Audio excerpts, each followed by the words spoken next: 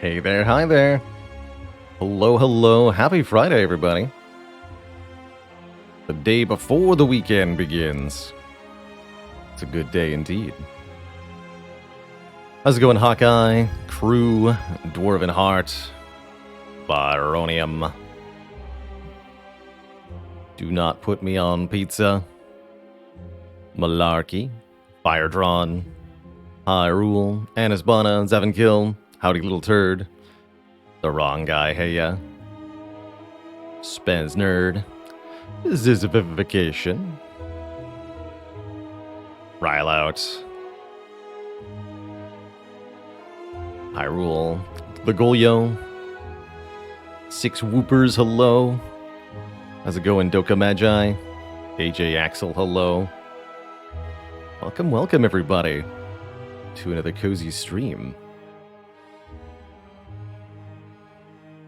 Happy to have my coffee with me at the start of the stream today.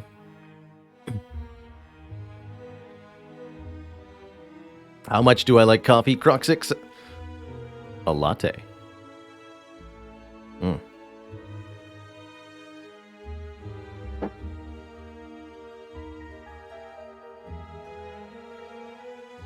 I did have some breakfast today, yeah, I managed to. I ended up sleeping in yesterday, and so I had a very compressed morning schedule. Today, I am fully armed and operational. And ready for some Silent.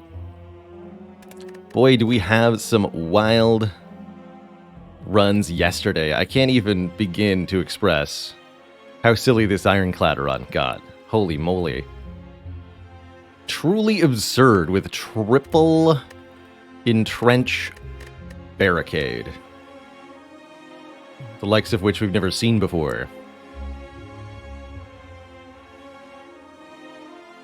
Able to get 999 block in many of these fights, including versus Corrupt Heart, where we did the ultimate flex of playing Dark Shackles on the Forbidden turn. Triple boop, boop, boop, boop. Thanks for 19 months of support. That's true. We did have four wins in a row yesterday after non-breakfast. We had Watcher with Prismatic Shard. That almost went sideways, but then didn't. That was really cool. Defect with 4 Sunders and a Snecko Eye. This was the funnest thing. And this Silent took 1,000 cuts. There was so many cool moments in yesterday's stream. Can't wait to see what happens during our runs today.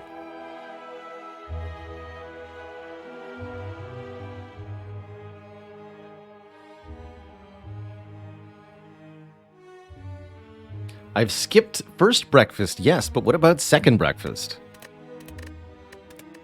You know? Think of how much power I could have if I skipped 2 breakfasts.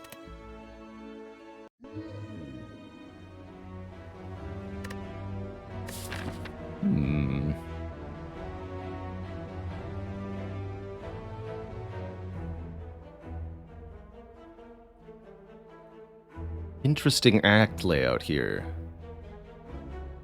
We'd like to be able to go elite hunting this path. This looks really dangerous, though.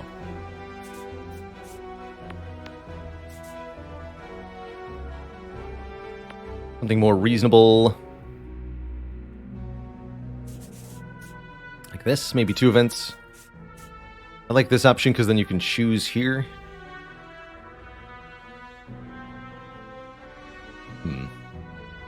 It's a mix of these early nodes. And then you can only fight 1 elite from there is the problem. So if you bank left, you're fighting 1 elite at most. I guess you could also go to this fire and then to the burning elite. That seems like the most reasonable, actually. Or just around this elite. Give you some optionality then. Make the intended path this green one. With the option then to go red if things go exceptionally well for us. Although 5 combats in a row might be a little bit much. Let's look at our starting bonus options with a little bit more perspective now. Our options are upgrade a card, 3 random potions, curse for 250 gold, or the boss swap. Taking an upgrade at the start of the run ain't too bad. I think upgrading either Neutralize or Survivor is acceptable on Silent. That +3 block on Survivor is not to be underestimated. Really, really good, especially in Act 2. And of course, the extra turn of Weaken on Neutralize is nice, and don't neglect the 1 damage. It does matter sometimes. We could take the 250 gold here and try to get through 2 combats. Problem is, Silent that starts with a curse can have a really tough time in the first couple of combats, particularly if it's a pain or doubt curse. You could end up in a huge amount of trouble with improper draw order.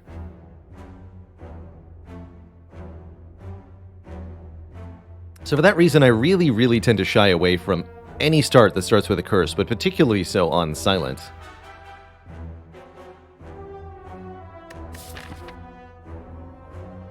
Yeah, pain plus Jawworm or doubt plus Jawworm.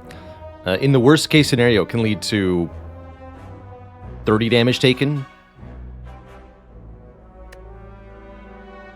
You can have a really bad time against Cultists, too. Although it's less likely to go completely sideways. How about potion starts? I think there's enough combats that we're likely to fill the potion slots. I'm more leaning towards the upgrade here. Take the guaranteed safe option. It's not exceptionally strong by any means, but it does help out just fine. It means our first few combats will go nice and smooth. Although we won't get immediately strong at a shot.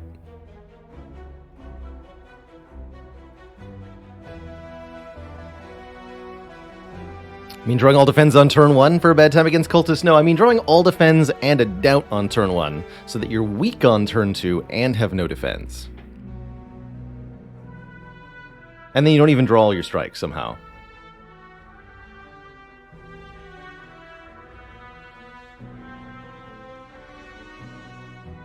So that's my thought. I think this is stronger maybe about half the time, but in the bottom half of situations, it's a really rough time. If there was a question mark before the shop, I'd be much more inclined to go 250 gold here.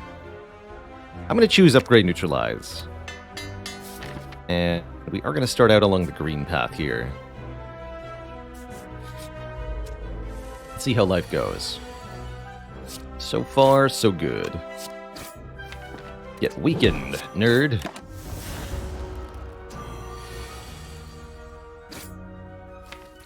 Block 2 times. I don't think we need to take the 1 damage here.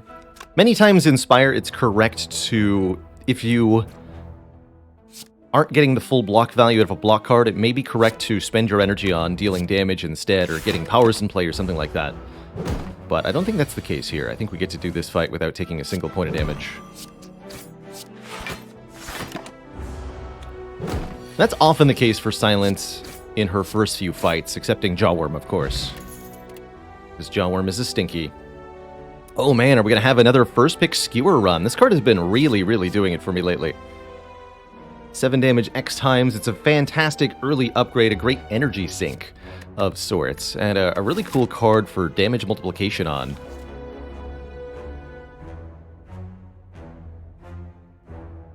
I'm also completely happy with a Poison Stab as a first pick. Gets us kind of specced into Poison a little bit, while also being an attack card for the early game. But I think if anything's going to let me take the red path, it's going to be Skewer here. Let's take a Skewer. Rakboss is Guardian, so Poison's a little bit more incentivized there. But Skewer will work just fine as well. Neutralize upgrade, saving me 1 hit point here.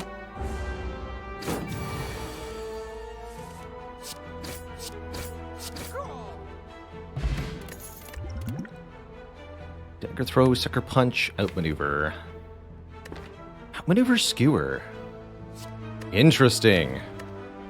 Very interesting. Normally I would be picking dagger throw here, but I should at least think about outmaneuver. Next turn, gain 2 energy. Can use that additional energy to make an extra large Skewer, but only if we can draw in the correct order, which will only happen sometimes. Or we can use it to play more cards on the following turn, once we get some card draw into the deck. That could be a really good thing. I could see outmaneuver being really good in the long term here. but am wondering if I should probably just grab a dagger throw for now.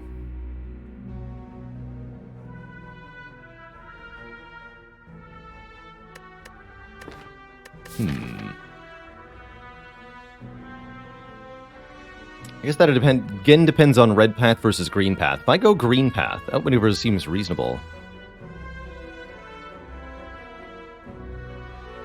But if I want to go to the path that's red, I really ought to take this dagger throw, I think.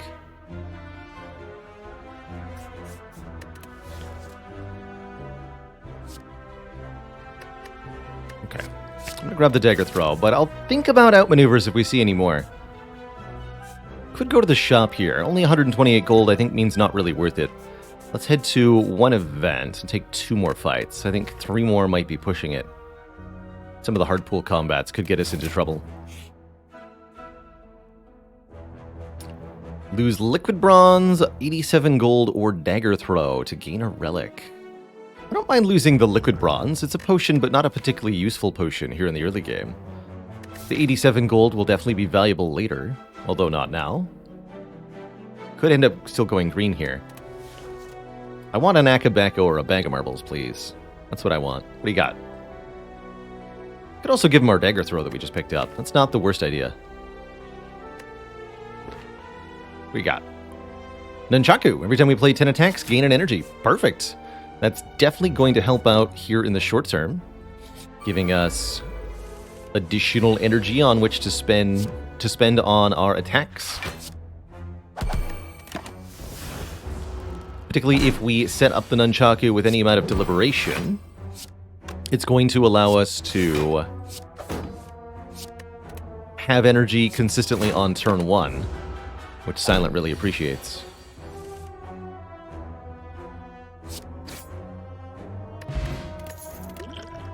Yeah, Renwood can give you a relic of any rarity. I believe that when you are given a random relic from an event like that, you get a 50% chance of receiving a common relic, a 33% chance of receiving an uncommon relic, and a 17% chance of receiving a rare relic.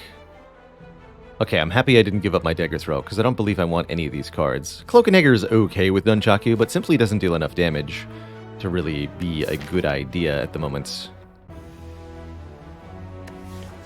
Don't really want a Deflect or a Bane either. No poison yet to make Bane good. We'll skip these 3. Take our first hard pool combat. The 4th combat in Act 1 comes from the so-called hard pool, a more difficult set of encounters populated by more challenging enemies. And this is one of the nastier ones to get. Medium Slime plus Blue Slaver is going to result in a tough time here. There's no way to get through this without taking probably 20 damage. Deliberately left this one at 14 health so that I could skewer. Could defend skewer. In a fight like this, you really have to take out the lower health one as soon as you can. Skewer, then Survivor? Yeah.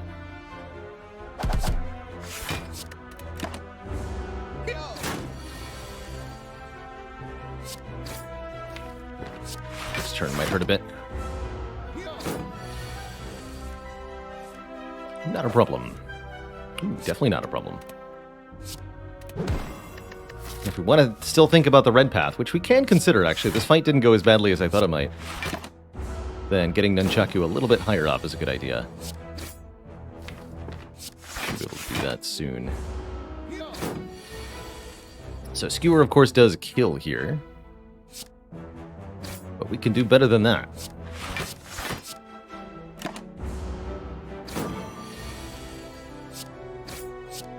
Perfect.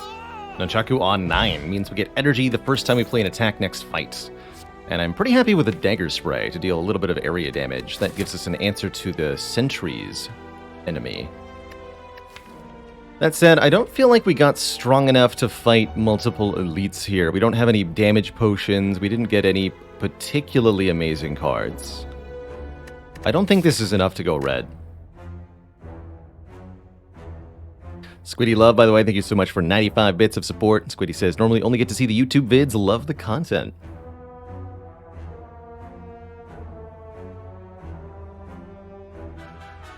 Final bill, 11 health. That was a lot better than expected. A lot better than expected. The skewer being able to kill slime cleanly on turn 2 helped a lot. And our upgraded neutralize did really good work too.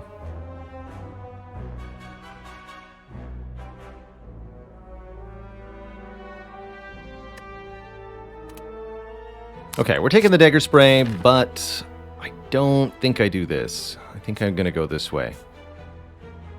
So we'll look to cash out at one of the shops and fight one elite. We still will upgrade Skewer first.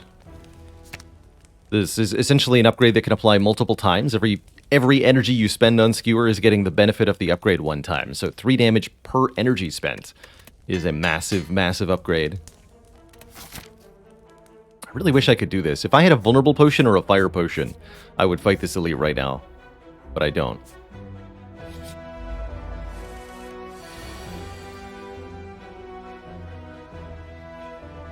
So half of your health is 36. Yeah, we could also get the... Once we see what this fight gives us, we could now bank red if I get a damage potion or something. We'll see. Currently figuring out what to do on this turn. I think it's dagger throw. So if I skewer, I bring it to 33 and it splits. But what if I strike skewer? 63 minus 26. 37, perfect.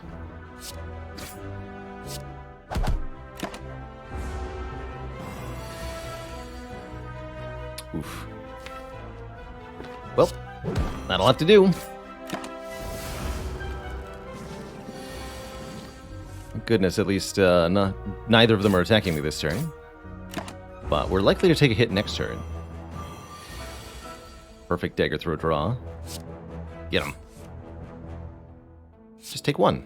Beautiful. Actually, really lucky that this slime fight went as cleanly as it has. We even get Nunchaku back to 9 here. Ibakai, thanks for the Prime sub. Welcome to the Cozy Sub Club. You know, Blade Dance is definitely a thing when you've got a Nunchaku. I would also consider Flying Knee because of the next turn energy gain to go with Skewer here. In either case, we should probably not take many more damage cards after this. Also, still don't feel like we are able to go red path from here. We're just not strong enough. Patty980, thank you for 2 months of keeping it cozy. And that Prime sub as well. If you've got an Amazon Prime account, that means you can subscribe once per month with Twitch Prime. You do have to remember to use it each and every month, but those who choose to and do use their Prime subs here make up nearly half the income of the stream. So, a huge shout out to the Prime subs. I do like Piercing Wail in general. It's a very, very good way to block, especially in the mid to late game. It's a little awkward in the early game, though, particularly before your first elite. I don't think it's a horrible idea to pick up one now, though. Hey there, hey righty. Glad the YouTube's been helping you. Definitely an influx of people who picked up Spire from the PS Plus deal a month or 2 ago. But happy to have you as part of the community. And Doka Magi, thank you for the tier 1 sub. Welcome to the Cozy Sub Club. Alright, I think I'm sufficiently convinced. I'll take 1 Piercing Wail here. Since I'm not taking the Elite Path item, not as stressed to take damage stuff. And we're going to upgrade this Dagger Spray to make the area damage a bit more impactful. Okay, so from here... Option A or option B? I think we go option A. Why is that? Because we get the elite before the shop. Elites drop lots of money. So if I kill the elite first and then go to the store, I'll have extra cash. Other option is don't go to a shop, but I don't think I like that line very much. And Butsy Butler, what a name, what a player. Thanks for the Prime sub. Welcome to that Cozy Sub Club. Give me the money. I guess I got what I asked for, but I don't actually want it. Okay. Thanks for the blue key. Since we're going to a shop in just 3 floors... Now I do wish I'd gone this way. That's funny. Since we're going to a shop in just 3 floors, the Mall Bank will only give us 36 gold before I break it. In that case, I'll take the Sapphire Key.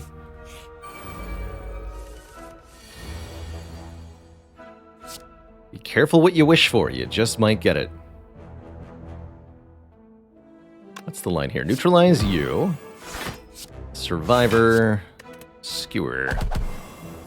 That's a fun one.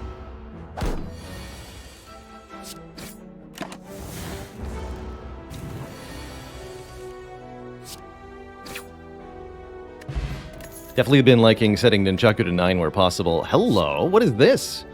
After image, set up deadly poison. Well, now I wish I had taken the Blade Dance. I think I still might take an after image, giving us 1 block per card played. Not feeling compelled to take a deadly poison at the moment. Give me the block. Alright, it's elite fighting time. I think Gremlin Knob will do a lot of damage to me. I think the other two should be pretty easy. That's ultimately why we've avoided the red path, because a Gremlin Knob with the wrong draw order could really, really hurt us here. Fortunately, it is not a Gremlin Knob. Thank goodness. And that means that I may do as I wish.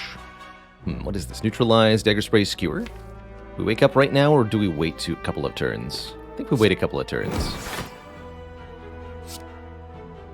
Don't miss this play here. Gotta increment Nunchaku by 1, so play the Skewer for 0 there. Math. This is a pretty good wake-up turn, considering.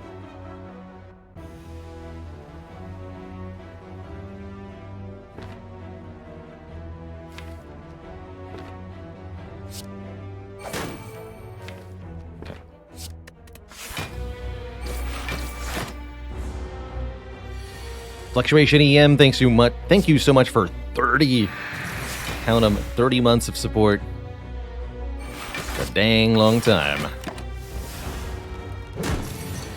So we have to do the bulk of our damage before bad times occur.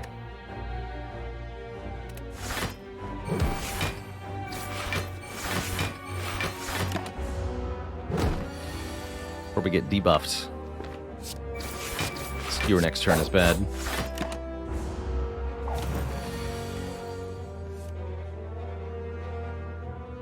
They're both 8. Do want separate card plays, though. I think we have to take the bulk of this hit, unfortunately. It's getting Legabulin's health lower and lower is essential at this point. So I'm going to play that for 2 energy. And then we'll block as best we can here.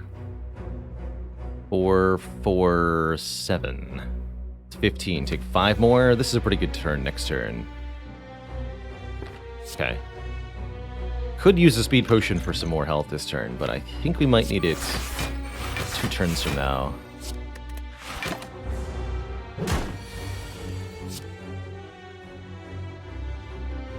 Actually want to Dagger Throw before Neutralize, because the Neutralize will deal 0 damage after the shuffle here.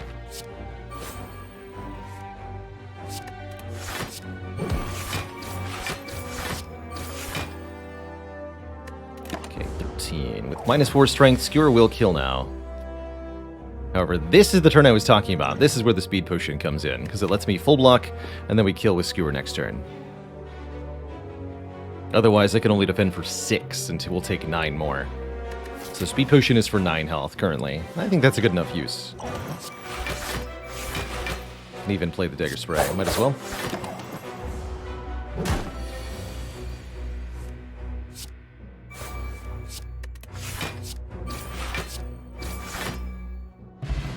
Okay, that was not too bad.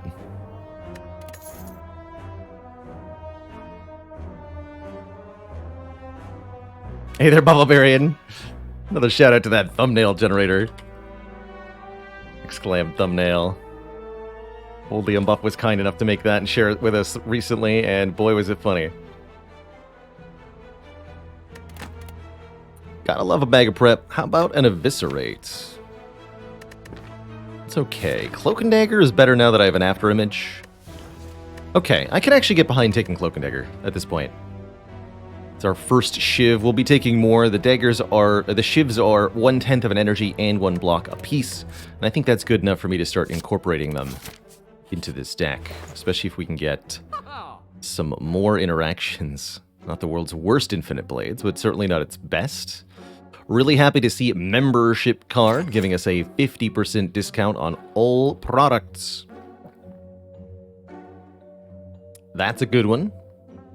From here, we can remove a card, as well as perhaps buy a potion to help with the Guardian. We should be able to beat Guardian with 22 health, as long as nothing particularly disastrous happens. Gonna cut 1 strike. That'll help a lot against Guardian. Silent usually likes to get rid of those strikes in large quantities. Dex Potion would help a lot against Guardian. Energy Potion could be okay. I think I'll just take the Dexterity Potion and plan to use that on the boss. And that'll make our life substantially easier. Yes, substantially easier.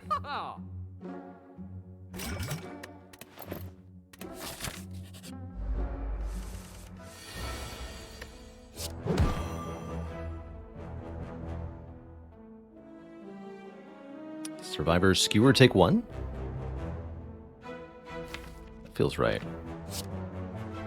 Actually, rather go Dagger Throw Skewer, because I get to look at 1 more card. Now it's better to play Dagger Spray than the Skewer. And I can play the Skewer for 0 to gain 1/10 of 1 energy. Brilliant.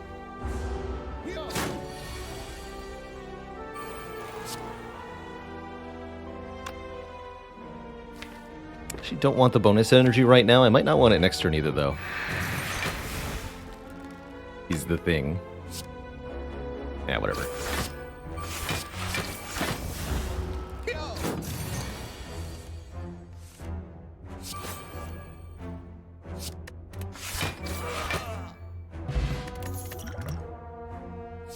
Well-laid plans. Let's retain cards. Pretty beautiful. To think we could have had double blur, buying 1 at the shop and then getting 1 here, but love me a well-laid plans. One of the most impactful powers on the Silent.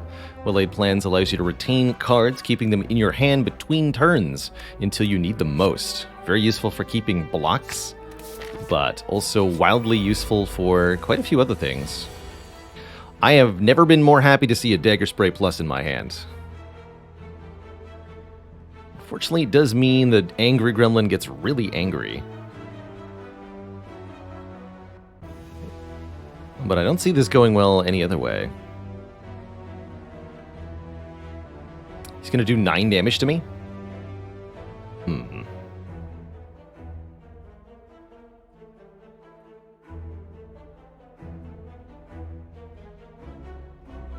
Is there any way to take less than 9 damage? Could block 3 times, that only takes 5, but that's not gonna go well for next turn, you know?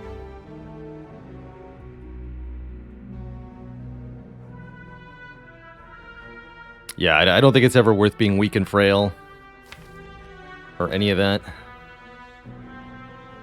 I think we just play. We get a very angry gremlin. And get rid of these stinkers. Oh, he's gonna get blocked too. Uh-oh.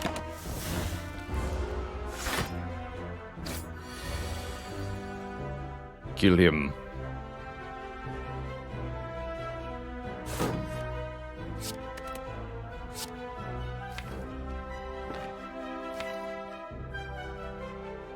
Okay, we block twice next turn.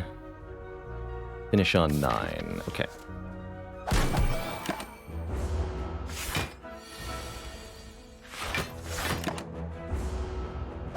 Bonk. The Shield Gremlin's the last gremlin. Did you know they attack you?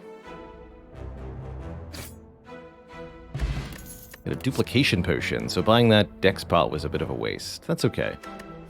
Line E is a bit better with the well-laid plans, but I think we don't need any more unupgraded commons. The real question is, can I beat Guardian with 12 health? And I think the answer is yes. Yeah, I draw so many cards on turn 1. we should be able to get the initial transform. Once the well-laid plans are down, we'll be fine, especially with a dexterity potion in play. I think we'll be okay. Upgrade I like at the moment a lot is Cloak and Dagger for 1 more shift. That's 4 more damage, 1/10 of an energy, and 1 more block. Could upgrade well-laid plans to retain 2. I think that's very good as well. But might be wasted if we get a Runic Pyramid.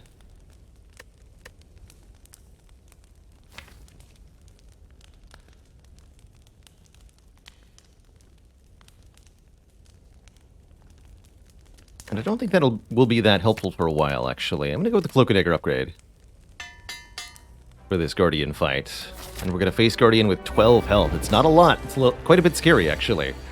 But I'm hoping it'll be enough.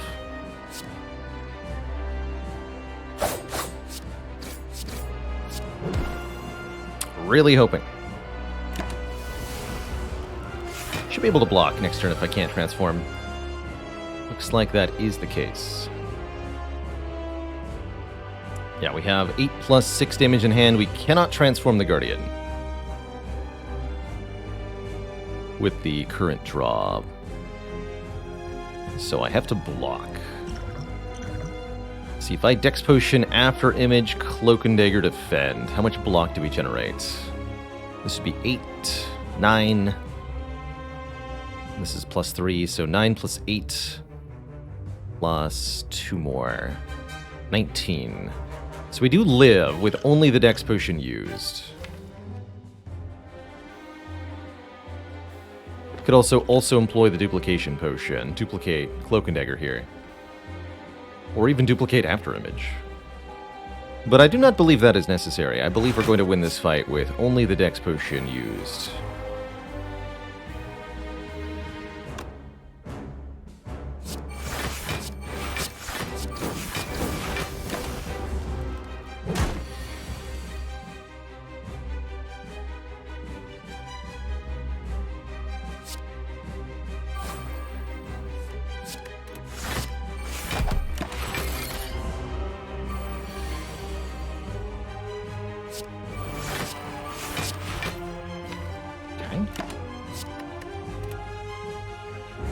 Bit of a spooky draw there.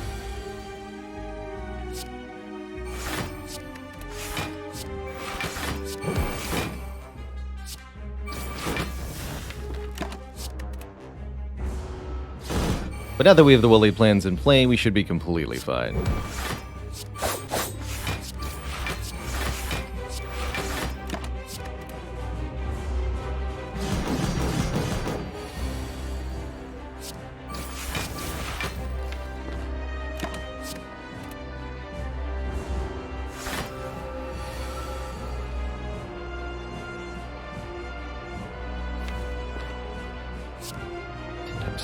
Gets a transform. Cutting it a little bit close there.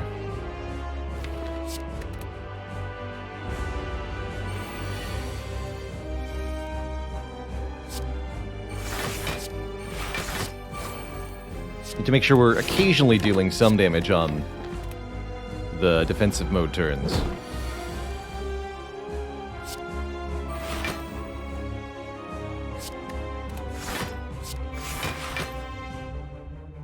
So I can play Dagger Spray here, or I can play Cloak and Dagger.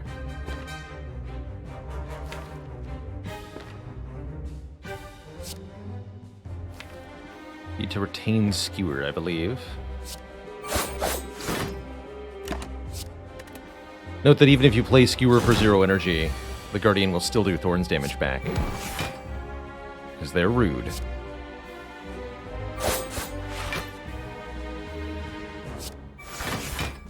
More cards. 1, 2. Keep this one.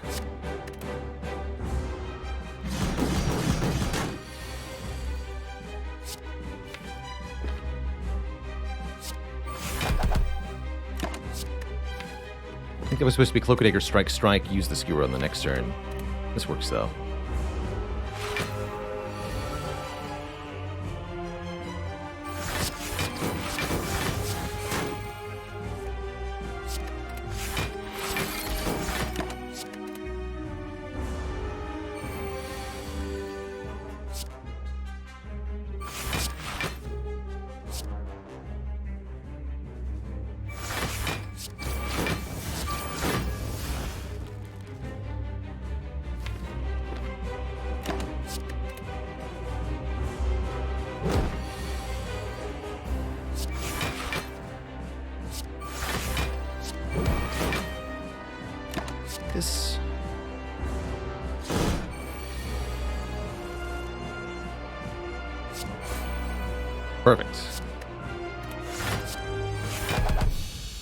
Okay. Just had to use the one potion, not both. Make it through with 4 hit points there. A little close, but a calculated progression. Not too bad. And now I think we're in reasonable shape for Act 2 here. We've got a couple good relics under our belt. We've got some good cards in the deck. We don't do huge amounts of damage, but we're able to comfortably defend while whittling down our opponents. And for now, that's going to be enough. Our choices here. Option A, Storm of Steel. Lets us discard our hand, gaining a shiv for each card we had. Pretty good on turn 1, getting us a whole bunch of shivs. You might think that Storm of Steel is good with Nunchaku, but if you've discarded your entire hand for shivs, then any energy you gain from Nunchaku is spent on what exactly? There's nothing to spend your energy on.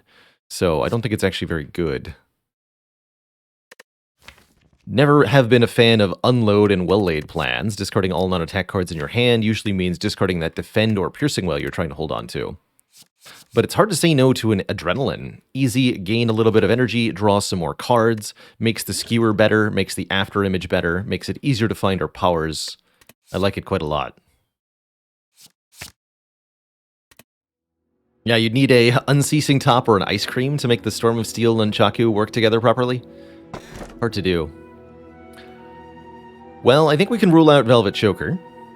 The fact that I have the blue key already does mean that the Cursed Key is a very reasonable pick here. Cursed Key gives us 1 more energy each turn, but means we get cursed when we open a non-boss chest. That's okay. My main problem with that is that skipping chests means skipping the money that's inside the chests.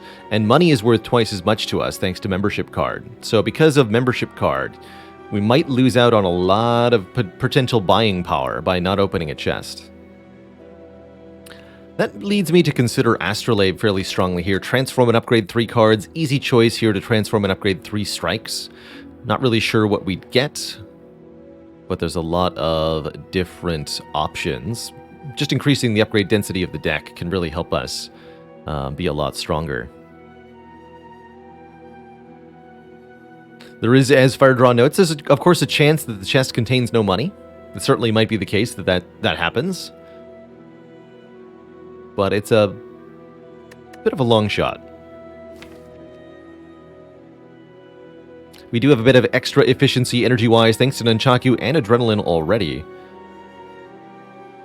Though I think this deck could use a lot of energy very functionally. I'm ultimately going to choose the Astrolabe, but I think this is a pretty strong argument for the Cursed Key, especially since we already have our blue key. Can you get duplicated cards with Astrolabe? Yes, you can get 3 of the same card upgraded. So we could, for example, get 3 upgraded copies of Infinite Blades when I click on this. Oh, well, we didn't do that, but we did get 2 0-cost attacks and a Wraith Form Plus, which makes me suspect I've made the right choice.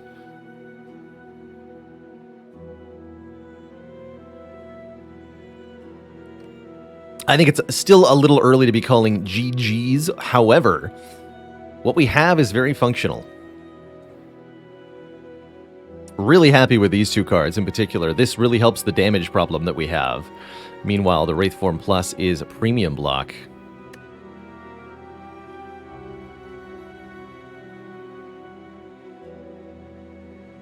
OWM, did you hear about the Silent who had to use an old dial-up connection to get onto the internet?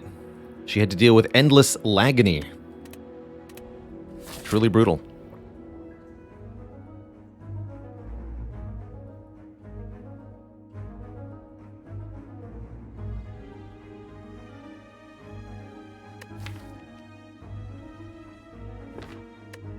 No refunds. I like this, by the way.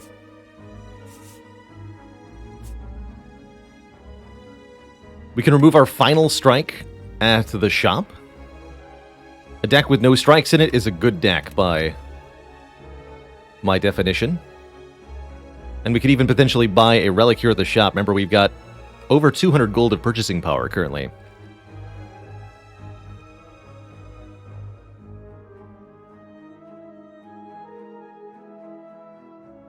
Snehet in chat asks, what do I think is better for Silent, the Shiv or Poison? It's unfortunately not a question that has the same answer twice. For two different runs, you might get two different answers to that question. I tend to find that Shivs work really, really well in the early game of Slay the Spire, Act 1 and Act 2, and are difficult but not impossible to make work in the later game. You need to have some good relics or the right combination of powers to survive the end game boss gauntlet with Shivs. Whereas Poison is naturally very good at dealing with said boss gauntlet, but might struggle earlier in the run. There's also room in Slay the Spire for a hybrid deck that has both of those things in it. You can have a deck that's Shivs and attacks like this to tackle the early game, and then from here we add a Bouncing Flask, a Burst, and a Catalyst, and that's the way that we kill the heart.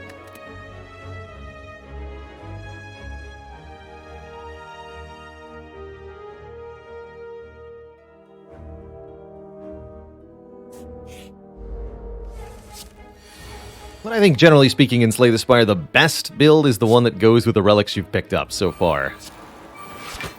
And so that's always something that's changing a little bit. Love the Afterimage Wraithform combination, by the way. Such a powerful thing.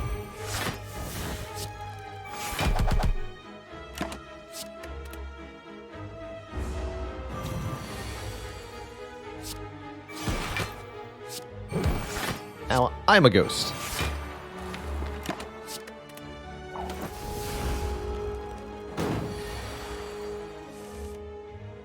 And you can't hurt me.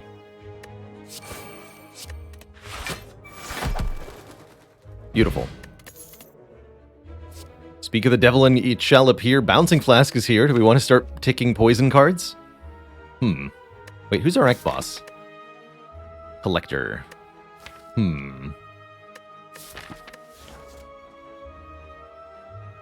I think I should think about it. If I take this Bouncing Flask, it allows me to pick up a Catalyst or a Burst. It can be a good way to remove artifacts. It can just be a little bit of supplemental damage to any fight with one large target in it, like the Book of Stabbing. Good target with a duplication potion, too. I'm gonna grab this. 275 gold, you say? For a curse? I would like to be rich, please. Something weighs heavily on you. It's money. It's true, we won't be able to get rid of the last strike, but look at this. We can buy Snecko Skull and Chemical X, so that the Skewer and the Bouncing Flask are both improved. How cool is that? And Unceasing Top. What a cool store. What an absolutely cool store. Yeah, and Crippling Cloud is 21 gold, by the way.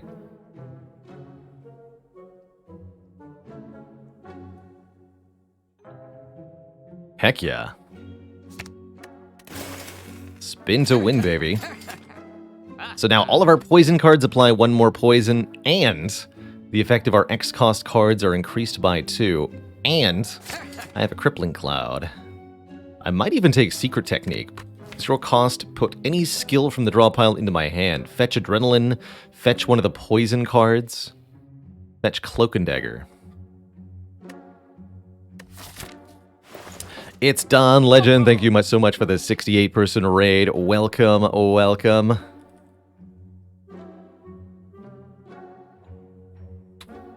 Don Legend does some wonderful Slay the Spire over on his Twitch channel. A lot of beautiful A20 runs. If you're just joining us from Don, then you're joining us on a very wild and wacky silent run. We started out with a relatively weak Act 1, our only really thing of note being picking up membership card. But then Astrolabe gave me a Wraithform Plus, and this shop just gave me Chemical X and Snecko Skull for a deck with a Skewer, a Bouncing Flask, and now a Crippling Cloud. And I think we've just figured something out. How far until our next shop? I was planning on going to this one, so not spending 90 gold on Secret Technique could mean an entire extra relic for me later.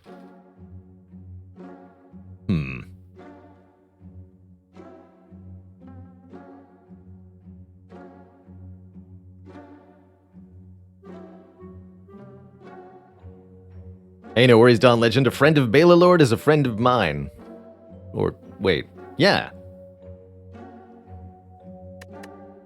No, I think that label fits very appropriately. Good to have you, and thanks for bringing folks over.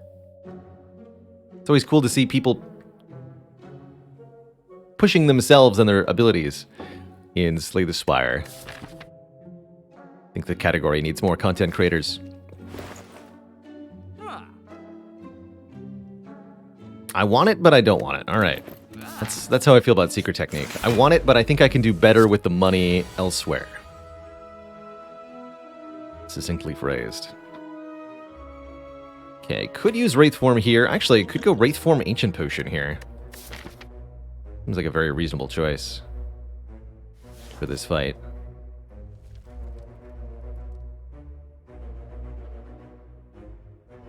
Let me go ahead and do that. Let one of these agonies cycle. Actually, no, just do the damage. Strip 2-plated armor off him.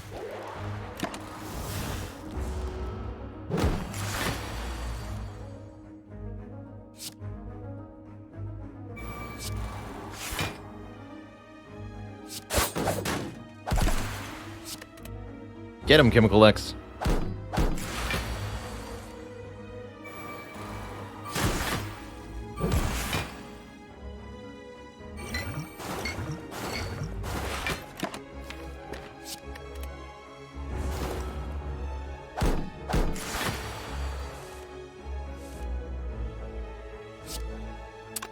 Might not have needed the potion, actually, in retrospect. That's okay.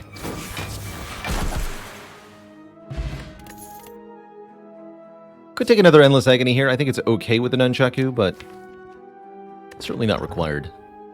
Without an upgrade, I don't feel compelled to take anything here. The Mystic and the Centurion can be a difficult pairing to deal with.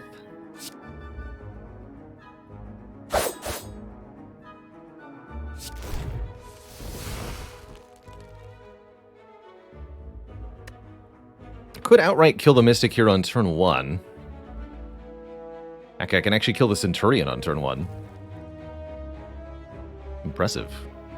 But I don't want to take any damage from the Mystic.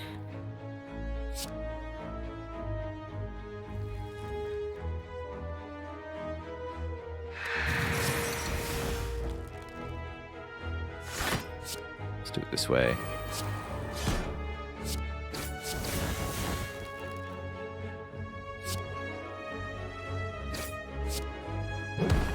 Mystic will try to heal next turn. Skewer will kill the Centurion.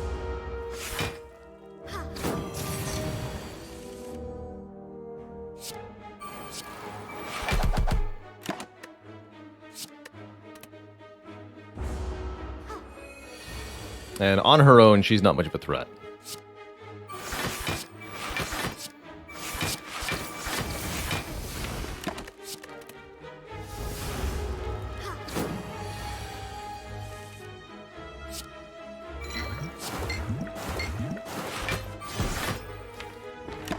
Try to kill with Nunchaku on 9.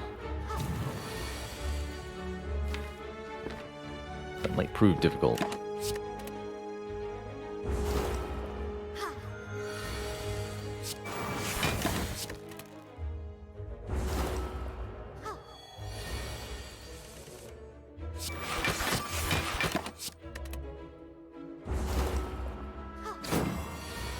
There we go.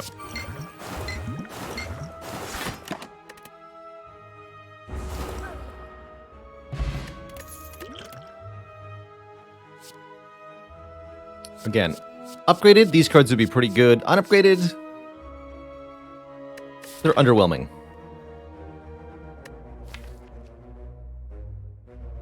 Grillpack says, why in that fight do I always kill the knight first? There's 2 reasons. 1. Despite the lower health total on the Mystic, if the fight goes longer than 2 rounds, the Mystic actually has a higher, what I'm going to call EHP, effective hit points. The amount of damage you must deal per turn to kill the Mystic is higher than the amount of damage you must deal per turn to kill the Knight.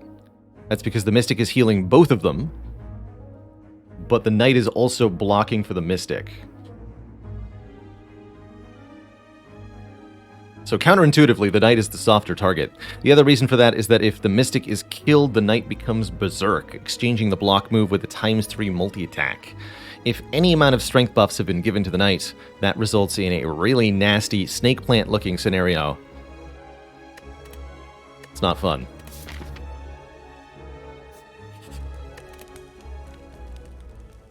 Lots of good upgrades at the moment. I really like the Bouncing Flask. 1 more bounce is 4 more poison. I love the Well-Laid Plans upgrade. I love the After Image upgrade to make sure we draw it on turn 1. Let's actually do After Image first. That's going to be my choice here. Our first opponent, the 3 Slavers. Might be a good situation for a good old duplication potion. On the Dagger Spray. Deal 24 to all of them. Go After Image, dupe the Dagger Spray, Agony, Agony, Cloak and Dagger. Is that actually enough damage to kill anyone, though? That's the question. If I do all of this, this is 12, 8, 9. So 12 plus 17 plus 24 is 53. Yes, that cleanly kills the Backslaver. So I think that's an excellent use of the duplication potion. Without even knowing what the top card is. From Dagger Throw. But I guess I would go After Image, then Dagger Throw. Then I can make up my mind.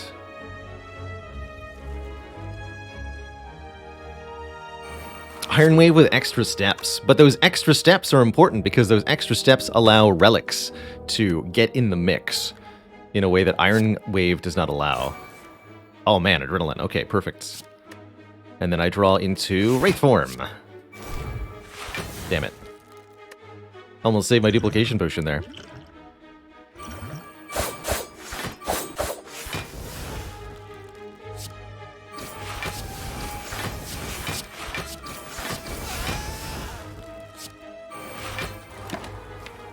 Nice and clean.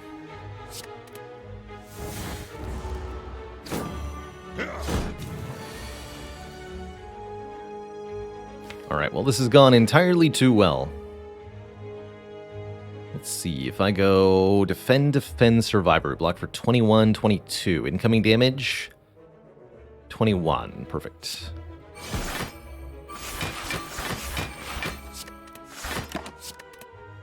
Emu Like Bird, thanks for 27 months of support. Keep watching, I'll keep diddly-do.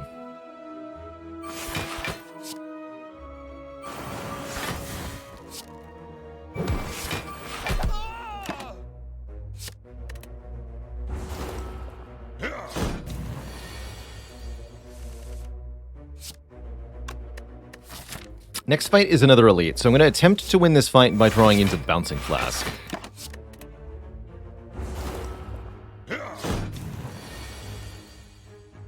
Success.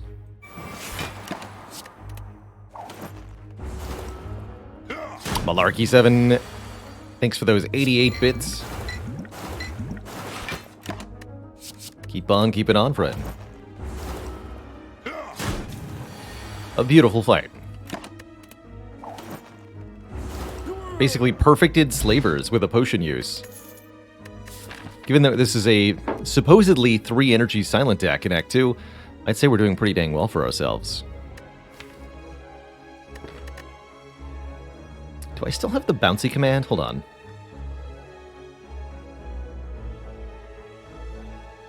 Yes! Wait, that's not the clip I thought it was. Never mind.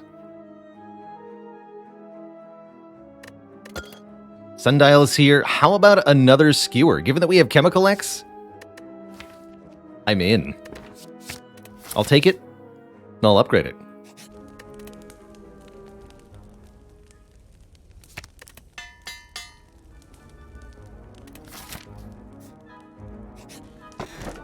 Panagraph heals us at the start of boss fights. That's pretty cool. And our next elite fight is Gremlin Lidarius. About to become Gremlin Bleedarius. Yeah. What's this going to be? Crippling Cloud, Cloak and Dagger? Agony, Agony. I get to Skewer as well. Yeah.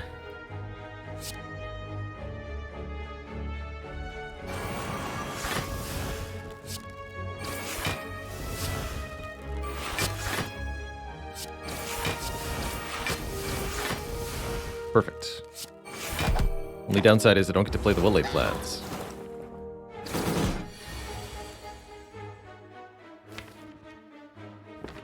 Tempting to Wraith Form here. Definitely didn't want to draw that.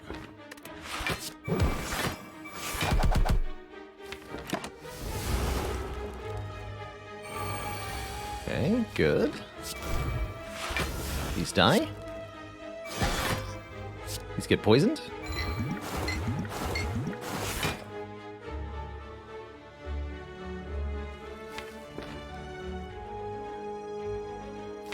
Eight plus 7 plus 6 does not kill.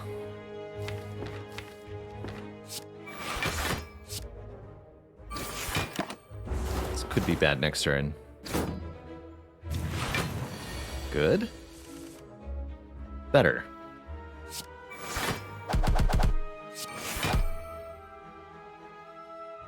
GG Gremlin Leader. We get a kunai. If we play 3 attacks in 1 turn, we gain a point of dexterity. That is really good. Let's just say that. That's exceedingly good. Especially if we can find another Cloak and Dagger or more shivs, or there's the burst to duplicate the poison cards with. That's pretty good. Yeah, I'll go ahead and take a burst, letting us play our next skill twice. Let's make that our next 2 skills. Twice. Burst Adrenaline, burst Cloak and Dagger, burst your face. What's that? A 3rd skewer? Maybe. Bonus Shop is exciting. Could consider Panache here, doing area damage if we play 5 cards in 1 turn. I'm honestly not convinced we want to do that, though. When am I going to upgrade Will-Aid plans? Very soon, probably right before Collector.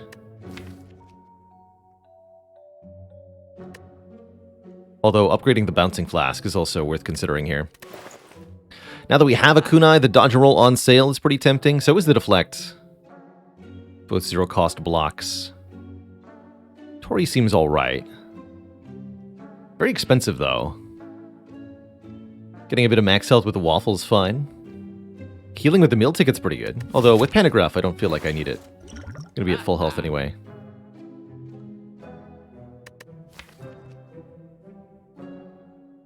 But I'm really not convinced that I need...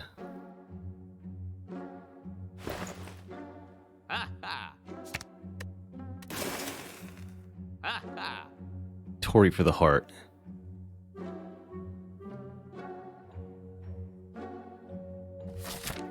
It's gonna stop there. Get even more money? Okay, well I'll go to the next shop then. What does this one have? There it is, Envenom. Whenever an attack deals unblocked damage, apply 1 poison. Which is actually 2 poison. 2 poison per attack. Pretty good. Other things that look pretty spicy here. Prismatic Shard.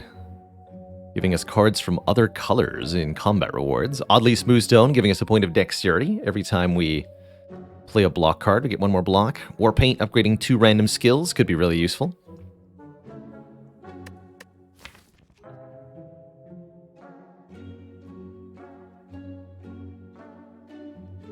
Might be at the point where I remove Dagger Throw. How funny.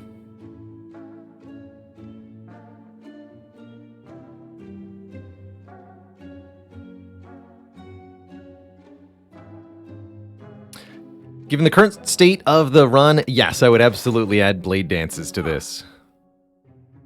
Actually, rather curious what Shard could potentially do for us. I don't think I want to take it, though. since we're doing poison things. Does Envenom work with Skewer how you want it to? Oh yeah. Oh yeah. Yes, it does. Can't afford Relic and a removal. So I think I just go with a Relic. Or Painter's Smoothstone. Smoothstone is 1, 2, 3, 4, 5, 6, 7 block. This is probably going to be +6, but it might hit the Adrenaline, or the Crippling Cloud, or the Bouncing Flask, or the Piercing Whale. I'll just take some upgrades. Defend Survivor, yeah. I think that's slightly worse than the Smoothstone would have been, but only very slightly.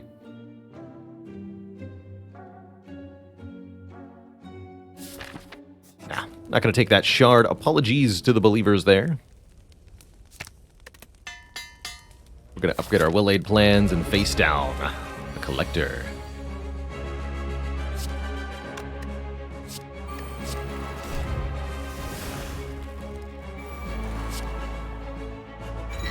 Have some poison. I'll keep the Cloak and the Dagger Spray.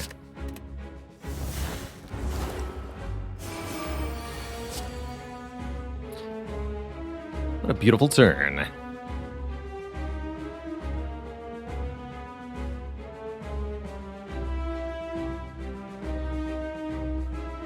Don't think I can play Envenom just yet. I need to pick off at least one of these minions here. Might employ the Weak Potion on Collector, but I don't think I need to. Should go Dagger Spray first.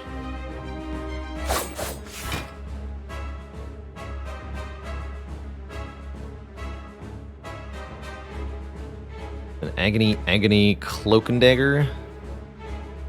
Then I can Skewer one. I think I can kill both of the minions here. Yeah, easily, actually. Which means I could play Defend. Yes, I could play Defend in addition. Okay, perfect.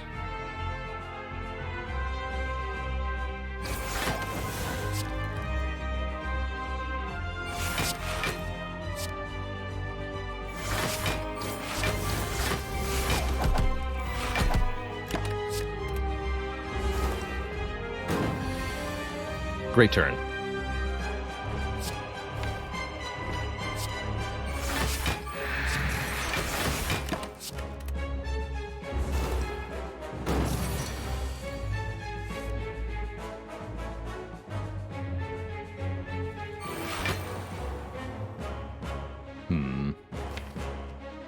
Keep the Neutralize and the Survivor. Or the Burst. Neutralize and the Burst.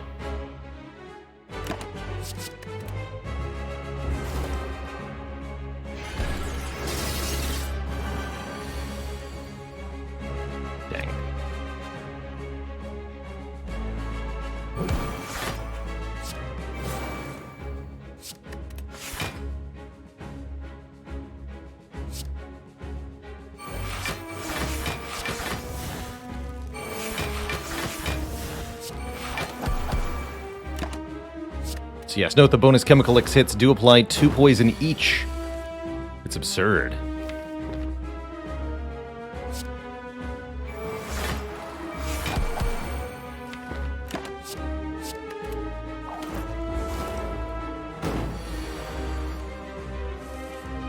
Yeah.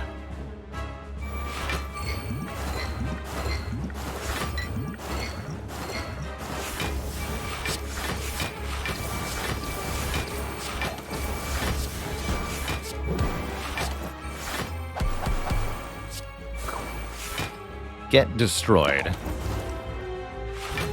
Look at all that poison. GG.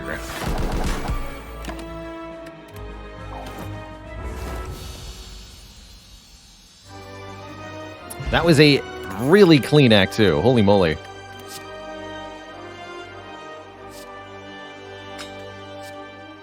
That's a cool Doppelganger. Doppelganger says, next turn, draw X plus 2 cards and gain X plus 2 energy. It's also a very good burst target. Could take another burst so that we could duplicate skills more, or we could take Alchemize to make potions, but given the Chemical X, I think this Doppelganger is far and above the best card here.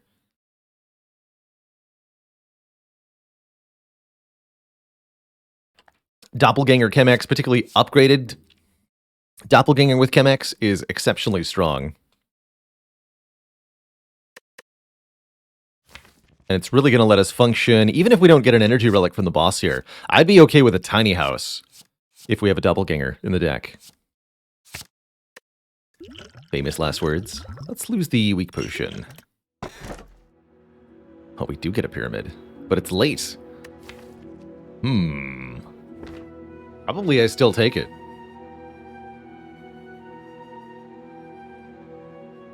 Laser B, thanks for 6 months of support. And RegRx, thanks for the Prime sub. Appreciate you both. It's like oddly not that good of a pyramid. I guess it's not very odd. Problem is the hovering kite only gives us energy if Survivor or Dagger Thrower played. I guess we could pick up some discard stuff later on. We could take Pandora's Box. We transform 5 defend. The problem is we've got a kunai, so I actually really like those defend cards. They're kind of important for our defensive strategy. And so I'd really rather not transform the defends. I think Pandora's Box is on average rather negative for us. So why would Runic Pyramid not be good here? Hand Clog is the big problem with it. We cannot play enough cards per turn to allow ourselves to draw more cards, particularly when Doppelganger's played. The bonus draw from Doppelganger we're unable to take advantage of. We also have a well-laid plans allowing us to retain up to 2 cards, which is most of what we want to do with Runic Pyramid. Now the Pyramid has advantage over the well-laid plans in that it works immediately starting from turn 1 without having to play any cards. That would allow us to simply remove the well-laid plans, which is all the better considering we don't have any good removals otherwise. But because of how much draw we have access to now, and considering the cards I'm going to want to add in Act 3, I'm leaning more towards taking Hovering Kite over Runic Pyramid.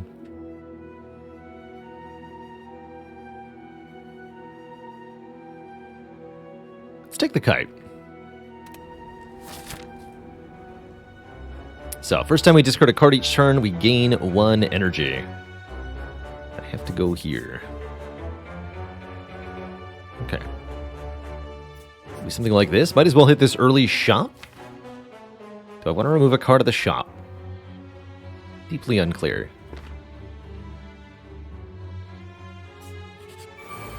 Definitely want to look at it, though.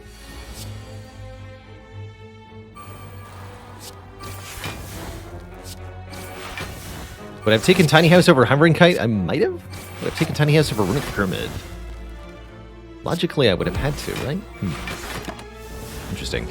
Juwu Official, thanks for the Prime sub. Welcome to the QZ Sub Club.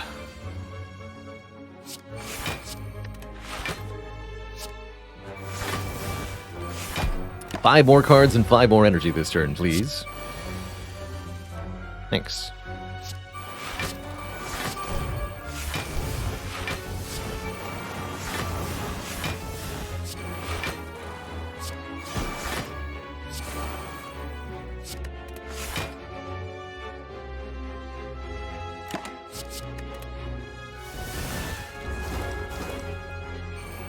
Bobist asks, can you get an old coin in a shop? No. There are a few relics, mostly gold-related relics, that you can't find in the store.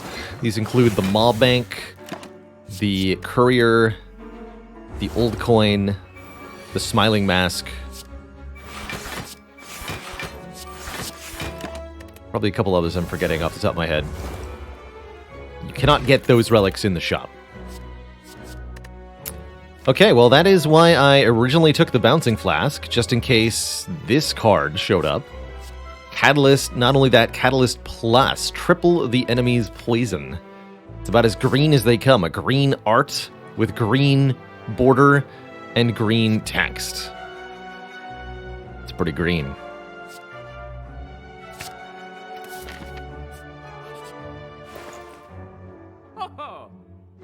Could take yet another Skewer here. I like the backflip a lot. I really wouldn't mind paying about 100 gold here to swap one of our defends for a backflip. I think that's rather reasonable, actually. Nothing here says discard. How would Maw Bank even work? You actually used to be able to buy the Maw Bank. It worked. You were able to buy the Maw Bank, and then as long as you didn't spend any other money at the shop, you'd be able to keep it. Of course, the main problem is if you decide after buying the Maw Bank that you want literally anything else, you will break it instantly. I imagine that's part of the reason they changed the coding to not allow Maw Bank to spawn in stores.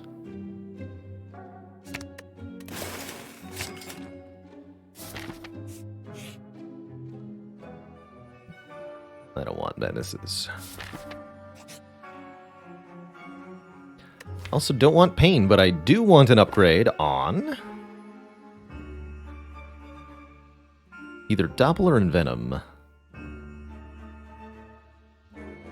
Let's get Envenom to be cheaper.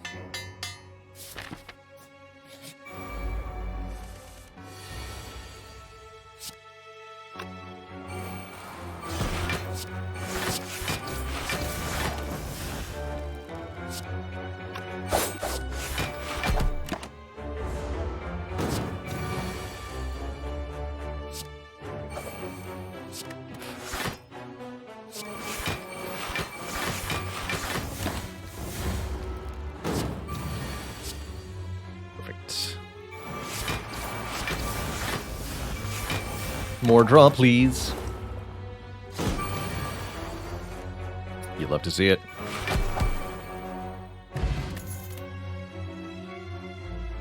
Fumes is interesting. 3 poison at the start of each turn to all enemies.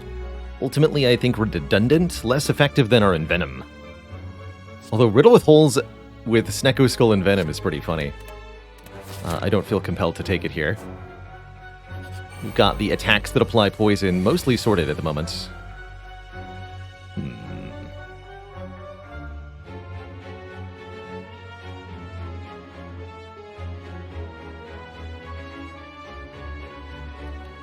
Burst Bouncing Flask.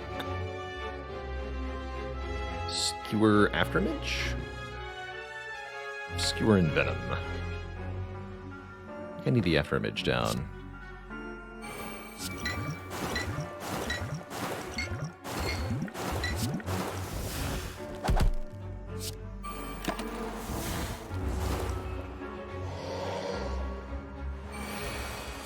That's why we played Afterimage.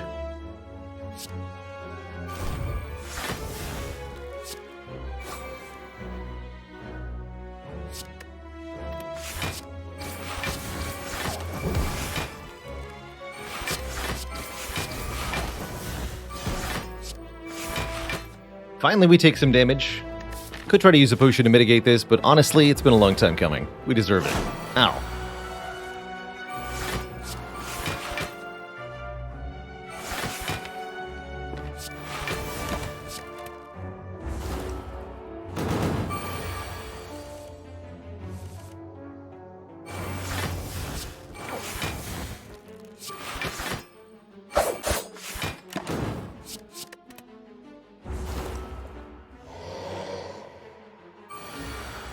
Fool, you cannot stop me.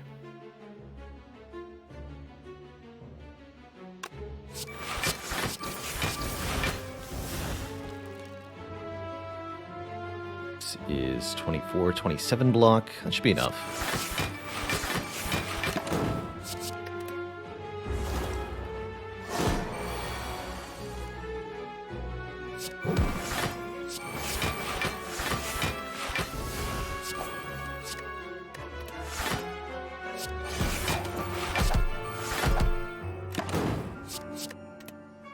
Our Nunchaku there. And resetting our sundial. Dang it.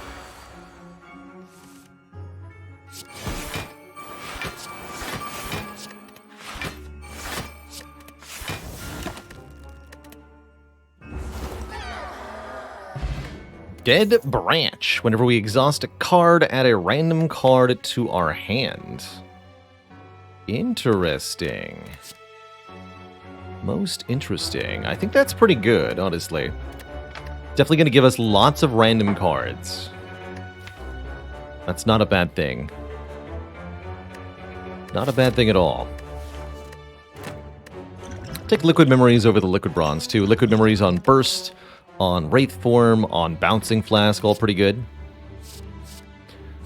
Could see some use for a Footwork here. Or maybe Leg Sweep. Don't feel required, though. Don't really have an upgrade for that Footwork. Current upgrade is going to either Doppelganger or Bouncing Flask. Bouncing Flask feels better than ever now, actually, upgrade-wise. Since we found our Catalyst and all that. You know? Get our key. Okay.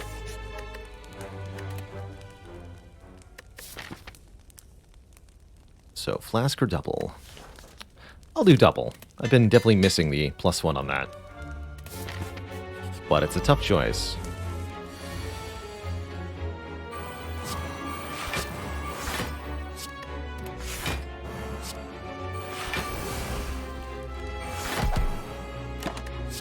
Keep one card here.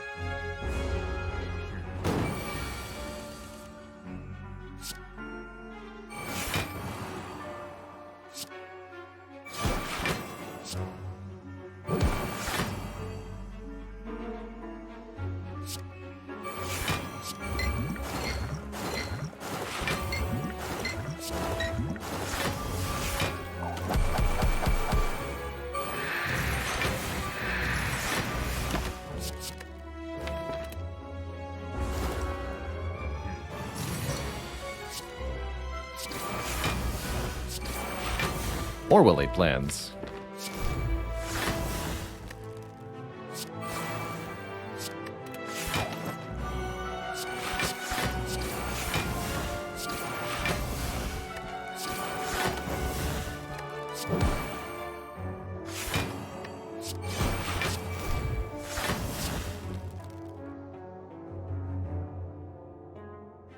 I can use Nunchaku to do Skewer Finisher properly? Let's do it.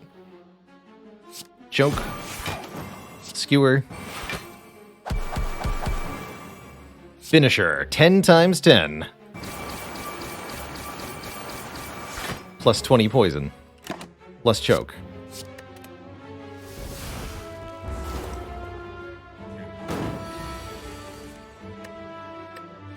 Have some more poison.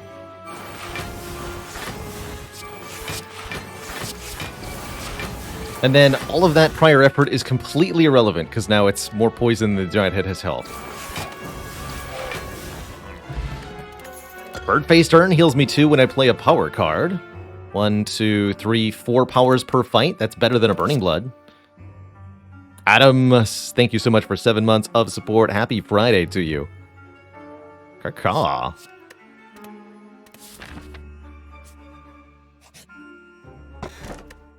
Frozen Egg will upgrade any future powers we find.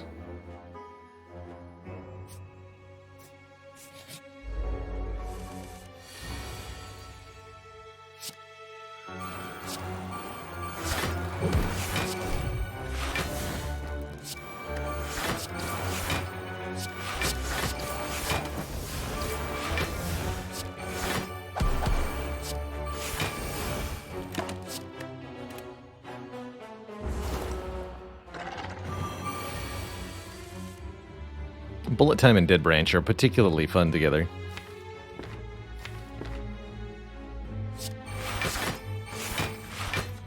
Perfect. Go Bullet Time now. Bullet Time now.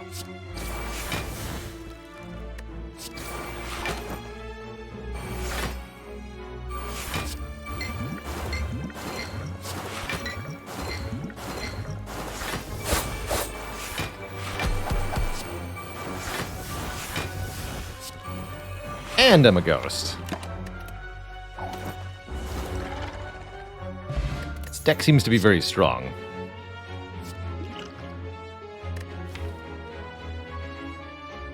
Okay, I don't actually think we want more skewers. Not unupgraded ones, anyway. We kind of have our late game plans sorted now. Can't keep getting away with it. Or can he?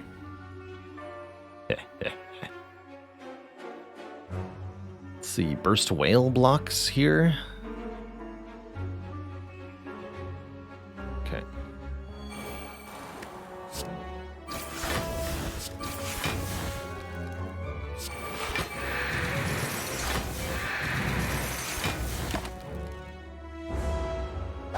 This fight could be a little awkward for us.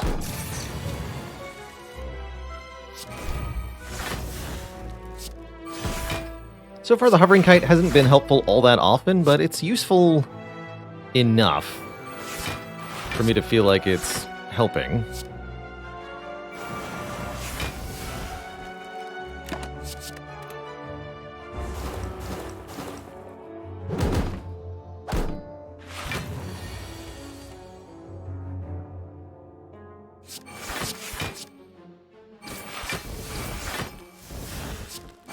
You.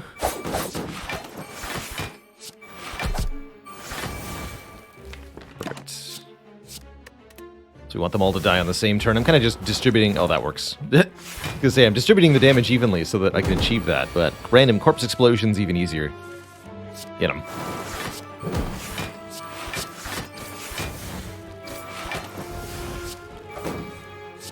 Now I'm just trying to increment our thingy.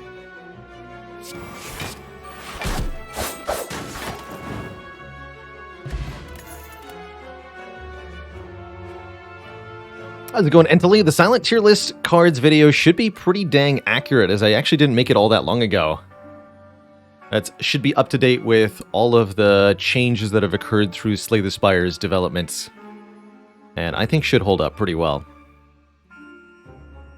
Second Envenom, definitely not as good as the first. Only brings our poison to 3 per hit instead of 2. Flechettes could be pretty powerful. Flechettes could be stupid powerful. Let's take a Flechettes here.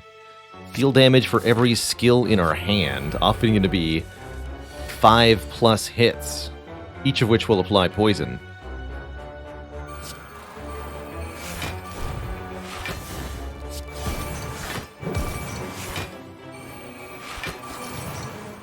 Oh yeah.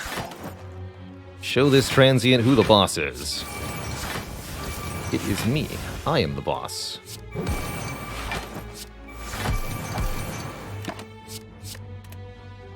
Should be able to kill Transient if we can burst our Catalyst. And thanks to well-laid plans, we can definitely burst our Catalyst. So, 4 hits, 4 poison. Not too bad.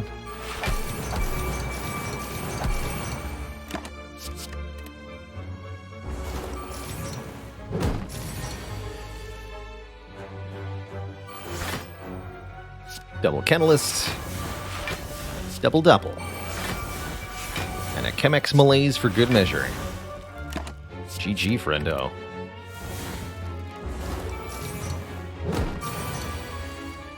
I have 13 energy. Get him!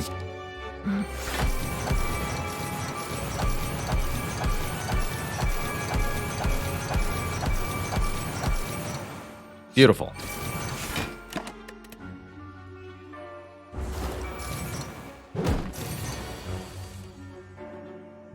Tully says, I'm really new, only 10 hours played. I enjoy Silent the most. She looks the most linear.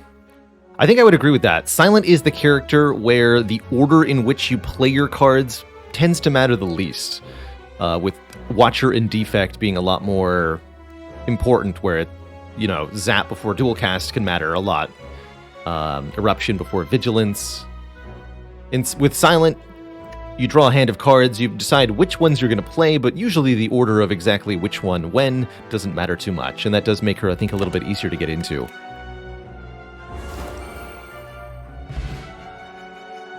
Hope you have a nice weekend. Good luck in your Spire slaying efforts. There's that calculated gamble we want. Gives us energy from the hovering kite, draws a new hand of cards, and then creates a new one with a dead branch. Another thing to keep in mind if you're new is that Slay the Spire is a very context-heavy game. The best card is usually the one that is benefited somehow by one of the relics on your relic bar, or the one that is receiving a free upgrade, or maybe the one that's on sale at the shop. Anytime the game kind of pushes you towards a particular direction, it's worth thinking about doing that instead of what you would have preferred to do in maybe an ideal situation. Bonus merchant.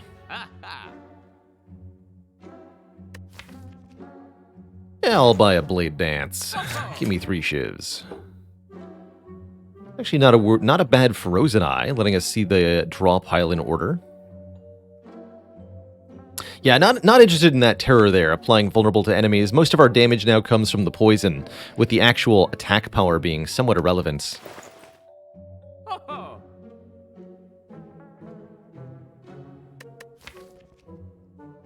Do I take a footwork plus? I don't feel like I need it, but it could definitely help. I don't think I want an apotheosis. Most of the important stuff is already upgraded.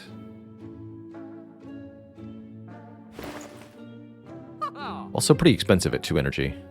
Potions are good. I guess I'll buy the footwork. Could have also bought Frozen Eye, the relic there, to see the draw pile in order. That could help for stuff like finding the catalyst at the right time. I ultimately don't think it's all that important.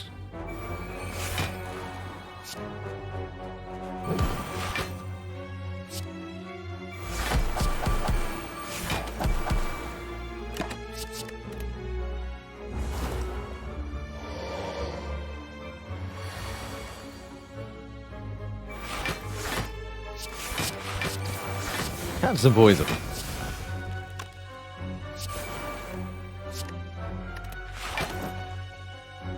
You have 6 skills. So that's 12 poison from flechettes. Pretty good.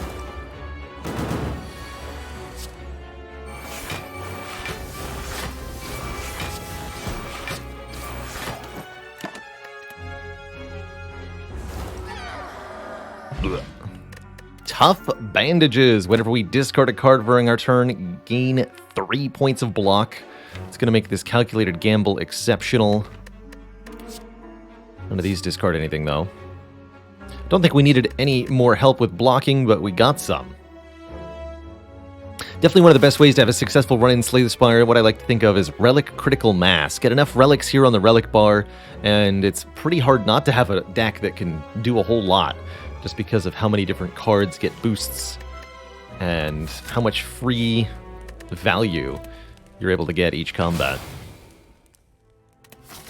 Yeah, I've only got a mummy hand. If only.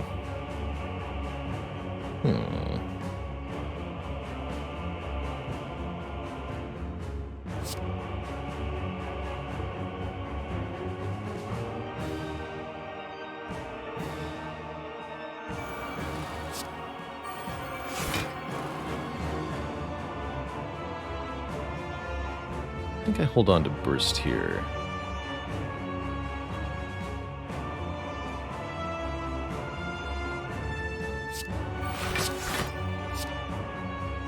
Generally, in this fight, I like to go for Donu first. These 2 bosses come in a pair, and the fight ends up being this sort of never-ending assault, where one attacks, then the other, then the one, then the other. The 2 shapes each have a special ability they'll use when they're not attacking. Dekka will block and give both plated armor, whereas Donu buffs the strength of both of them, meaning they do more damage every 2 turns. And that's the really scary part, the constantly escalating damage.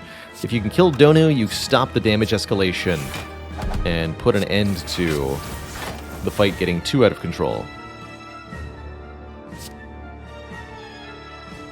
Don't know if that I want to hold on to Burst Catalyst already. I guess I will.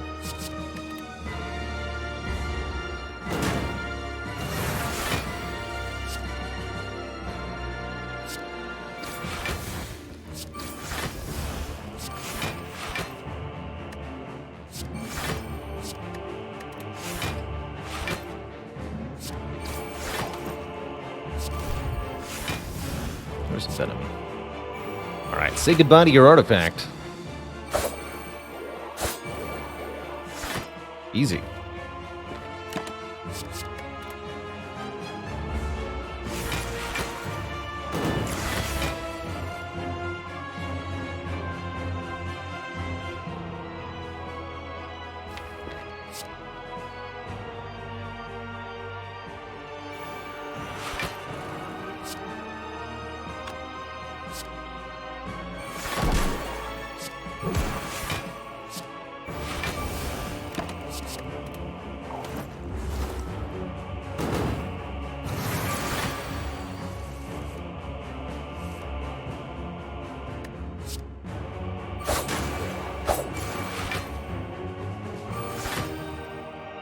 a double bouncing flask, and then catalyst whoever gets more bounces.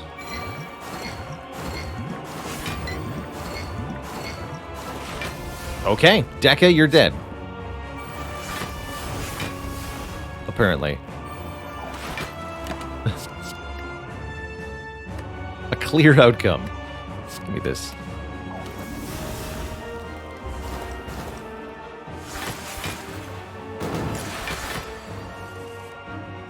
So saith the Spire.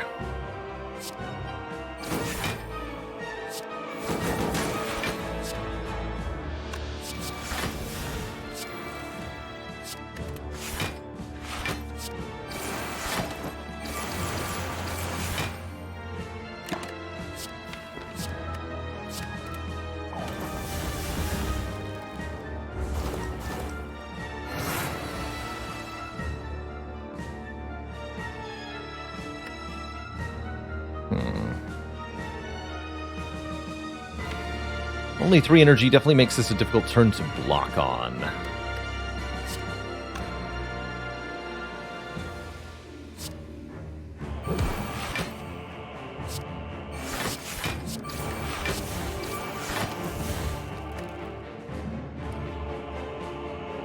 Backflip for some block. Piercing Whale. This is 10. Piercing Whale is going to be 9, I think? 9 or 11.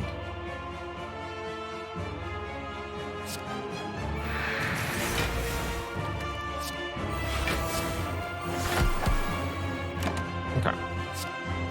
This will take a bit of a beating, but we should be good now. Oh, I could have played Dagger Throw in there. Should have done that. Does not much matter, though, thankfully.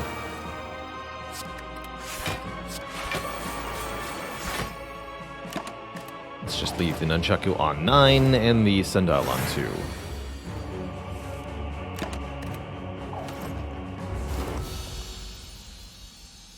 Alright, next boss is the Awakened One. The Awakened One gains strength, 2 strength, every time we play a power card, which does mean that playing lots of powers against this boss ends up being a losing strategy. However, thankfully we have the Kunai allowing us to gain dexterity over the course of the fight. Dead Branch is going to complicate things, unfortunately, as well, with the new cards being added every time I play a Shiv, but it's not all bad.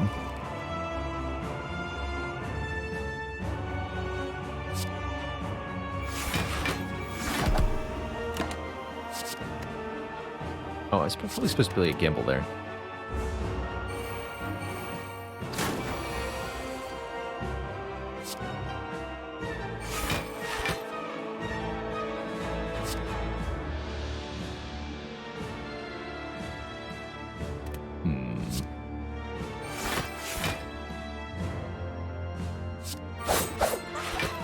This hurts a bit.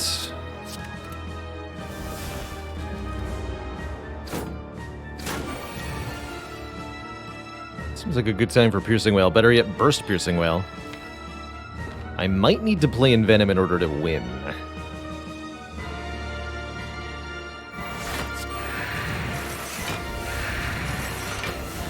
think I do.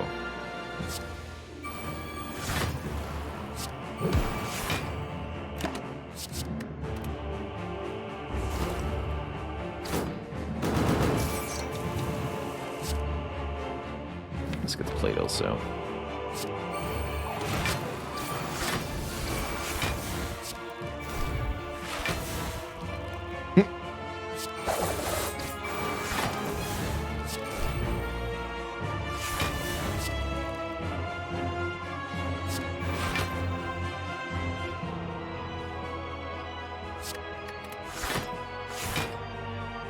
Hell's Razor, did you hear about the Silent who went on to have a professional poker career?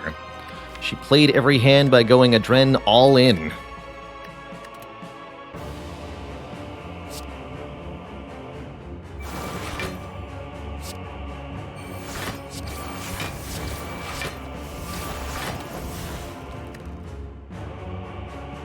More kunai, please.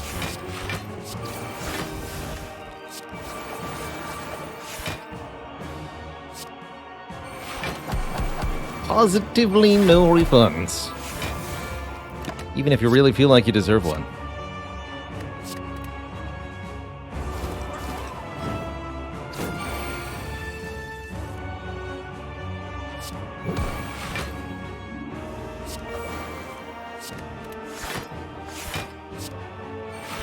This defense sure block for a lot.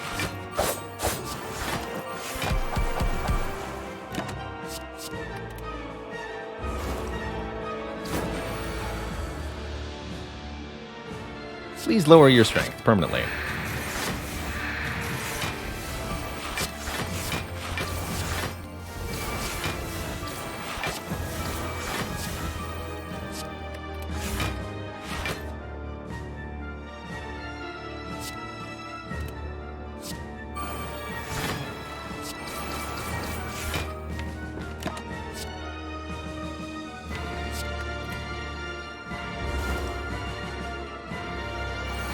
So, bursting the whale there removed all of the strength from the awakened one for the rest of the fight. Very rude.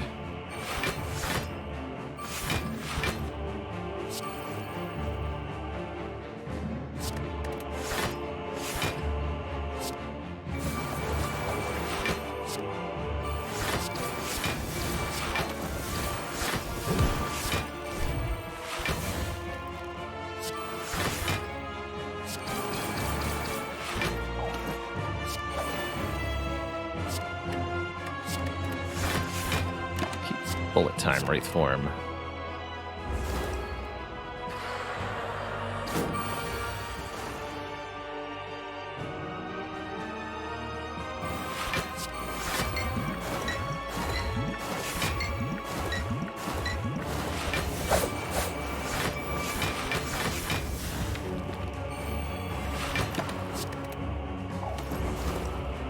Play the Wraith form because I think there's about 3 turns left in this fight now.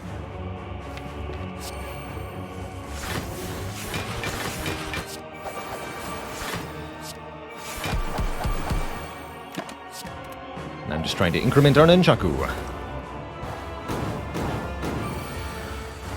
in that time.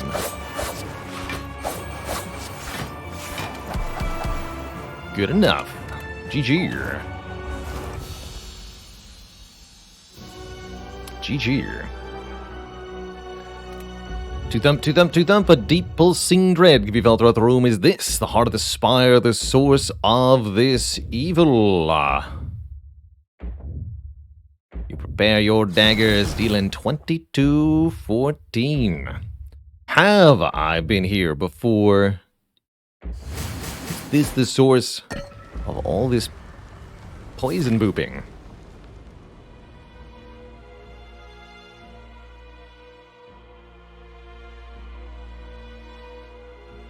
Bailey asks, what would I do if the exclamation point game vote ended with the first 2 games at less than 5 votes apart? Currently, Peglin and Stanley Parable, both very close in this race.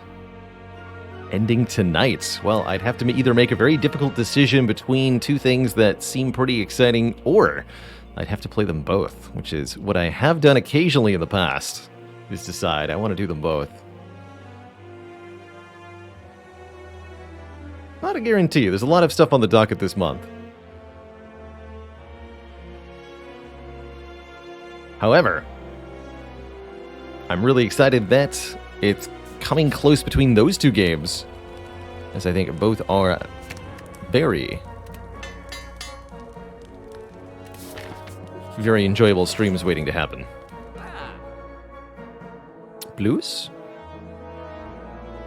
Another Piercing Wail for Heart seems like a very reasonable choice. This card is very, very good against the late game of the Slay the Spire. There's an Acrobatics here, draw 3, discard 1, gain 1 energy, very good. Gain 3 block too. Strange Spoon could keep cards that exhaust when played. That's not necessarily a good thing though. Every time the spoon activates, the Dead Branch will not activate.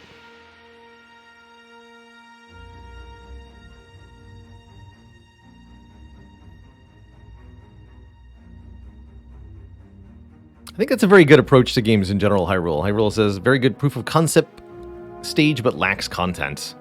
And for any game that's in early access, I tend to find that's the case. Usually like to wait until they finish development or have had a thorough round of playtesting before I get personally involved. I do like Boat Thingy as well. Boat Thingy over Acro is a tough choice. I'm gonna go with Boat Thingy. Give me that 10 Blanc on turn 1. Definitely don't feel like we need that Caltrops for the heart. The burst catalyst thing is gonna do the job, I assure you.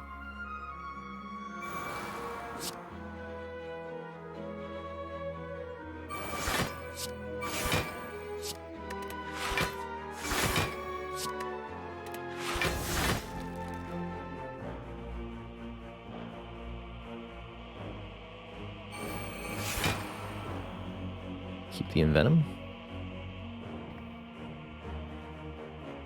Guess I'll keep the Masterful Stab. Do some damage. Here.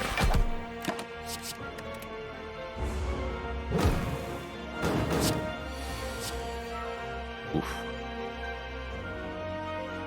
So, either I Liquid Memories or I rely on the Dead Branch.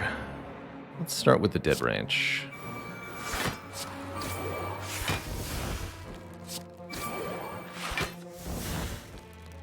Dagger Throw helps a bit. Oh, okay, good. I'm a ghost.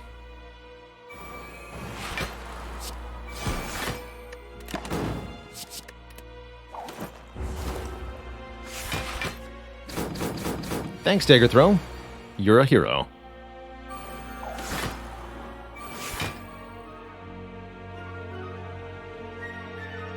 Not much benefit to playing the Cloak and Dagger. Let's just keep these.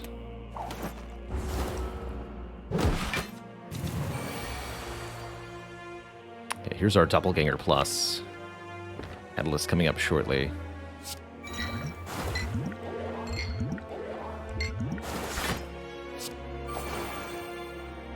Catalyst here now, but I can retain it.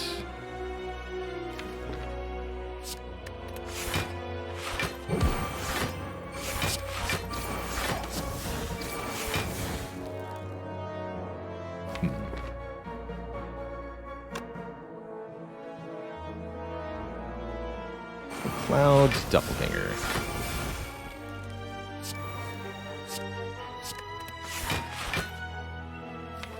Keep Catalyst, Gamble.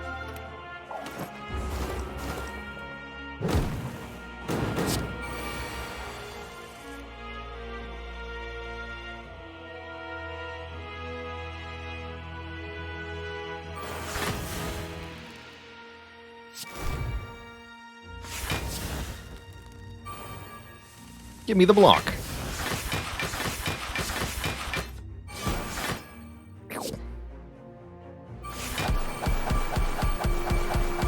Yeah.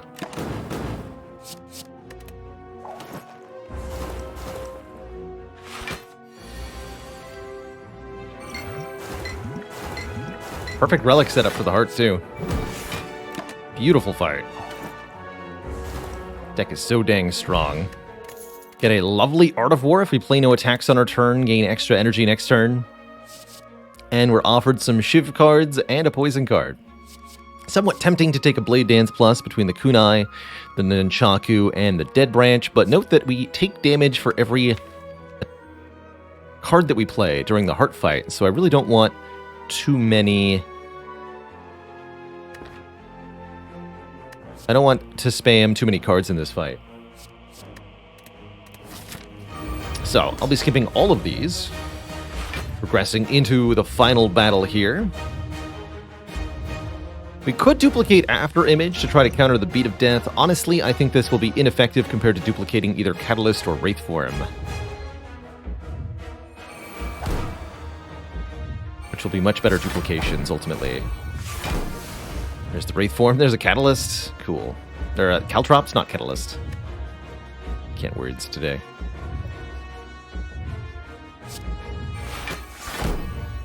Card to gain energy. Actually, keep one of these Piercing Whales. Okay, lose the Dagger Spray.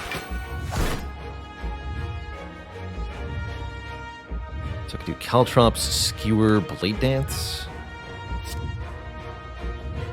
Sure.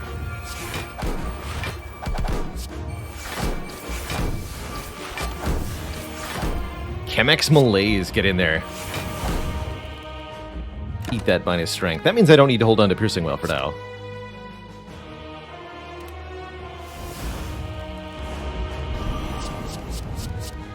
Womp womp.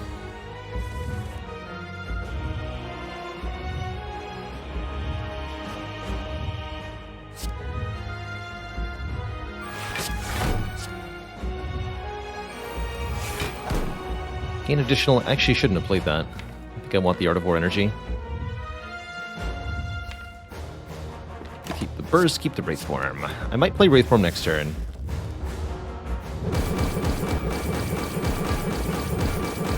To block this 64 damage attack.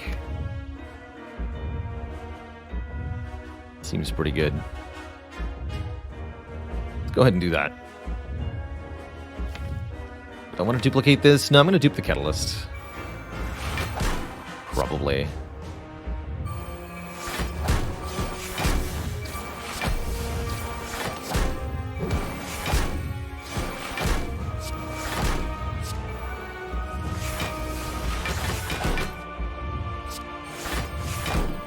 Nice.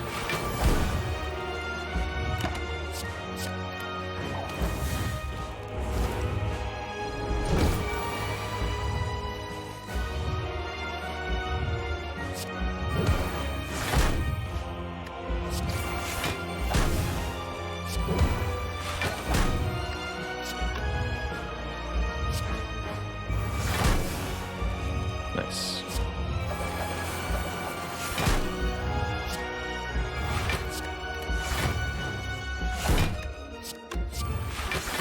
Nice. See you later, Mr. Hart.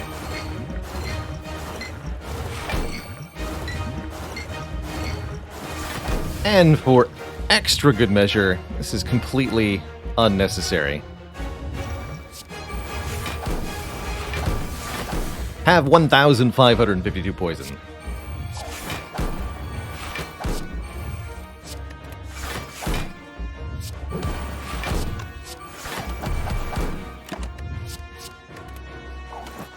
Of course, it could only take 200 per turn, but that's okay.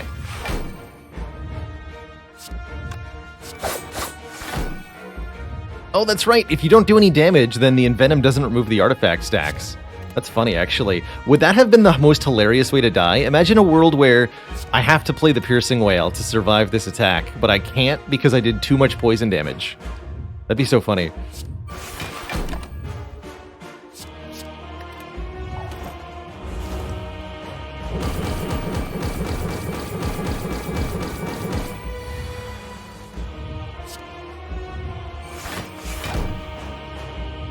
You take some damage here. It's not actually, no, you die before you hit me. Ah, get wrecked, nerd.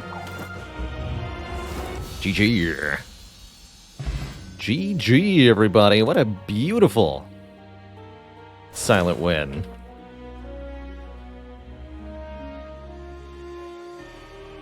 GG. Perfect Act 4. Didn't take a single point of damage there. Such a cool deck. Shivs plus Envenom. That's actually what I was talking about earlier in the run, right? A deck that starts out with Shivs and attacks, and then transitions to Poison for the late game. So you end up with a sort of mixed hybrid Shiv Poison. And it worked out really, really well there. GG.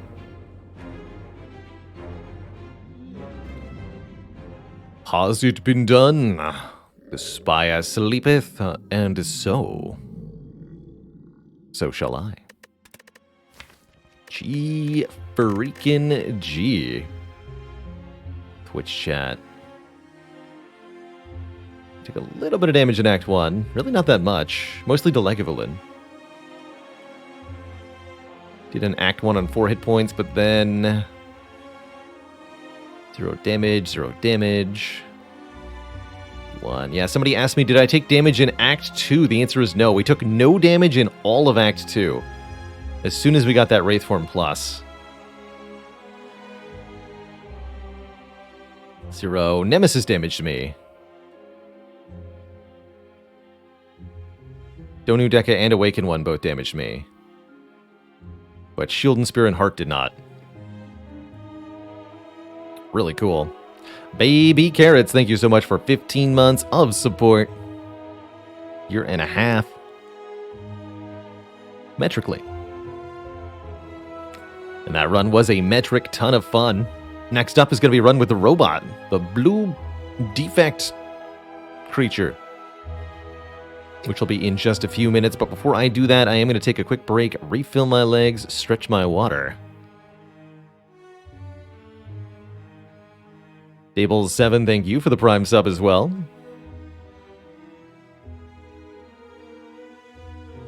Keep on keeping on. All right, I will be back in just a few. When I return, we'll play some robot. Don't go nowhere, folks.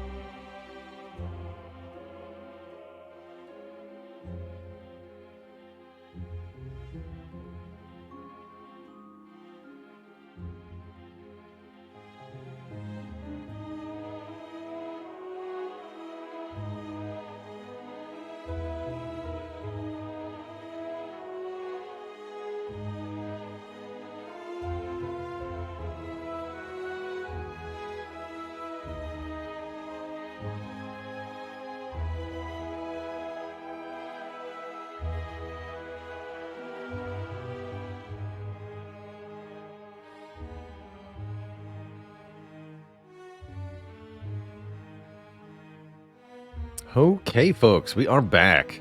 Now, I'm really excited. Keep this string of runs going with a blue Bobby boy. Let me just check a couple things. Already up to 176 and even 44 with everybody. It's good stuff. Hashtag Defect Fan Club. I'm a card-carrying member. Or cards-carrying member, I suppose. Of being a fan of the Defect.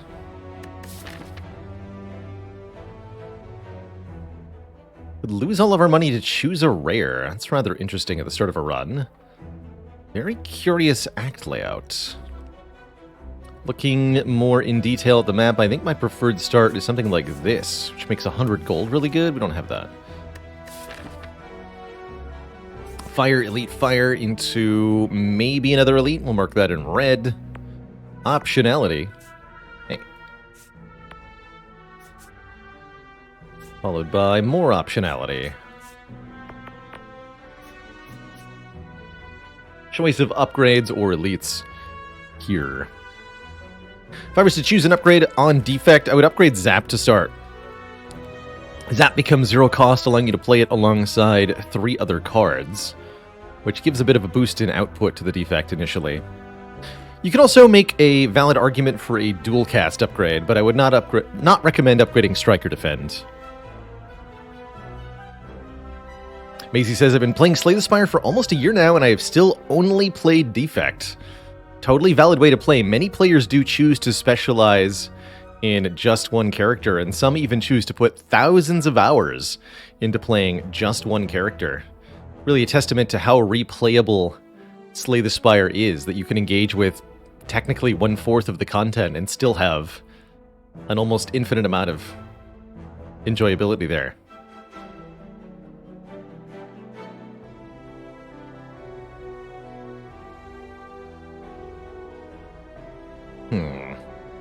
I think Boss Swap is also a very reasonable pick on the Defect, especially my favorite character to take the swapping option on. The swaption, as it were.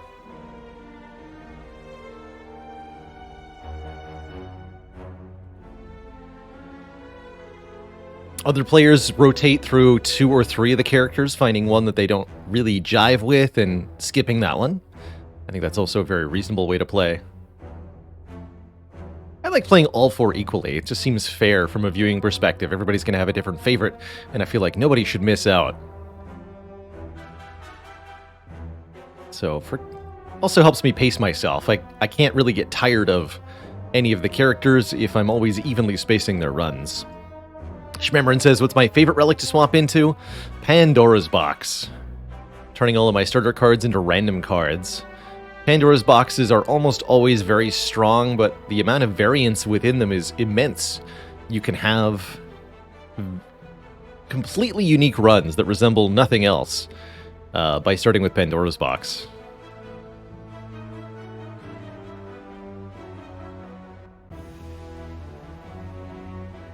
Turkey says, I personally dislike Defect, especially with how repetitive it plays.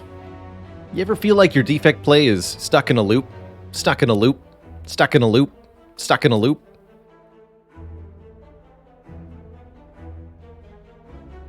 It's also like this line, but then I get no elites.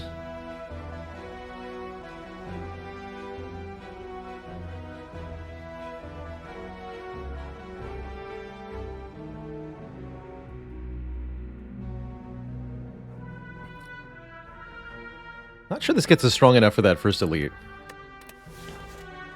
Taking max HP plus 7 is also not bad.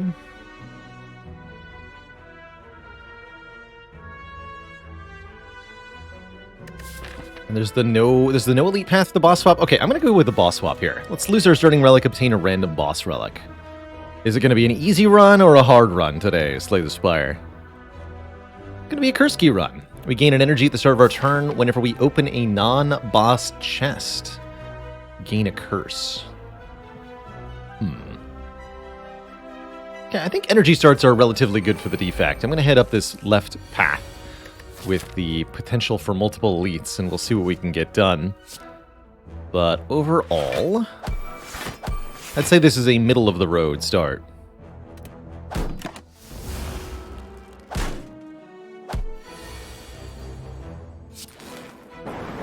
Fairly lousy first combat, but that's how it goes sometimes. Boot sequence in Act 1. Super not worth. Go for the eyes. I'll take one, but I don't think I'm going to like it. This is the only damage card offered to us here. Go for the eyes adds 1 turn of weakness if... Get rid of dual cast right away. I think it's too early to do that. 1 turn of weak if the enemy's attacking you.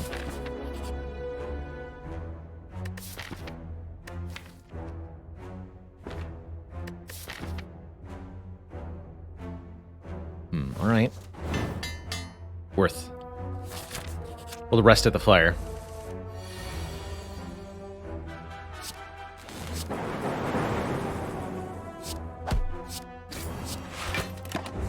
We're already down lots of our HP. But having that strike upgraded and having the go for the eyes upgraded are going to help a fair bit here.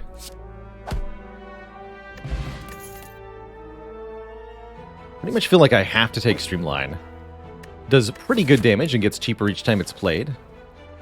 We need to be able to fill the orb slots to make Barrage do anything. Not a bad Hello World. Hello World generates a random common card each turn.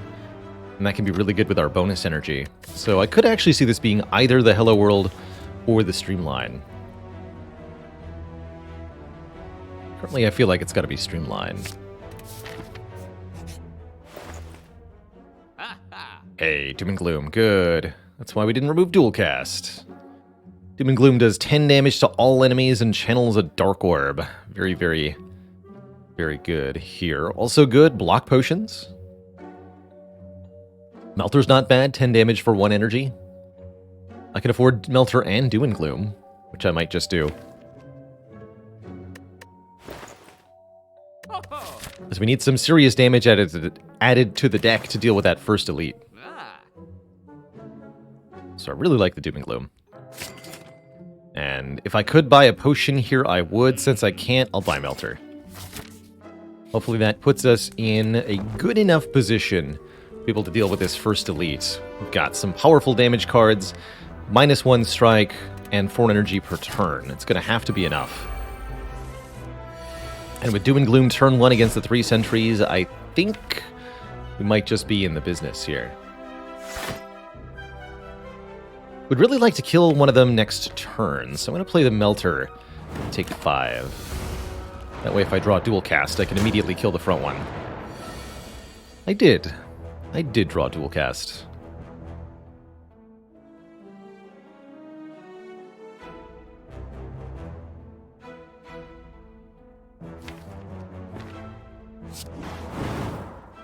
Damage I draw next turn is 24, 28.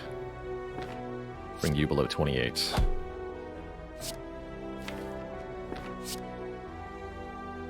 That means I can play Zap.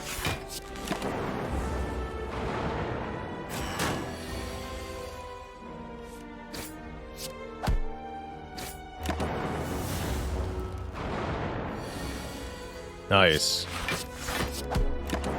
Very good fight, all things considered. This could have gone much, much worse. We score a letter opener, dealing damage to all enemies if we play 3 skills in 1 turn. That's extra doable thanks to our additional energy. A colorless potion, letting us choose one of 3 random colorless cards to add to our hand. And we're offered a second copy of Doom and Gloom, which I think I might actually take. Now I regret the Streamline. Let's take it. That'll give me persistent Dark Orb generation. That should be enough to kill Hexaghost alongside the Dual Cast. Not sure I can do 2 more elites. 1 more is definitely going to happen. Think I upgrade one of the Doom and Glooms? Twice the Doom, twice the Gloom.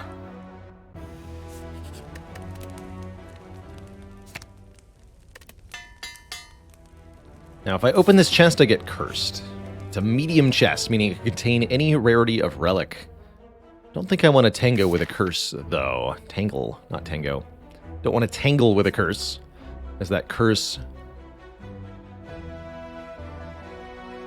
won't be able to be removed before we have to fight a boss, and that could be a really big problem for us. It's also, yeah, very few cards in the deck comparatively, only 15 total cards, meaning we're very likely to draw that curse over and over again, even. Yeah, although I'm sad about dual cast this turn. I think that means I have to use this. Mayhem. Good luck to me. Start of your turn, play the top card of the draw pile. I could play skills when I don't want to, like that. But it could also save me by getting me back to the dual cast quickly.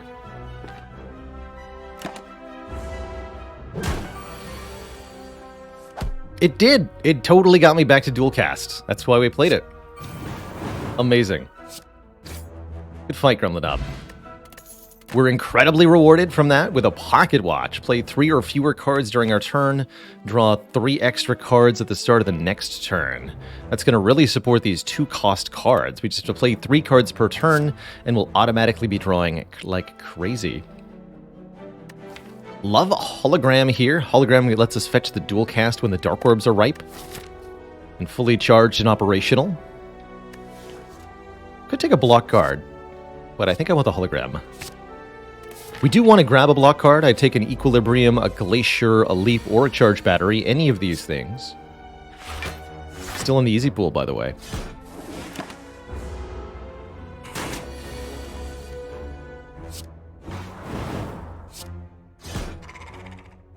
This deck wants a self-repair.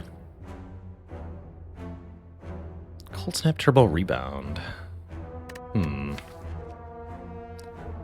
Passable Turbo.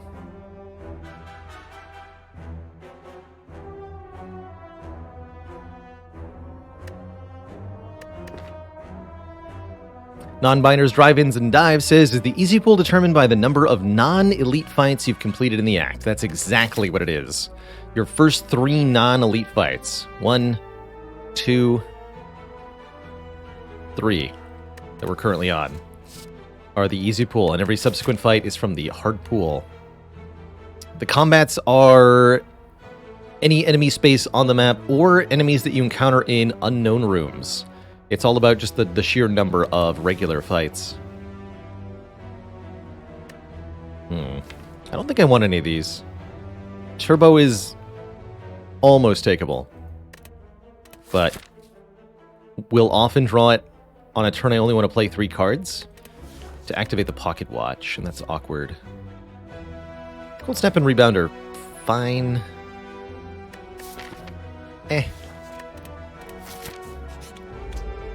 Doom and Gloom.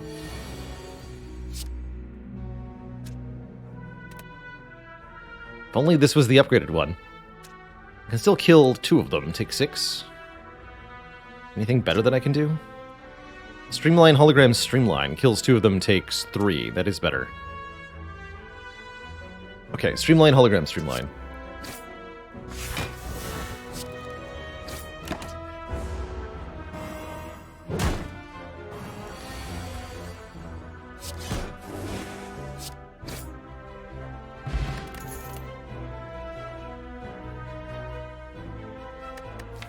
Make that Darkness a Darkness Plus.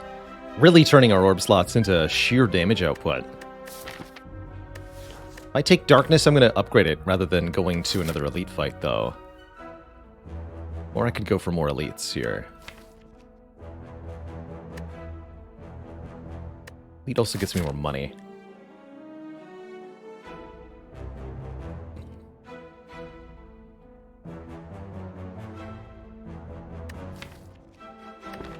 Heck it, I'll take the Darkness and fight the elite.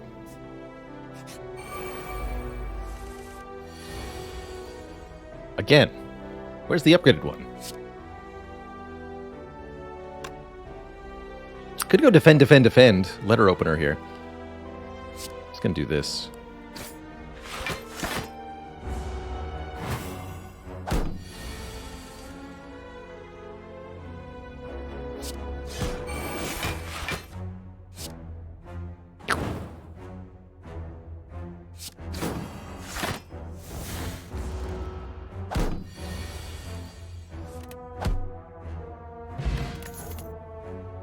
Amplify? Doubles the power, but I have no powers. Wouldn't say Scrape is very good. Draws go for the eyes, maybe Streamline, but not much else. Don't want a Sweeping Beam when I have 2 Doom and Glooms. So I believe the conclusion is no thank you.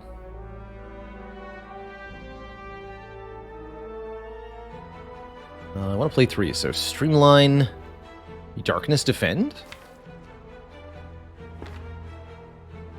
Or Streamline Melter Defend?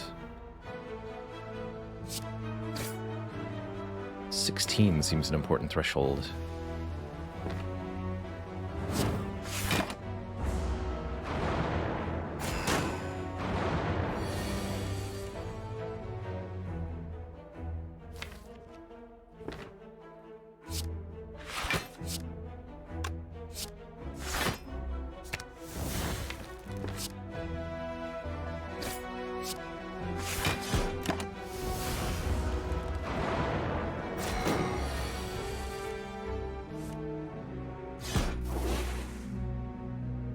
Defend. You want to go Zap over Darkness. Take 5 more. Should be good here. I think 15 health should be enough to beat Hexaghost. Particularly if I can find any sort of healing item from these guys. Or block card from these guys.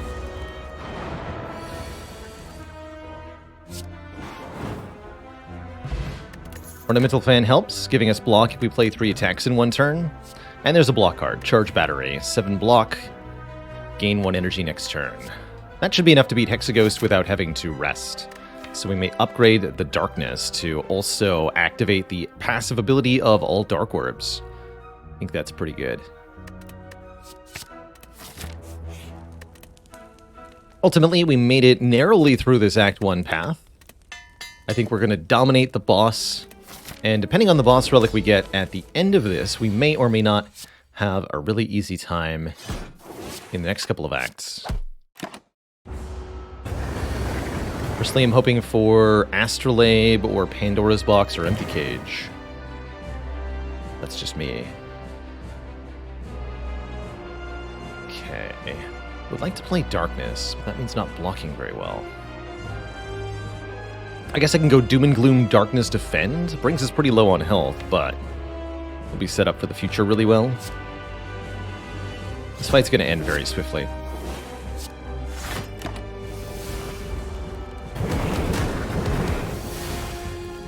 Just got to watch out for our health. 1, 2. I need the bonus draw next turn to avoid dying. So let's play... do a Doom and Gloom. Start the Streamline there. Good.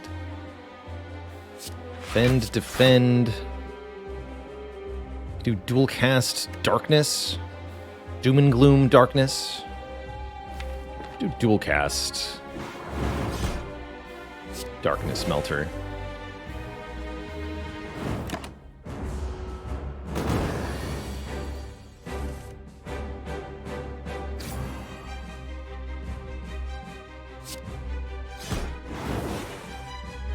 Take 1.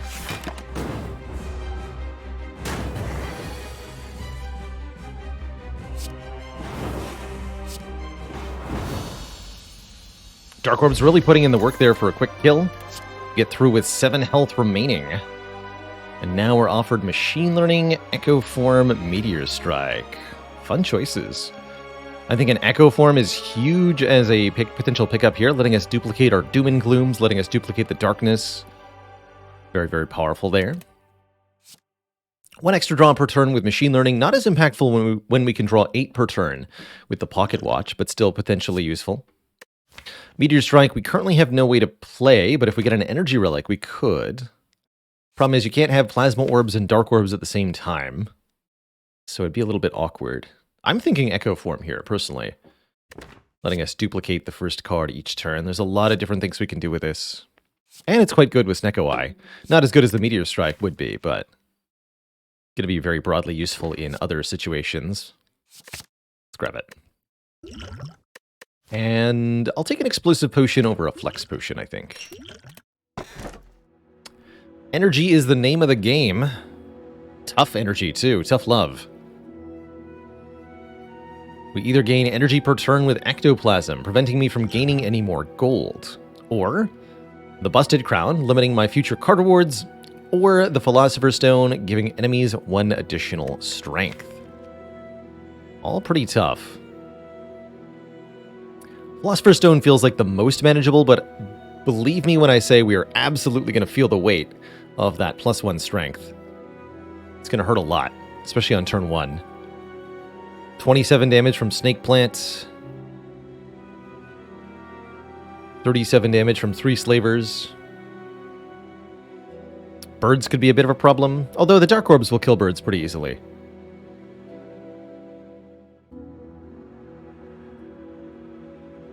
Skipping is technically an option here. Well, I think I would take Ectoplasm over skipping, maybe. Ecto's pretty good. Card removals and money.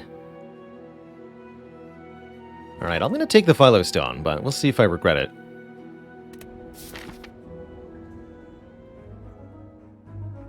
More energy might also make it harder to use the Pocket Watch, which could definitely be a losing prospect. Elite, elite, elite. No way past these 3. We have to fight an elite early, which makes me grateful for the current potions. They'll help a lot. I think I'd like to go to a store first. Something like this. Remove a strike at the shop. Buy a relic, maybe. Currently, blocking is where we struggle. We can murder things really well on turn 2 or turn 3, but turn 1, turn 2... Gonna be taking some serious damage, potentially. Oh, never mind. Get him! Good fight. Thanks, Melter, for melting the baseball. That's why you're on the art of the card, because you get bopped. Nice little bonus from Melter there. None of these, unfortunately, do a whole lot. I guess Bullseye is pretty nice, making the Dark Orbs deal more damage. That's okay.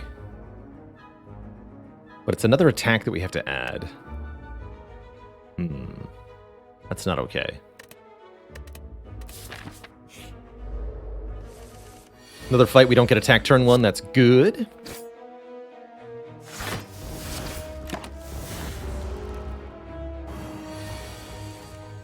We do get attacked on turn 2, that's bad.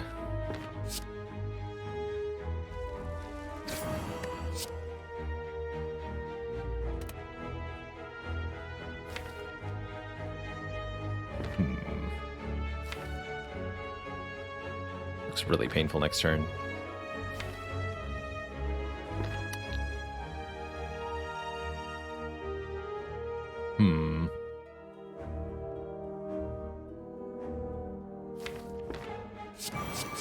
This way.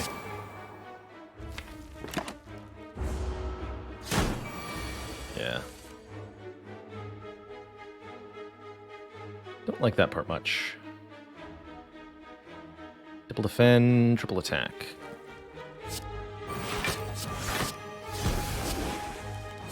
I think the Fear Potion might have been a good investment here.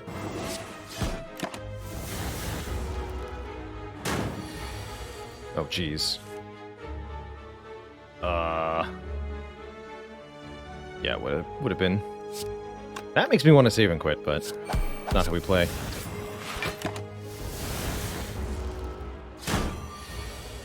Frick. I was not lethal with the Fear Potion, unless I used it on turn 1. Brutal.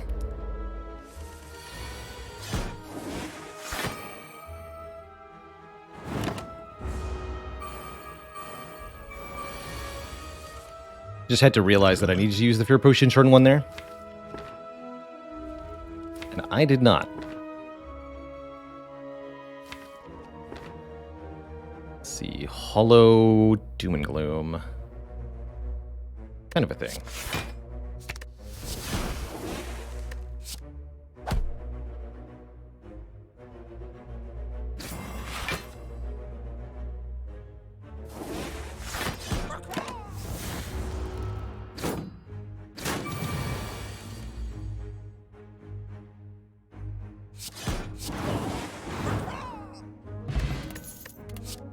Ultimately, though, we actually had a series of very good combats. We got 3 combats in a row with a free turn 1 in a deck that really needs a free turn 1 from the enemies. So I really have no room to be upset about our current position. Good. Focus Potion not that impactful with only Dark Orbs. Yeah, no birds, no thieves, no Snake Plant, at least not yet. No Avocado. Which 2 cards would salvage this run if I could pick any defect cards freely? I would add Equilibrium. Maybe a Seek. Currently, we're just lacking a block card to play for more than 10 block. Really want something that does that. Reinforced Body would also be very, very good. Quite happy with Preserved Insect. That'll at least make elites easier to kill. Self-Repair would help a lot with our hit point situation. More orb slots. Capacitor Consume is pretty fun, but with no Frost Orbs. Not much point in that.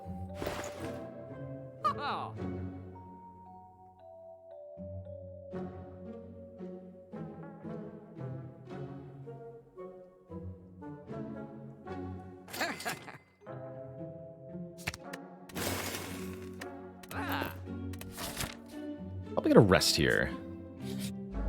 Okay, and another fight that's not bad. Good. And a double darkness. Don't play the streamline. Draw 8. Really like having Pocket Watch versus the Snecko enemy. You get to essentially pretend you have a real Snecko Eye, because you're drawing so many cards each turn, and the cards are random cost. Pretty fun.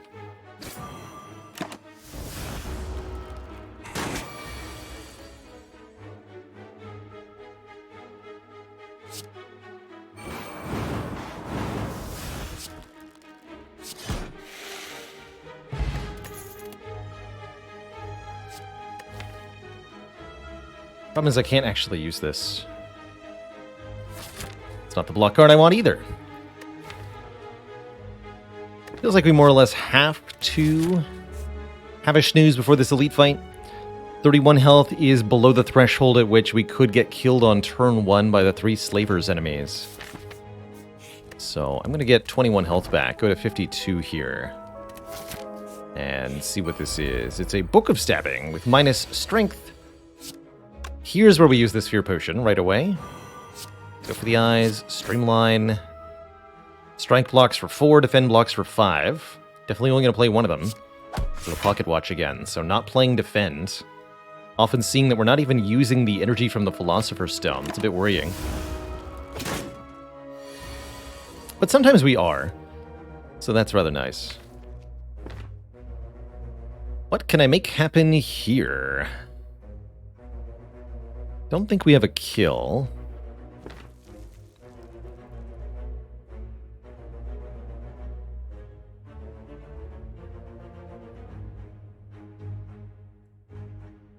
But I need to have one at the end of next turn. Especially since the weekend is wearing off. So we need to do some math to get a kill next turn. So let's start by figuring out how much damage I can do next turn. Doom and Gloom will deal 15.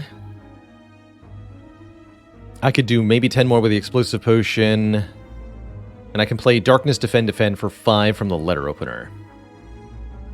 So I can do at most 30 damage next turn, plus potentially evoking an orb.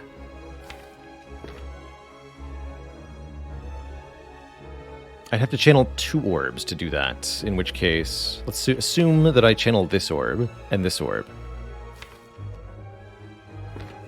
This would deal 6 initially, 12 at the end of turn, 18 after playing Darkness. So an additional 18 if I channel 2 orbs. Which means playing Zap is not worth it compared to hologramming Streamline. So what's my best damage this turn?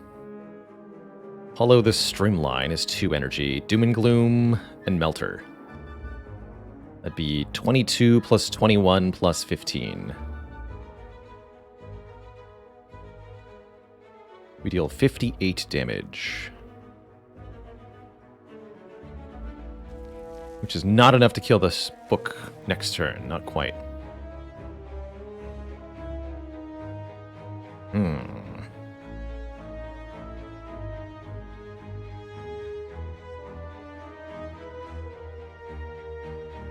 Yeah, short by 2.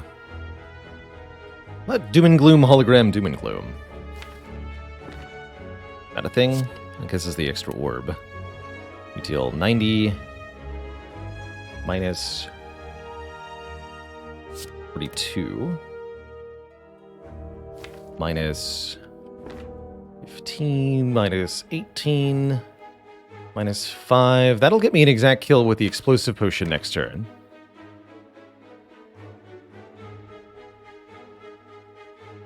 The only problem is I only block for 3 this turn. Okay, so we found a good move. Age-old adage, if you see a good move, which is win next turn, take 15 damage, look for a better one. Is there any line that wins next turn taking less than 15 damage? Let's have another examination here real quick. Or any line that can preserve the potion. It's another reasonable option. We're being attacked for 24 next turn. So any line... Yeah, I'll take 14 if I don't kill next turn. At minimum.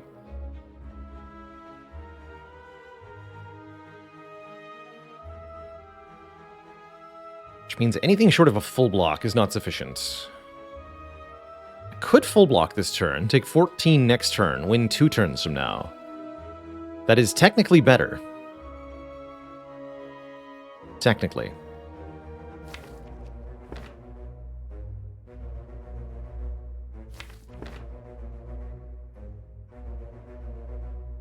Actually, I can even do better than that, right? Does depend on what we draw 2 turns from now, that's correct. Yes, it does. So let's see, I would go... Defend. Battery is 12 block. Hologram. Go for the eyes. Full block with Strike Melter. I think we actually have to play the Doom and Gloom, though.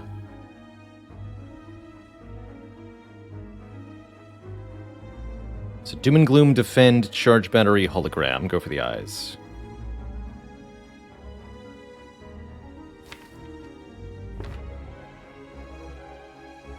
Oh yeah, 25 next turn, that's right.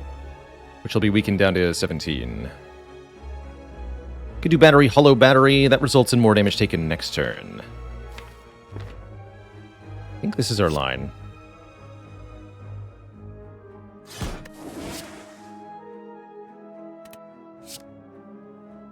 So the guaranteed win would have resulted in 29 hit points. If we end this fight with anything more than 29, I've made the correct choice.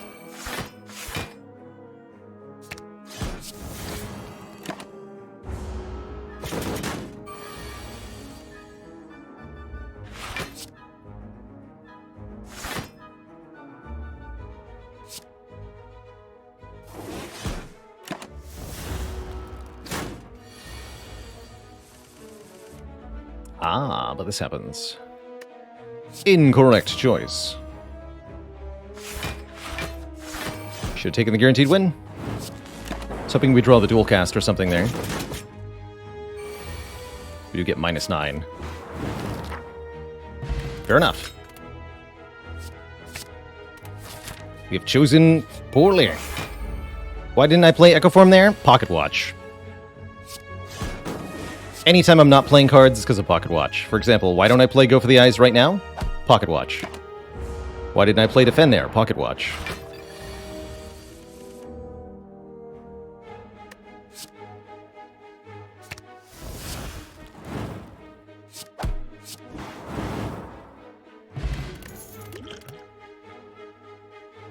No. Alright, looks like I'll be going this way. A second elite seems unwise.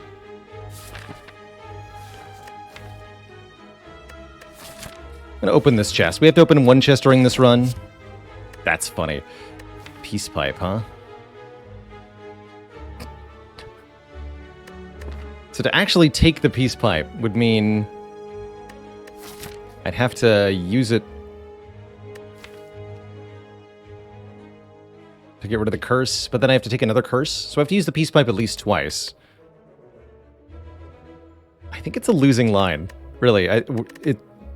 The cost of the peace pipe counteracts the benefit that the peace pipe gives. It's like if I had to take -2 strength to get a Vajra. It's not a winning line. Get out of here. Hopefully I can afford to remove a card at the shop. I'm not sure I will be able to.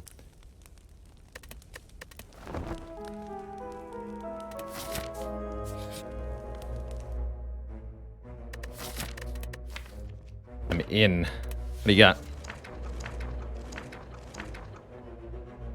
That's not the one I wanted. Oh, no. That's not the one I wanted. Not clicking on the hologram there.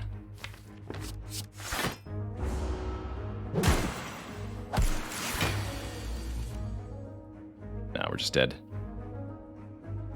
GG, Twitch chat.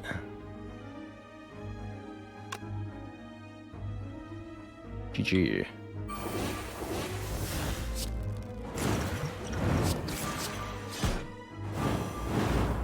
So close, but so far. Actually, maybe if I did dual cast, multicast, I could kill there. Ah, whatever. This run was really headed for the doldrums as soon as we got our boss relic that was completely useless to us. Anything other than an energy relic after the Act 1 boss, and I think this would have gone very, very differently.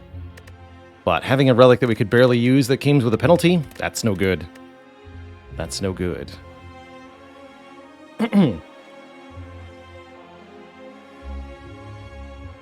In retrospect, do I think Skip was better than Philo Stone? In retrospect, I think upgrading a card was better than Boss Swap.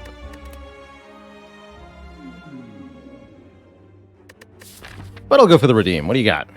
Cursed Key, again. Let's do it.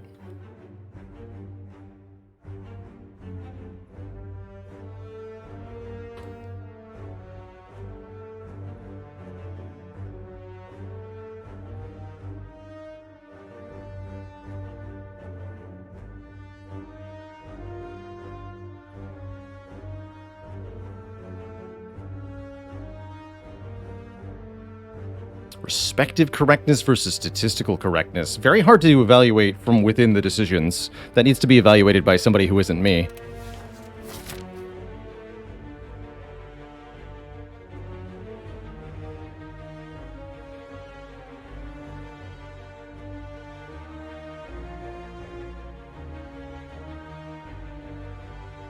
It's impossible to objectively evaluate decisions that you have strong emotional connections to.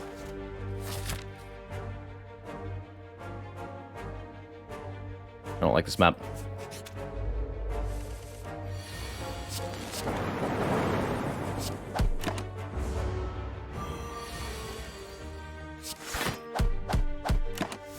Should have hit this guy last turn. That was a statistic choice, not a... Slow down a little bit here. Definitely correct to go for the medium slime in that 2 slimes fight, usually, especially if you're getting debuffed on turn 1. Let's try the block line.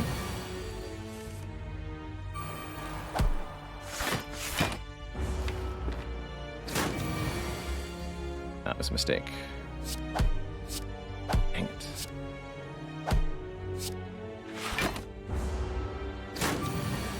Good thing I have a self-repair.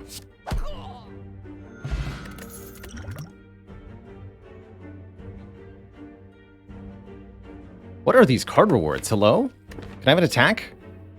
Guess I'll take a white noise. Add a random power card to my hand. But I'm very much worried about our first elite if this is the card rewards that are going to be offered. Okay.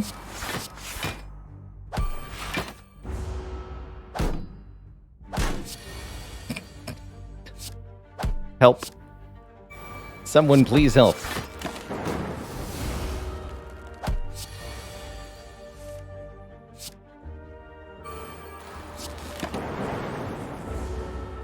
Double creative AI, double buffer.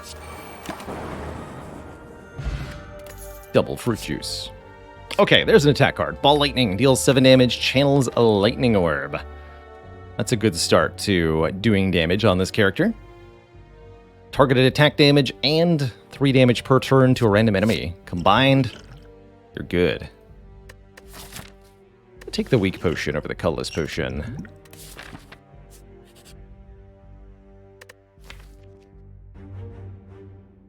I could give up self-repair for a full heal. I think I'd rather lose a starter card. This time around, I'm going to lose dual cast. We're not doing dark orbs this time. If I don't have a starting orb, I tend to like getting rid of dual cast, because if you draw dual cast on turn 1, it doesn't do anything. That's no bueno.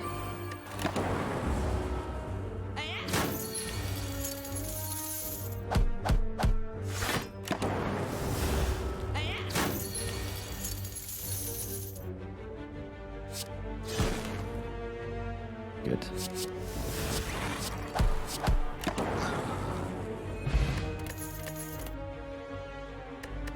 Defragment adds focus. A little early. I think it might be better off with a rebound to put a card back on top of the draw pile, or a beam cell to make our attacks do more damage. Thinking about the rebounds.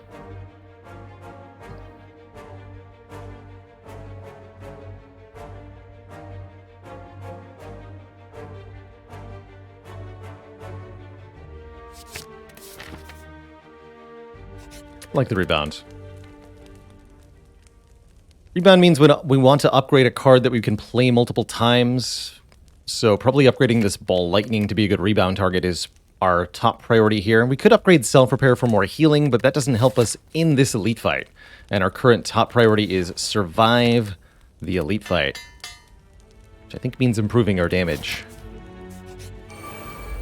3 orbs, definitely one of the less bad things we could have fought here.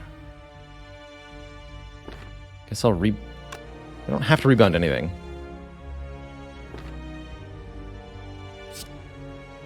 Don't want to rebound Zap. Don't think I want to rebound any of these. Probably take 30 damage this fight. Give or take. Do I go for it? I think I go for it. Get him, lightning orbs. Do it. No!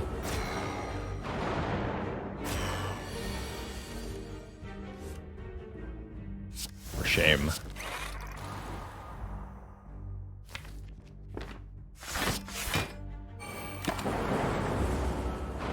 Might regret that. It's all good. Looks like, yes, we're going to take exactly 30.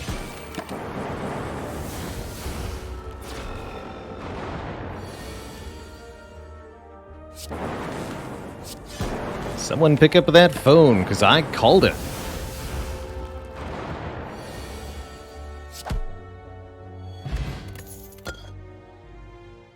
We get 1 dex from the Oddly Smooth Stone. That'll help quite a bit. I really like this relic on Defect in particular, because Defect has so many block cards that are dramatically improved with a little bit of extra block. That makes this leap pretty good. 10 block for 1 energy.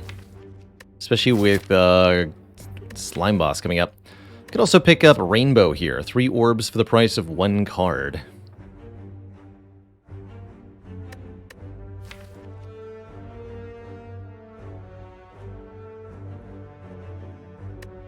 Makes an oddly good rebound target once upgraded.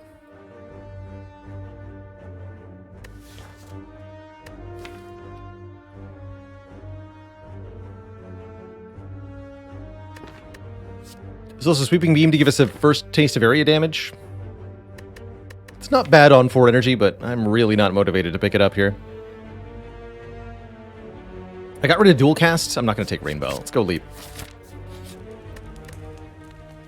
And I don't think I need to rest yet. Let's upgrade. Now let's upgrade Self-Repair, actually. Make that a nice heal 10. I'm probably going to go to this shop and remove the curse I get for opening this chest. So that I can take the blue key early here. Yeah, we got a clumsy? That's not even that bad. Cool.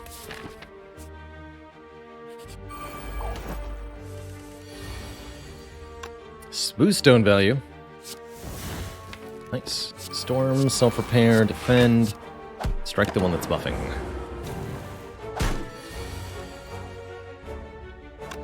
+6. Good enough for me.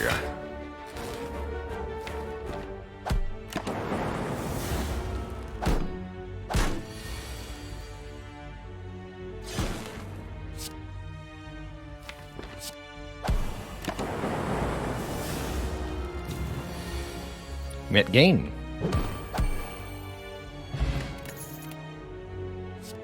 Defragment is back, but we're also offered Hologram or Cold Snap. We should take the focus that we're being offered. Then we can pick up Frost Orbs from here. And I will go to the shop. I will.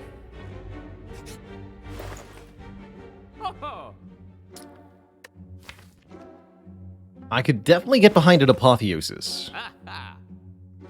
Apotheosis says, upgrade all your cards for the rest of combat. One of my favorite cards on, well, any character, really. We'd have to not remove our curse if we want to do that. That's acceptable, considering that it's only a clumsy, a second Ascender's Bane. Does mean we'll be behind on removals for a while, but not the worst thing in the world, certainly. Also like the Toy Ornithopter, healing us 5 per potion use. That's 10 more health right away. And we could, I think... Wait. 166 plus 75. No, I can't afford Ornithopter removal. Sounds to me like I'm going to go Apotheosis then. Let's take that upgrade all. Maybe we'll pick up a Fusion Hammer after the Act Boss or something. Hello. Greetings, Lice. Nice to see you here.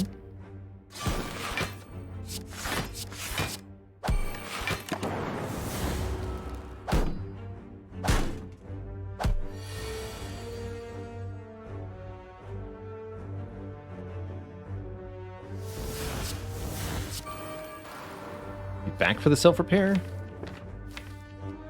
Might not be easy to do.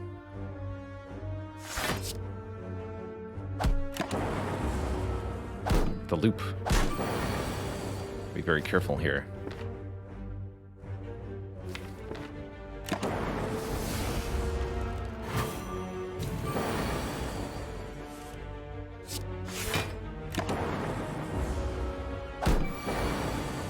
Ah, dang it.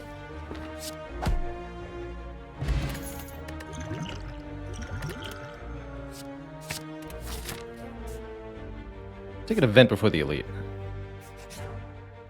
Yeah, that makes me more comfortable.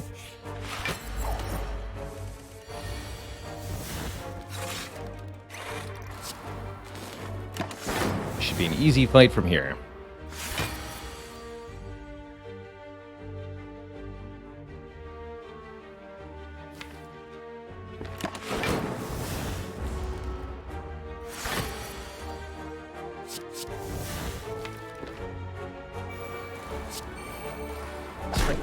Rebound the leap.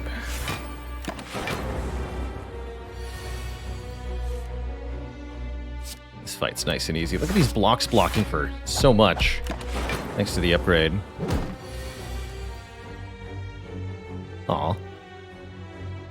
Well, that's fine.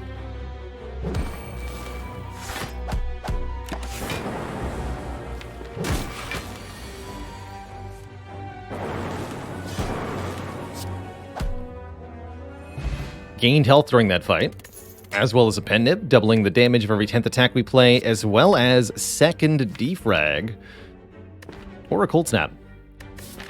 But I think I'm in a place of see a defrag, take a defrag, get more focus into this deck, and then we can focus on adding more orb cards, removing more starter cards, and that should push us towards a pretty well-developed deck later on. Not a bad cold snap, though.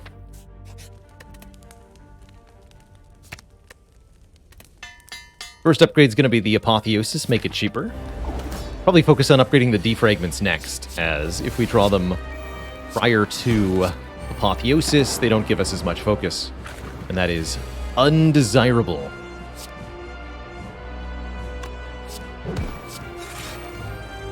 Right, like, do I want to play these? Not really, but I guess I will.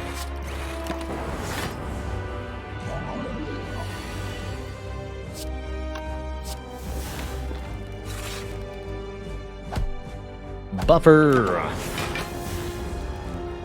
Bonk.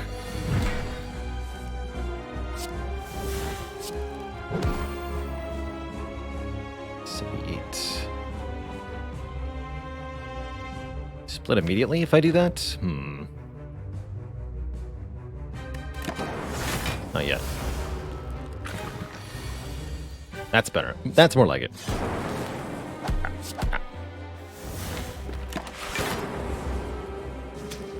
Not feeling the need to use the potions.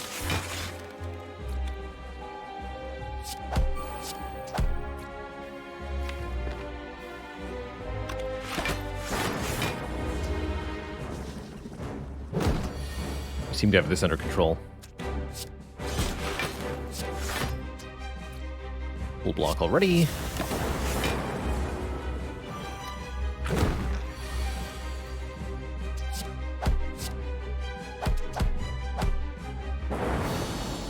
Clean. Perfect slime boss fight.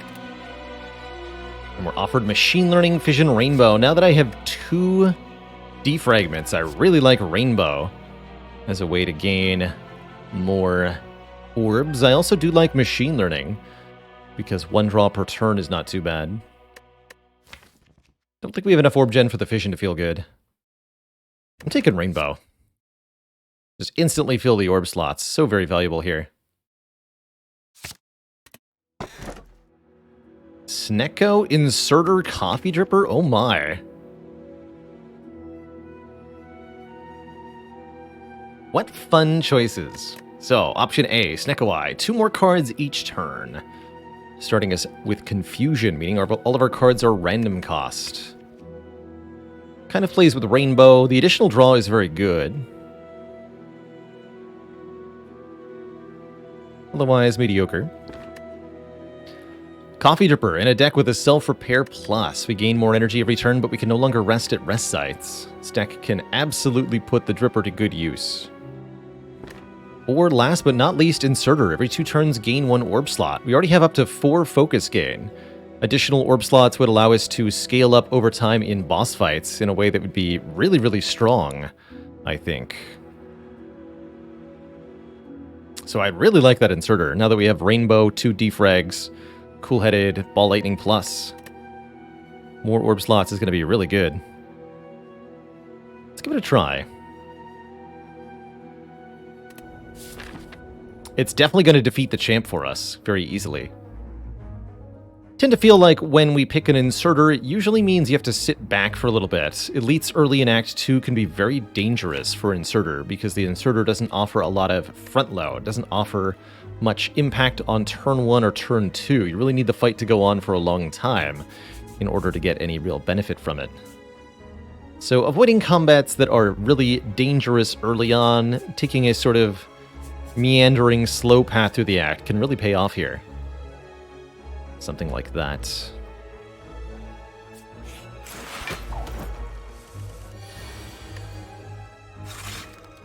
Ouch. This is what Self-Repair Plus is for.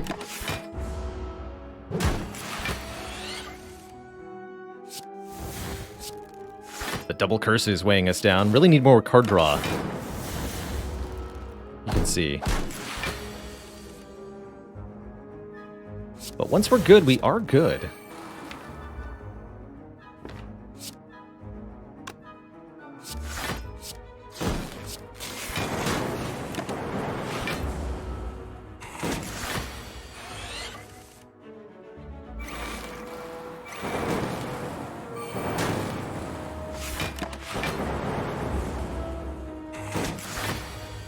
Like, really good.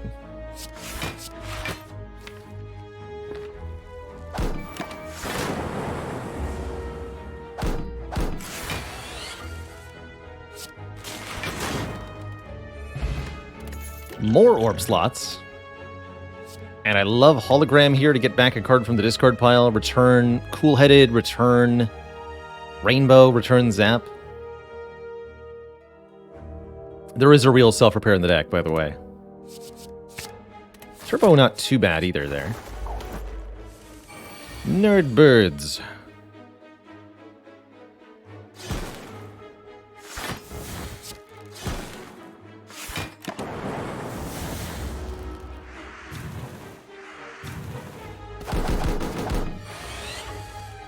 Terrifying. Why are you like this? Ah, damn it. Okay. Lightning Orb, save me. Please, please, please. Thank you.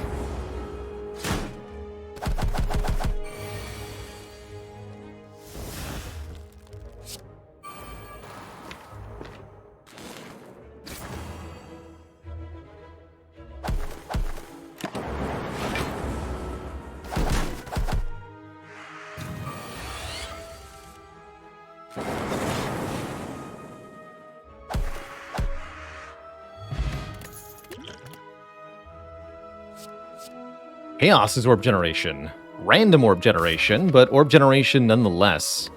Actually rather like it here. Upgraded Chaos is 2 random orbs. Perfect for, well, making something. I'll take it. Cursed Tome. That's actually part of what killed the last run. We have enough health here, I'm going to risk it. Although if I get Necronomicon, I'm not going to pick it up. Nories again.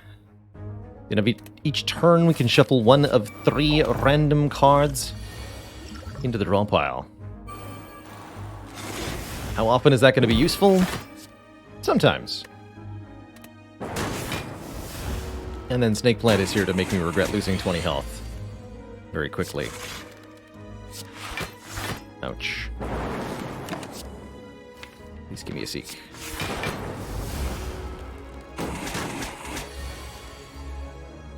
Thank you.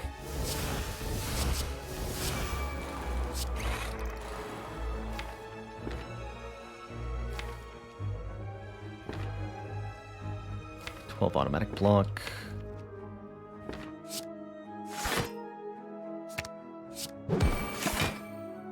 Yes.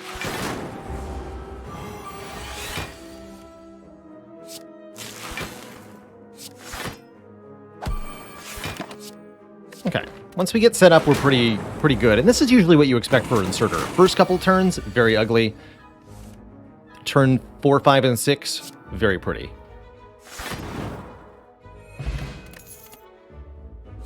I am all about to go for the Eyes Plus. Give me some weak. Help lower the enemy damage, please, please, please. Hello and welcome, Elin Boyros. We traded our starting relic to Meow the Whale to get a random boss relic that ended up being the cursed key on this run. Which has been pretty okay.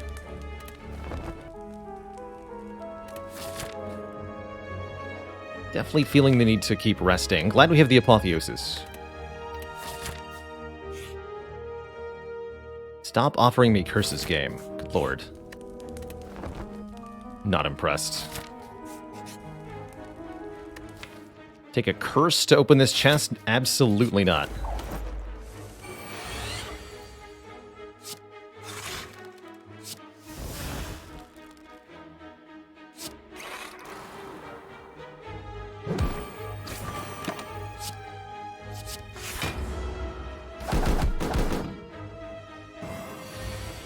Chosen one. Let's see here. Chosen will attack me next turn. We need to go for the eyes on the Chosen then. Need to get more orbs in play. Let's go hologram cool-headed. Yes. Can you play Ball Lightning here, I guess? Definitely give me a buffer.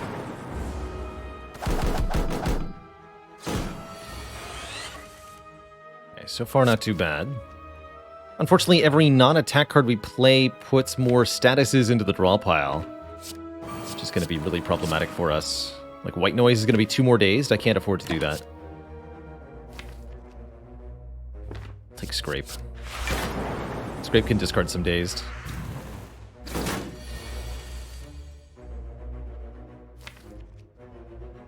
So I'll seek the Scrape. Can't stop the bird from hitting me, but we got buffer.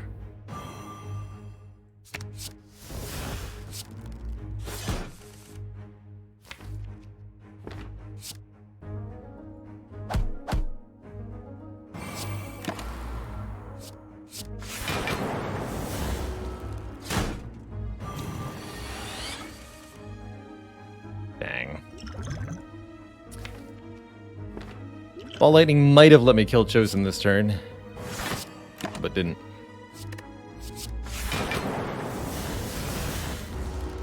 Really suffering from the randomly targeted damage there. Classic defect problem.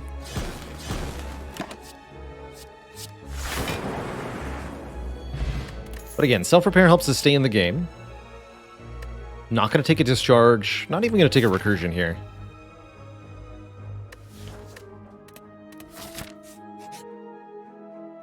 Bites. Self-repair. And adds a card to the deck. No thank you. Bag of Prep is way, way better than our card removal. 2 more cards on turn 1. Yes. Probably one of the biggest... most important common relics for the defect, is what I'm trying to say. One of the relics on this character specifically that I most associate with winning runs. I suppose bites are kind of spicy with the inserter. Maybe I should have thought about that a little harder. Would have much preferred apparitions.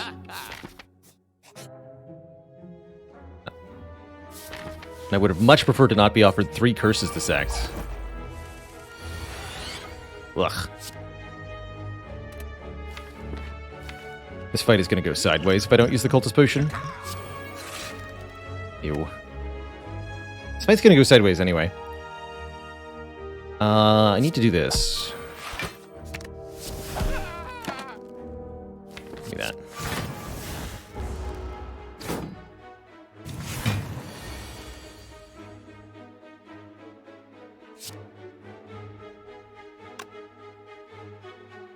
Seven plus 10 plus 11.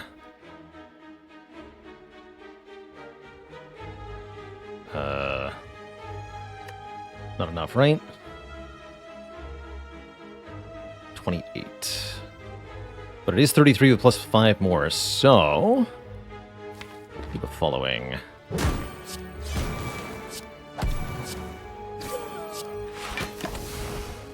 Ouch.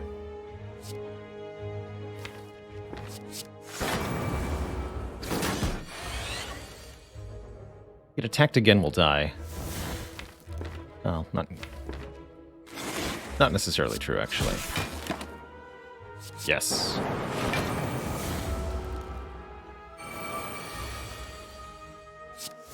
Yes.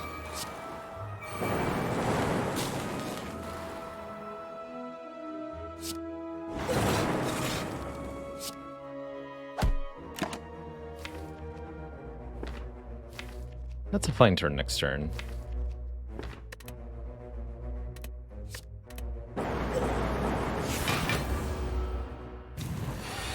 Good.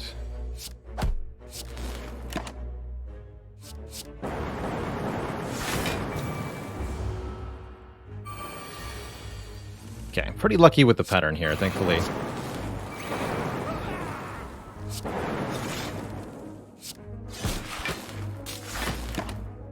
We live!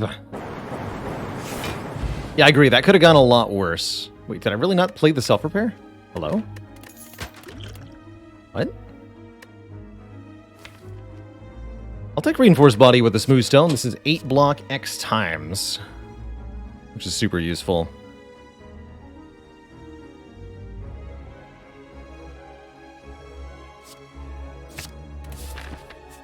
And Champ, we finally should be an opponent we can actually beat very easily. Gonna upgrade one of these defragments so that I don't have to draw Apotheosis first.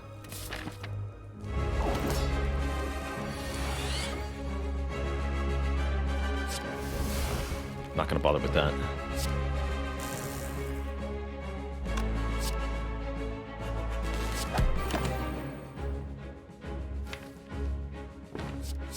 Look at vision here. Actually, Amplify might have been even better, hilariously.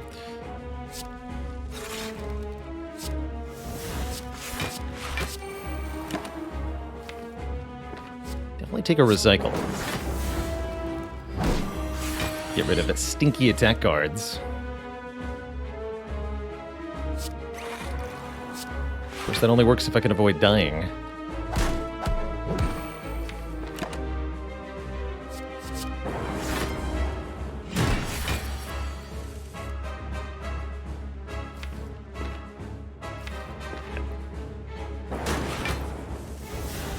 Jeez.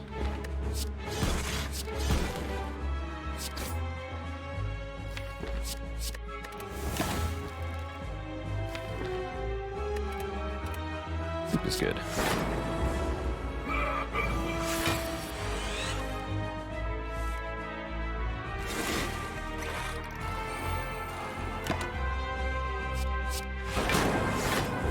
Okay, with lots of frost, we can patiently wait for a Dark Orb to build up.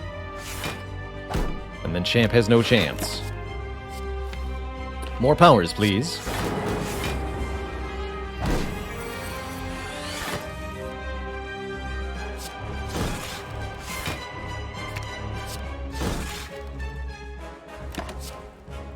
More powers, please. Pretty much winning this off the back of Nilrees plus Inserter, giving us more and more strength over time.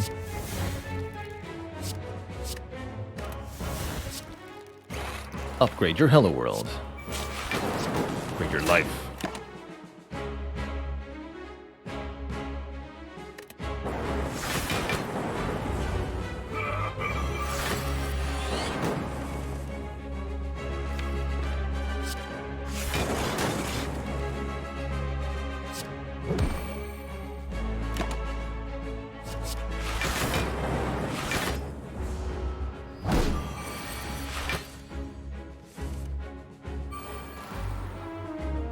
Start looping that Dark Orb.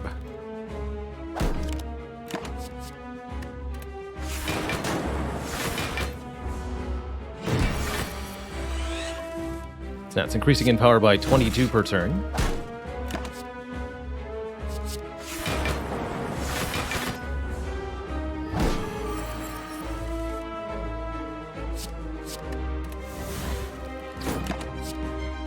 More.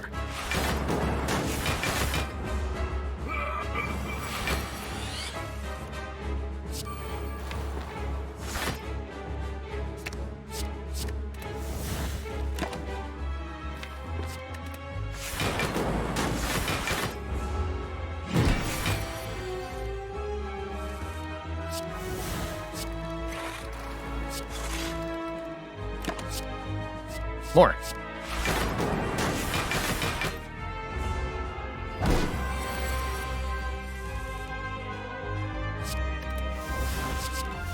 Yes. I'll get to 99 focus even if it takes me one at a time. Or something.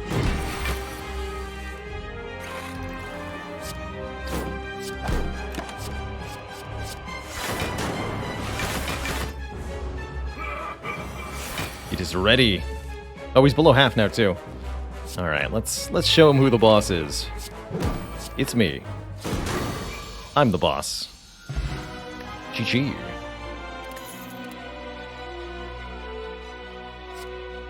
Creative AI Inserter feels a little redundant. It's another way to do the same thing. Don't hate a reboot here, letting us reshuffle cards into the draw pile, drawing 4. A way to look for Apotheosis. Or just a way to draw cards if we have already found it. Janice, thanks for 6 months of Cositude. Keep on keeping on.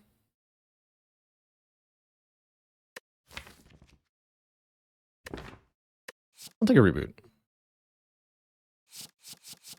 To add creative AI would be essentially to do what, I mean, we already showed off in that champ fight how this deck operates in longer battles. We already get lots and lots and lots of power over time. The creative AI is essentially committing even harder to that, but requiring me to spend 2 or 3 energy to get started. That's a tough investment to pay for, and one that I don't think is going to help us in the shorter fights of Act 3. That's right, Merle. Below Ascension 18, Champ can buff Strength before Metallicize, but not higher than that. I guess I'm taking Battery. I don't want to do Choke. Actually, wait, Choker? Choker seems comparatively fine.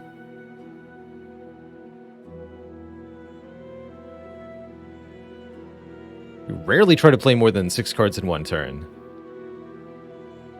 And setting up orbs with Inserter is definitely a good way to combo with Choker. Battery's nice with the additional energy immediately.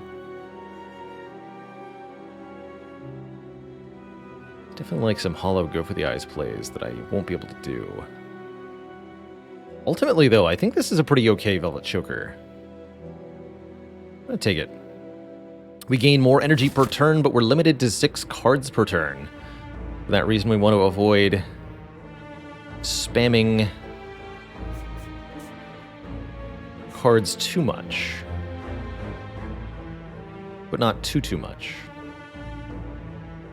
25 gold for strike removal. Strike removal seems very important. So we'll do this.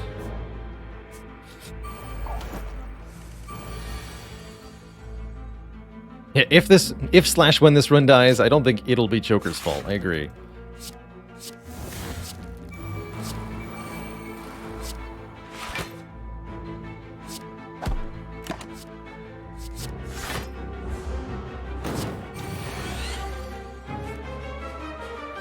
It might be Clumsy's fault for still being here.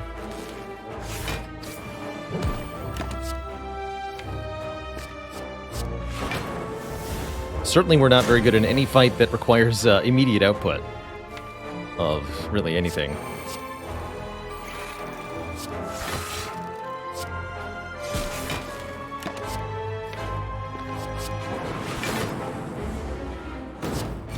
Stop putting burns in the draw pile, please. Thank you.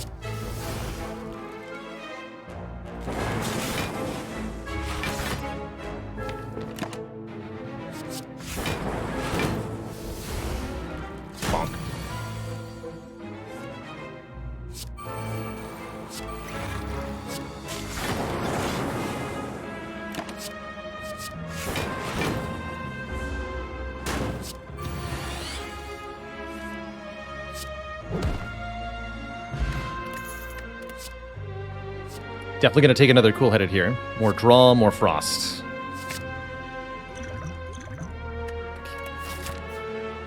Attack potion for Reptile. Let's lose the energy potion.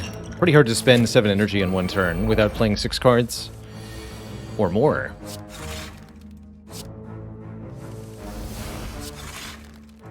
Good.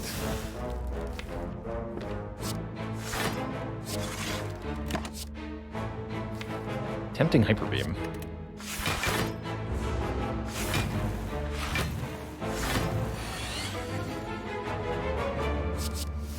Nice. Now we're on the right track here. Should be able to end this fight at full HP.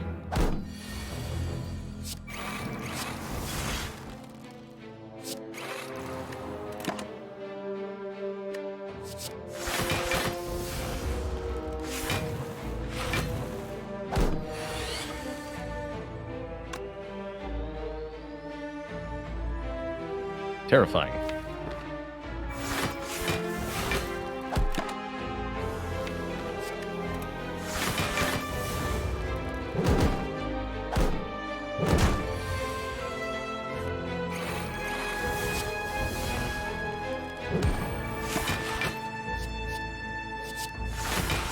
Slow and steady wins the race. Our lack of damage is becoming a problem, though.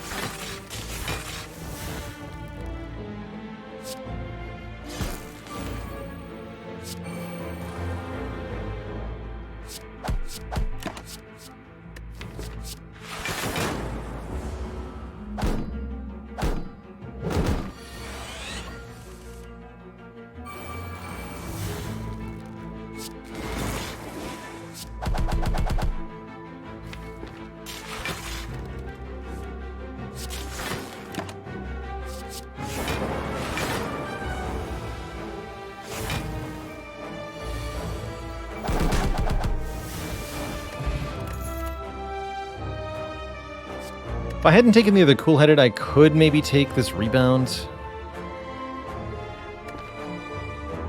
Still need to find ways to do damage very quickly. I'd say that I'm a bit worried here.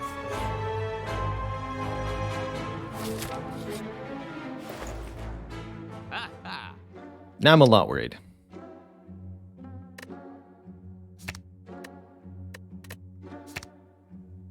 Strikes get drawn again. Clumsy doesn't. I'm actually going to remove a strike.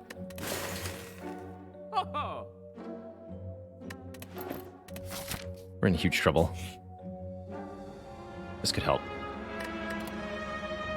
Shackles are decent. Discovery with Choker's no good. Ugh.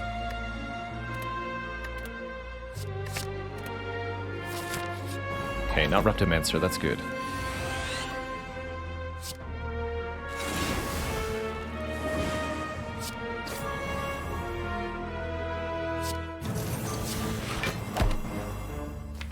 Be back for you later, Defrag.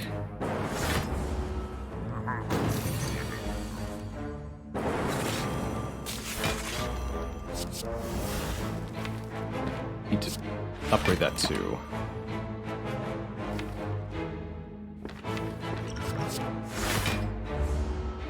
Lack of card draw will kill you. It's also a good motto for this run.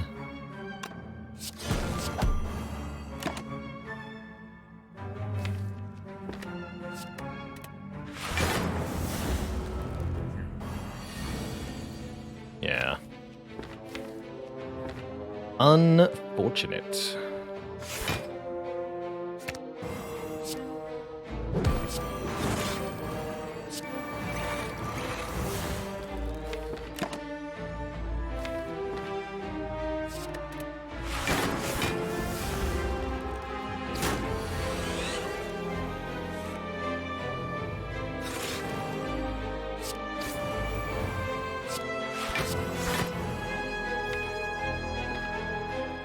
Don't have a way to multicast this orb. I really need a Frost Orb getting looped.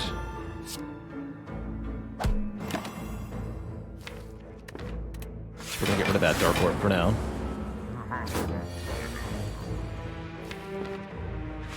Please no.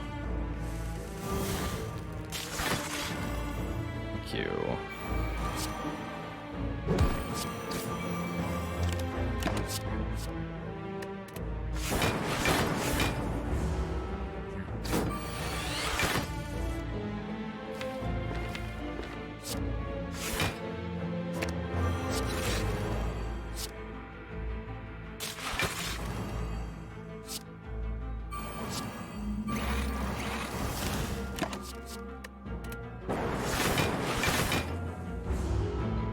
That's a huge amplify. Getting to amplify both thingies there was good.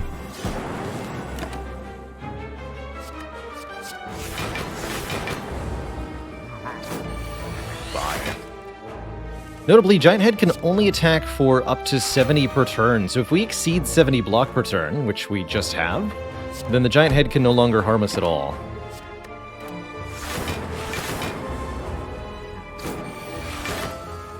So that's nice. And I'll amp the self-repair.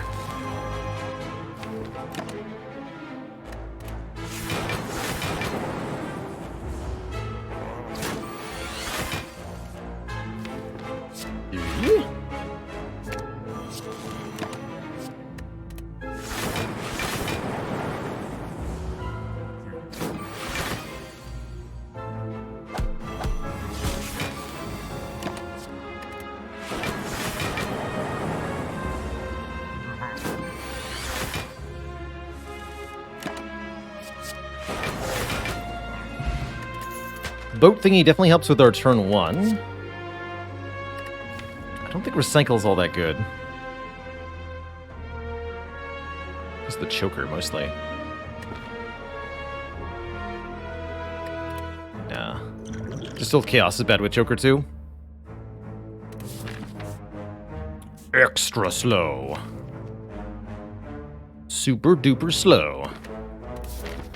Or when you really, really, really want to kill your enemy on turn 37. This is Reptomancer. I don't think I have hugely good odds of success, but if it's Nemesis, we should be okay. Thankfully, I don't have to take a curse from the chest.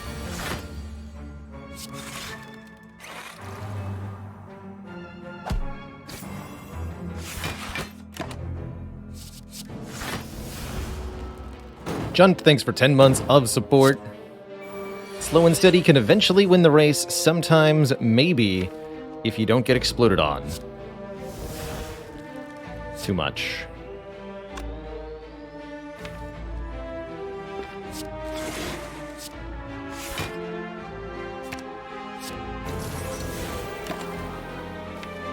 In big trouble here.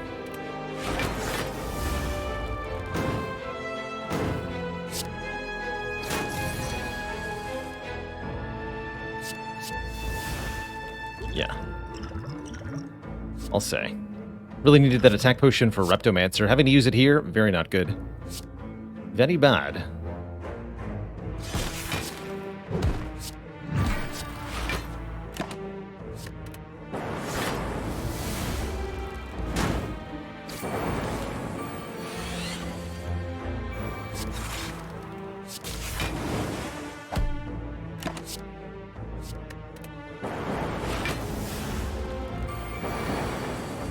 Very clear the deck wants some real copies of Loop.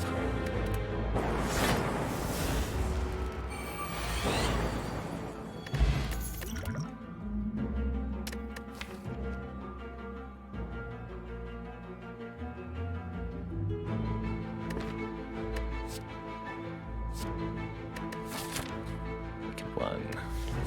Take the Storm, but I don't think it's that good. Not a Reptomancer. Okay, okay. Okay. We might get to go to Act 4 here. Good news. Take chill. Might also take 45 damage next turn.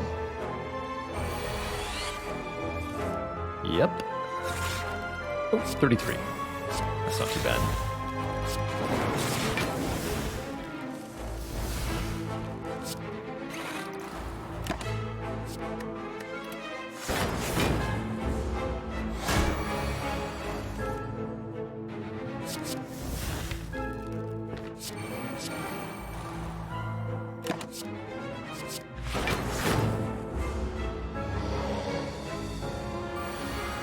Please stop.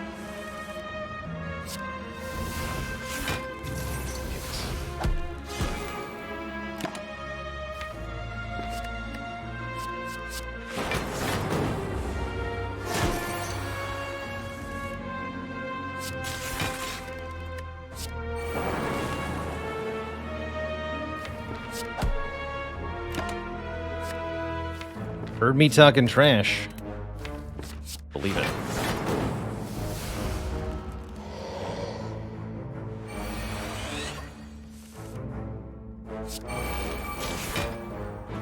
Get him.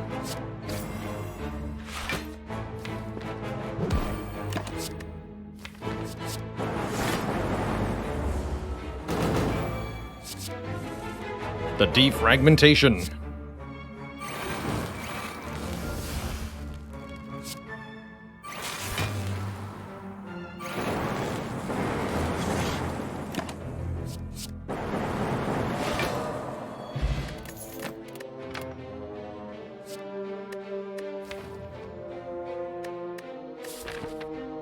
I feel like this gets me killed against the Awakened one.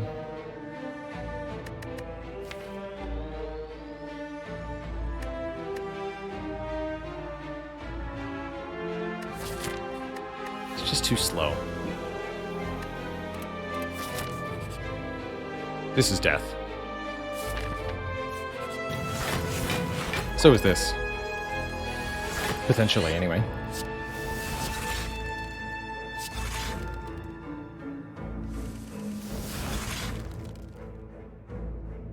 Ugh.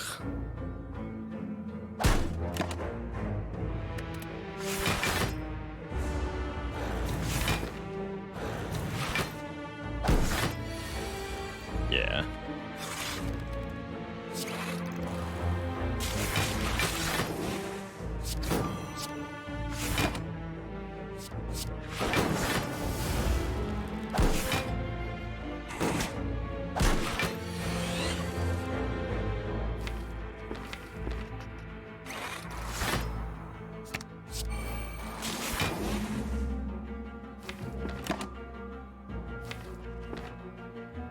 the reboot. They're all gonna attack this turn. So much damage incoming. But they're all gonna die.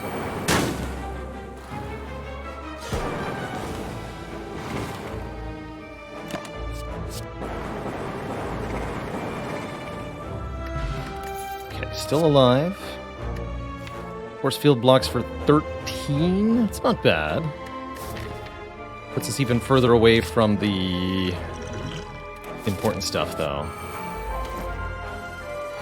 So I wouldn't say that I'm sure about it.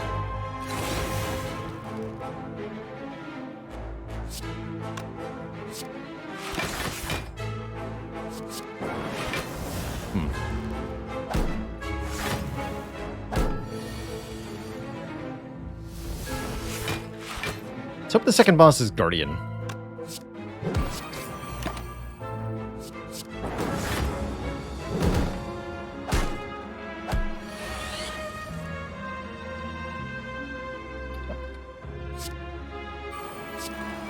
I think that's what's going to take to keep me alive.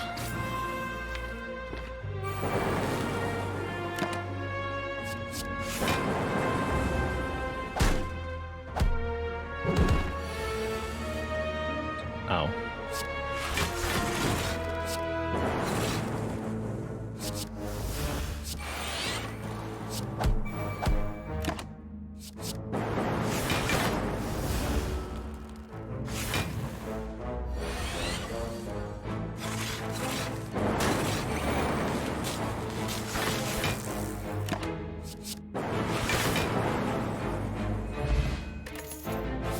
We're gonna go into the Awakened one with 12 hit points? That's, yeah.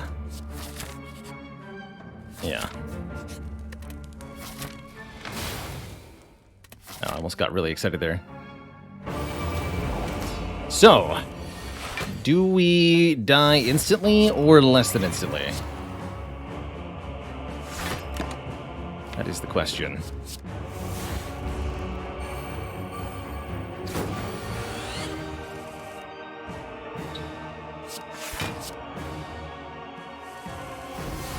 Less than instantly.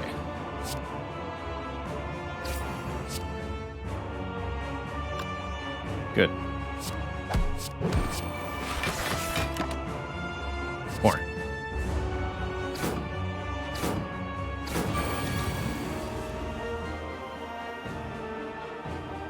So you're saying there's a chance. 1140 billion? We enforce full blocks, but then the cultists are gonna kill me? We just don't do any damage with this deck. That's been our fundamental problem. We're very reliant on getting the orbs in play and then scaled up in order to do anything.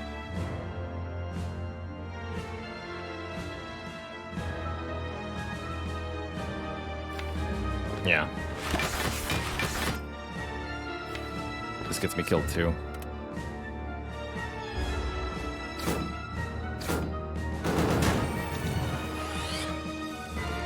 Now we're dead. GG.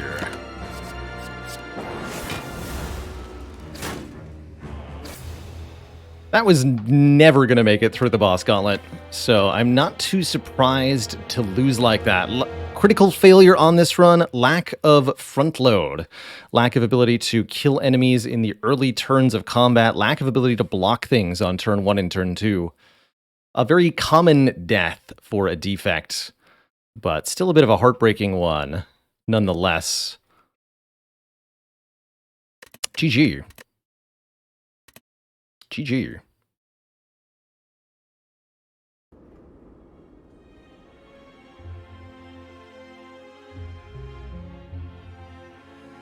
Snecko definitely would have solved a lot of our issues, absolutely. At the time that we chose not to take Snecko Eye, we had a Rainbow, we had Cool-Headed Apotheosis, Self-Repair, and some one-costs. Probably going for Energy Snecko would have been correct. I really like the inserter with the focus that we got, but we definitely had the front load problem, where we ended up in a state where we couldn't kill any elites. Not being able to kill any elites meant we couldn't get stronger. Not being able to get stronger meant we couldn't do anything. And then we slowly died. But I just played a Snecko run, so I really didn't want to do another one.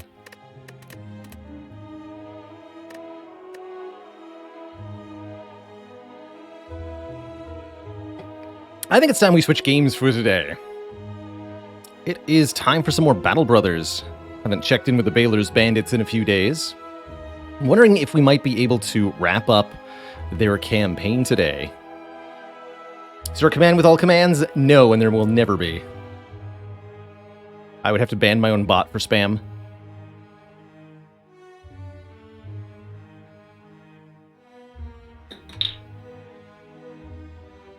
Any plans for Slay the Streamer / Spire with Friends anytime soon? In about 2 weeks from now, there's going to be an event called Pride with Friends. Many of the folks in the Slay the Spire community are going to be streaming for charity. I believe benefiting Point of Pride. So you'll probably see me participating in that somehow. As well as many other folks on Twitch streaming cooperatively in Spire with Friends. There is a command to list all commands, but it's not going to go to chat. Well, that's good. Because then I'd ban the bot. The second annual. Good stuff. We also do bust out modded Spire runs whenever this sub bar below my face fills up. Considering that reset, I think 11 days ago, I mean, crazy fast. How that increases. Crazy fast. Before I change games here, I'm going to take a break, refill the legs, stretch my water. Going to return in a couple of minutes to continue the adventures of the Baylor's Bandits, our band of mercenaries. See if they can't get some treasured loot, end a civil war, or just find something wild to do in the wilderness. Route 711, thanks for those very generous 5 gifted subs. Get in here, folks. You cozy sons of guns. All right, back in a few minutes. When I return, we'll switch on over to Battle Brothers and do some turn-based tactics. Don't go nowhere, folks. I will BRB.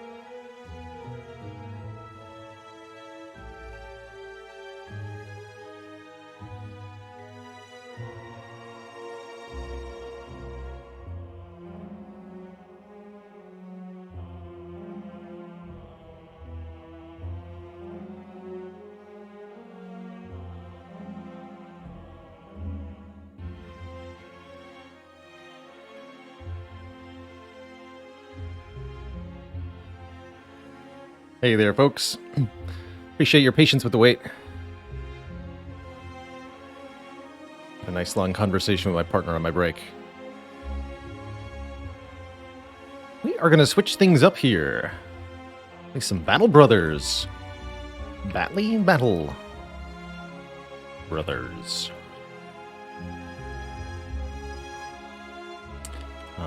Vet. A 100 plus.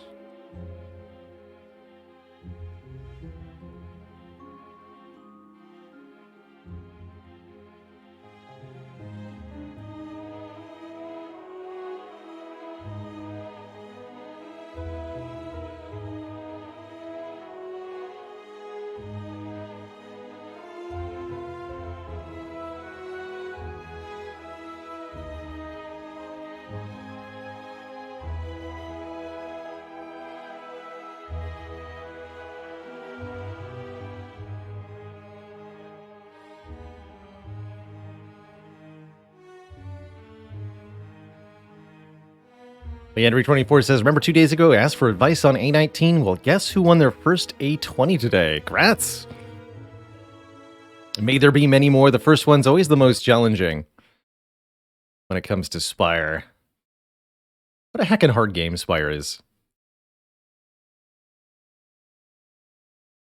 Few other games can you play 5,000 plus hours of and still get your butt handed to you on the daily. Just because of how difficult the base experience is. Where's my Battle Brothers? Here it is.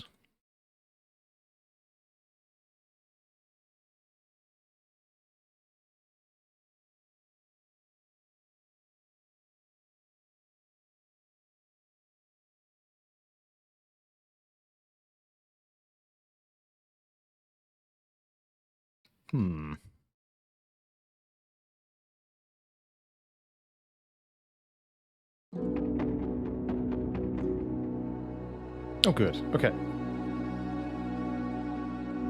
Got a weird error message there, but it seems to be working.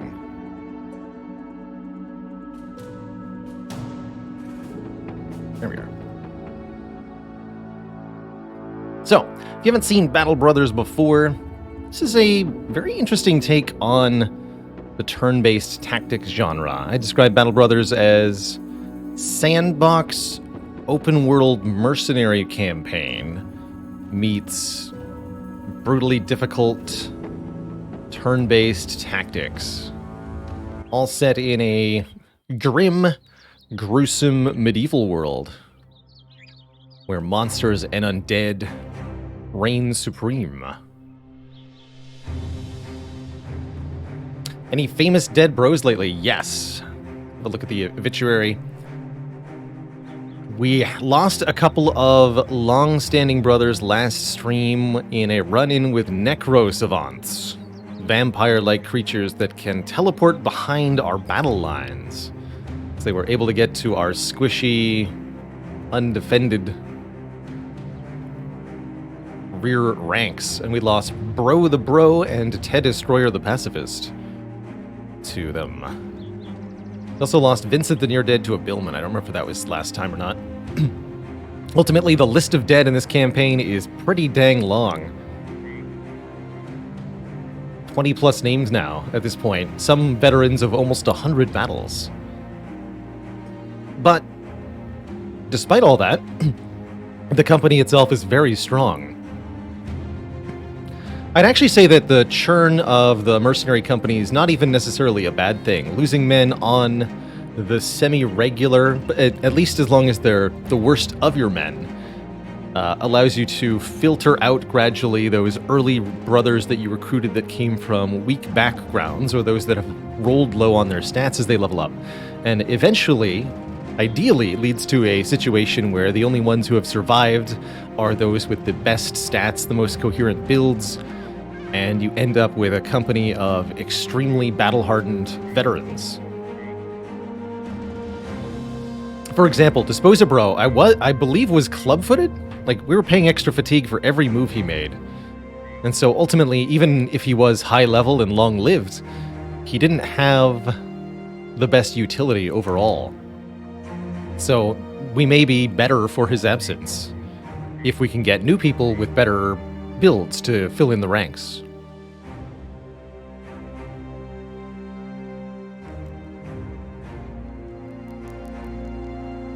Maimed foot, poor possibly. So what we have left is a very melee-oriented company. We've got a front line of extremely durable tanks. Particularly Kazakh Pleth Kilik here, battle-forged, wearing a super heavy armor and helmet. Almost impossible to kill, and armed with a 3-headed flail. Bruce Tharlong, thanks for 15 months of support. And that's right, the more people I lose, the more people you can name. The more tragedies that we will have. I think we have a name available here. Shuriad, Son of the Desert. I think is this guy's original name. I want to say. So we may have this name to give.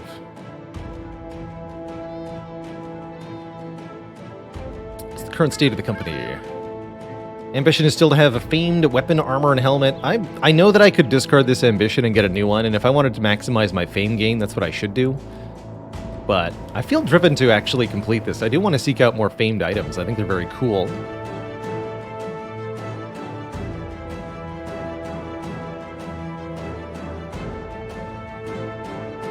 Pedro was named by chat.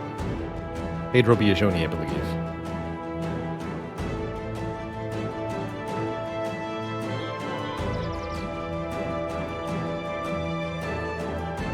That's right, this was Necrosavants. Yeah, Hemivores. Blood Eaters.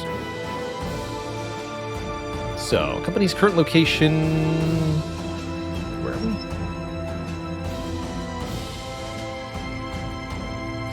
There. We're at Al Hazid. Looks like we need to buy some food before we go anywhere. Thankfully, we're pretty rich. And there was a contract we accepted to go to Lichtmark. Where's that? Here, back over here, which is probably where I should go anyway if I want to get some contracts. Although I wouldn't mind poking around in the desert a little bit more.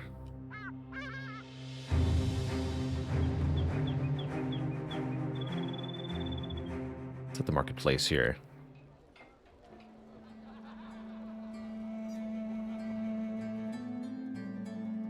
Wouldn't mind buying more tools. Tools seem to be always in short supply in Battle Brothers. Maybe that's just the way I play. I do take a lot of armor damage. Looks like we recently sold a lot of stuff here, but we didn't buy food. Fried lamb. Okay, rice is the cheapest food.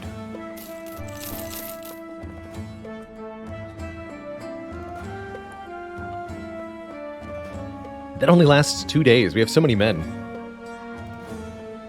Let's grab some dates then, too. Got a hot date, chat.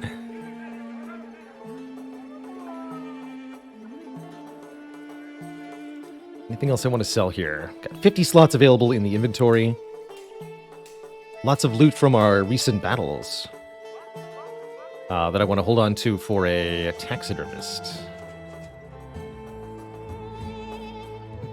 I believe we determined there's no famed items for sale here. Ah! There. That's correct. Oh yeah, just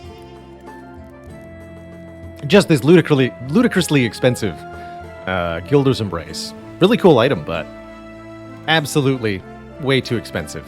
48,000, you kidding me? For one suit of armor? Have to be fabulously wealthy for that.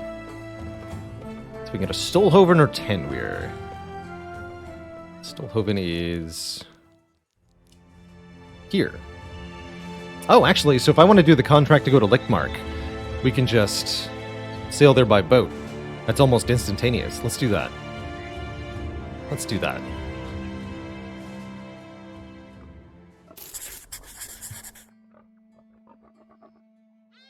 Easy.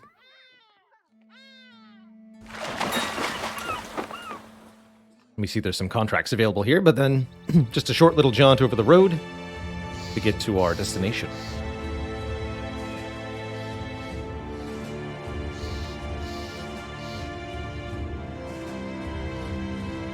What origin is this? This is a new company origin. Kind of the vanilla starts. This is my first playthrough of Battle Brothers. My first time getting to the late game. My first interaction with it overall.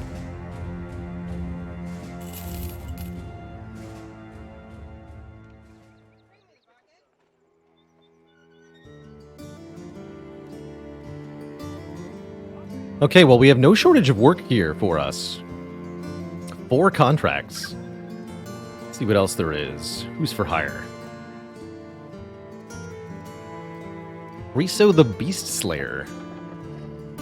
Level 3. I might consider him. He's not that expensive. Particularly if we lose somebody in the near future.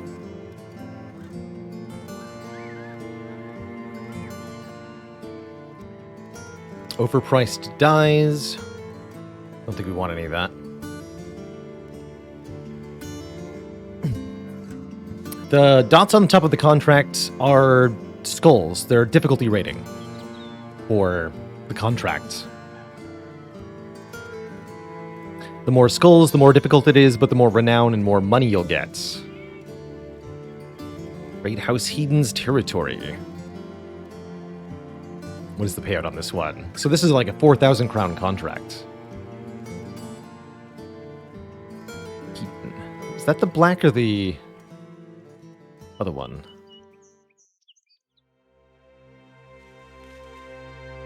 Oh, that's the black one.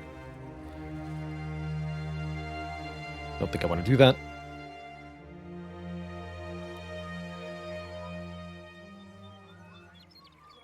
Al-Hazif.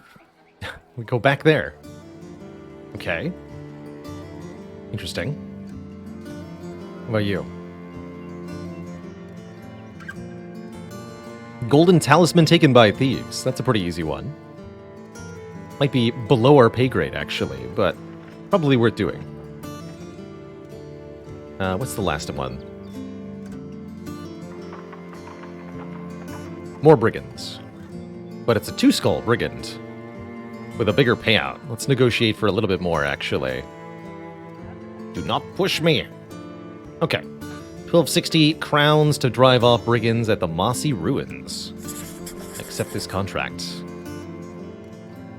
So, it probably means we'll be under ranged fire. Have a look-see here. Anything else we need before setting out into the wilderness?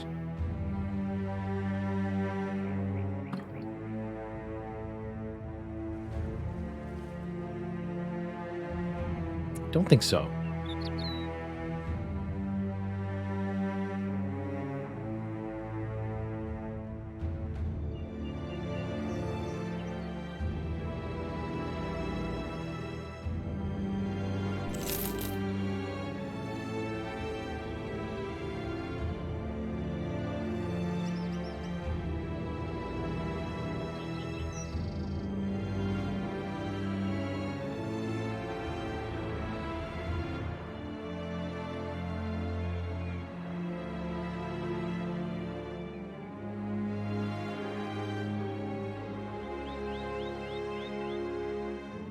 I think we have one retainer slot open. Yeah, we do. Information about footprints. Faster repair speed could be good.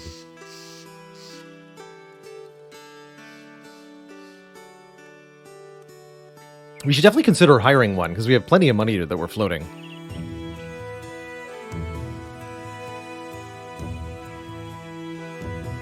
Paymaster could help.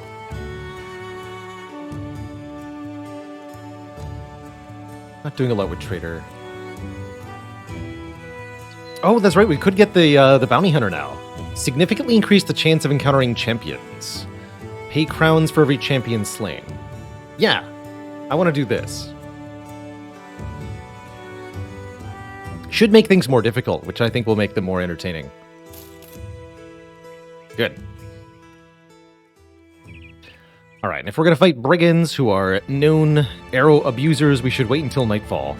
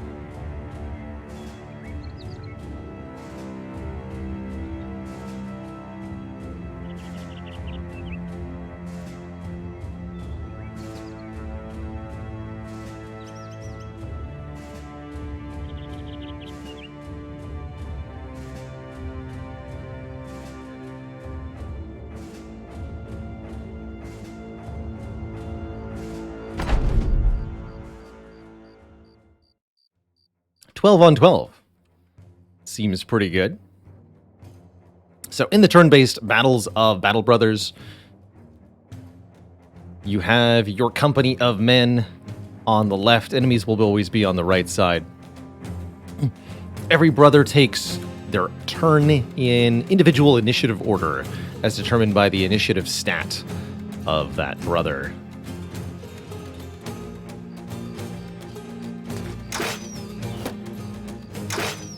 Actions are taking use in action points. All humans get 9 action points. You can get some back by killing enemies with a perk, but there's no real way to get more than 9 action points in Battle Brothers. So what one man can do is pretty limited in one turn. Ultimately, the game's about using formations of men effectively and group tactics to get stuff done.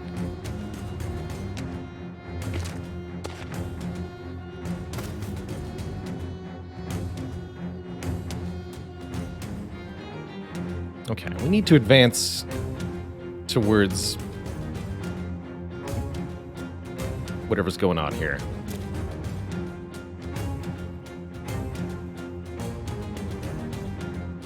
Guess you can go there. What? How do I not see anything?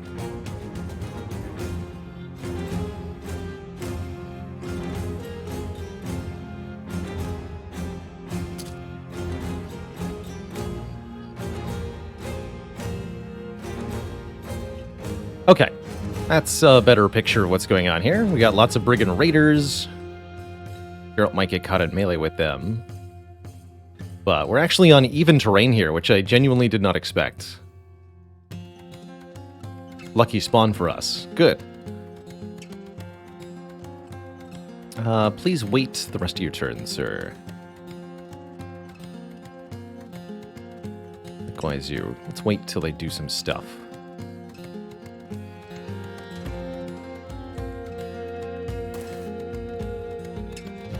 Why are you in a hole, Kazak? Not acceptable.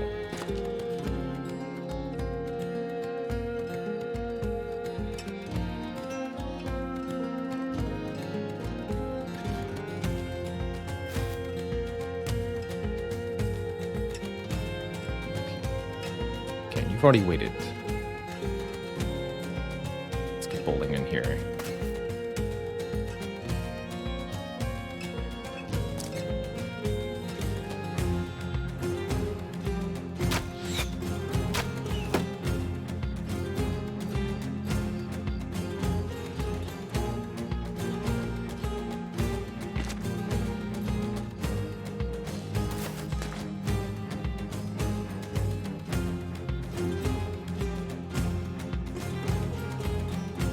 Alright, if they're going to pull out javelins, we're just going to move forward. Charge!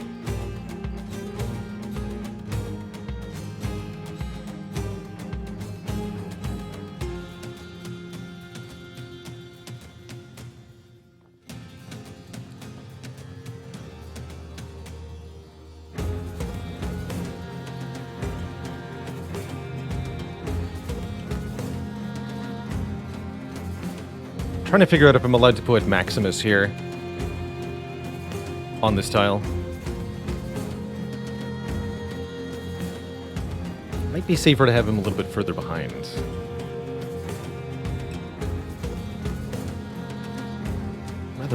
Rather vulnerable. Hey.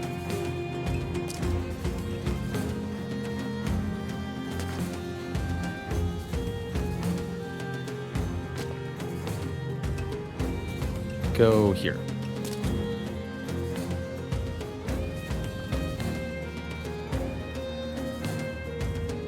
This gets in here.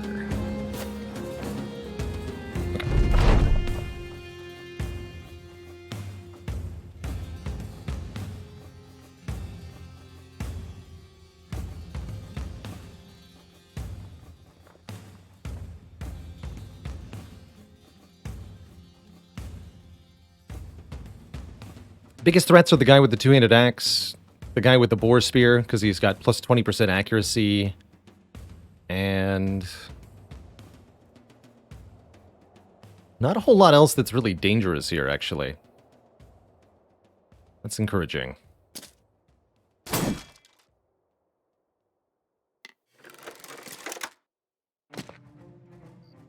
And this guy just invited himself to get stabbed in the face.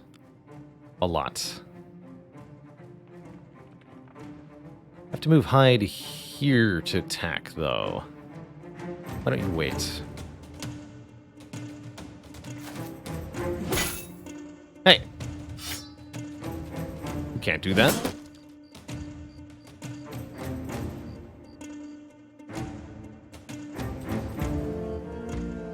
I think we want to put Geralt here, so that we can have Maximus attacking over the gap. Means our shield wallers will be at a terrain disadvantage for being in that hole. It keeps the enemy line at bay while we crush their flank. So we'll just have these guys sit with their shield wall up. The rest of the company will focus on murdering this group.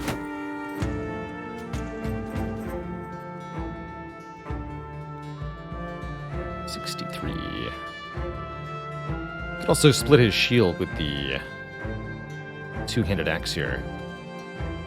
Makes him easy to kill. I don't really care about small shields, so that's probably the best play here.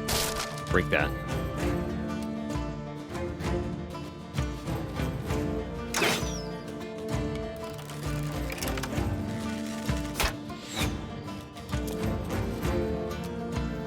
So these two men without shields right now are the top priority.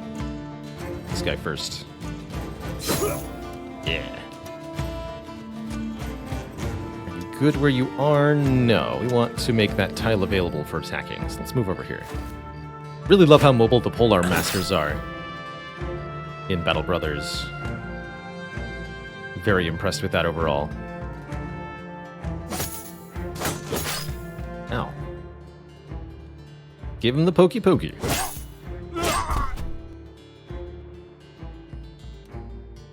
Could break this guy's shield. Actually, let's get the Morningstar guy first. Definitely like these long axes for the shield break. Guaranteed to hit.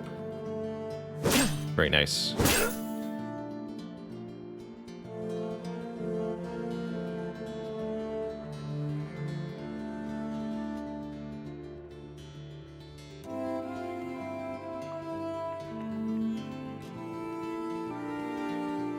Bit of an awkward path for Kazak.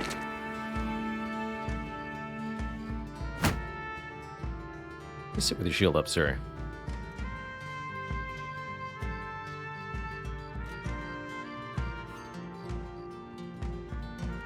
Ghost can wait for a tile to become available.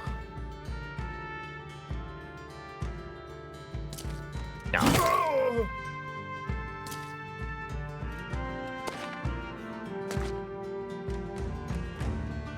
Kazak should win that one-on-one pretty easily. Only concern is losing the shield to that thing using split shield. Not too worried about that.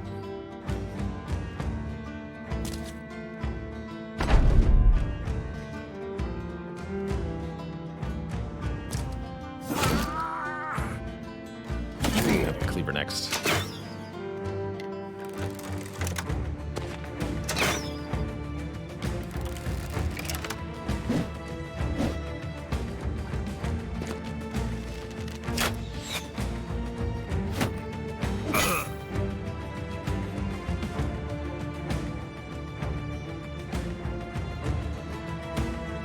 actually needed this tile for Tom. Although Tom can use rotation to get into position to chop that dude's head off. Good for Tom. Have their archers hit a thing yet? They have not, and that's because of two factors. One, we put kite shields on all the melee guys, which gives them plus 25 range defense, compared to other shields, which are usually about plus 15. The other factor, we waited until night, which means that the ranged attackers are taking large penalties to their range skill, so they have dramatically less hit chance for that reason. So they're firing like 20-30% shots at best. Can't see crap, Captain. Can't see a dang thing.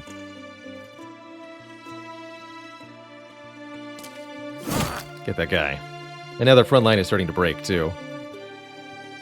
Morale-wise, it's a tough time to be a bandit.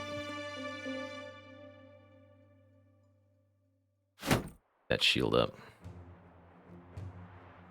You're probably going to get bonked by the Morning Star, so don't use any fatigue. Yeah, split shield, that's what I'm worried about. I believe that's the famed shield on Kazakh, so I would really prefer it not get chopped in half.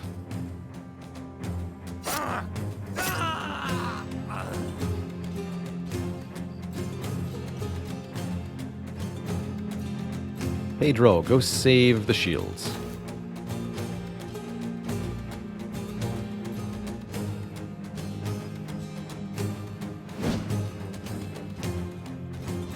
$95, rolled 98. All right, well, that's why it's not 100. Sometimes you miss those. He's already fleeing.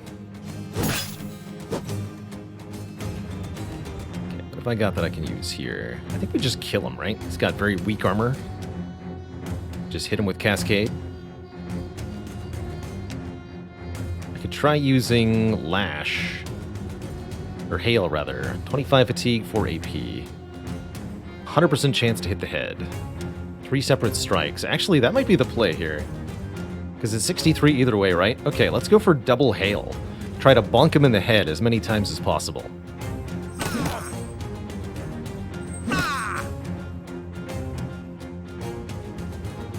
He's alive, but he didn't like it.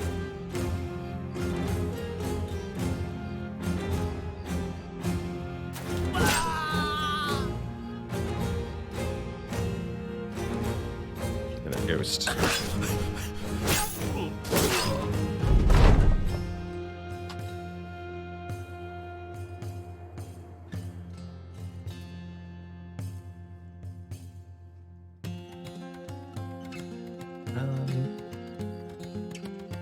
Over here.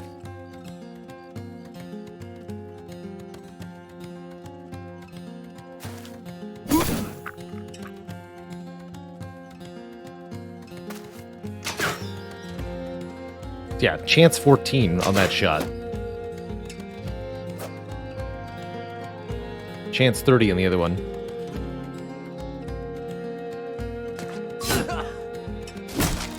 Ah! Well, I'm glad the shield was durable enough to take 2 split shields. But we can't allow that to happen again, obviously.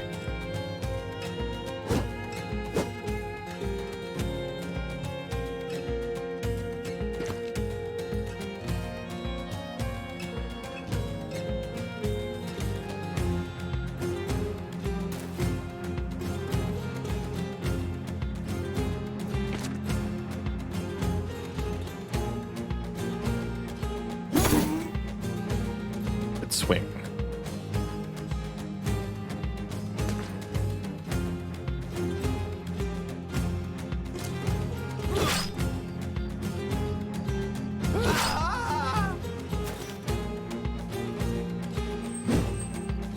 I missed all of them? I did.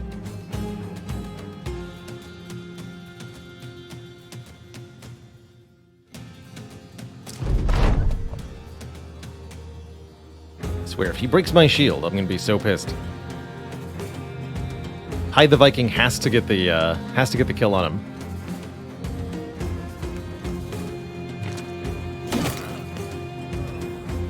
gots to, sir.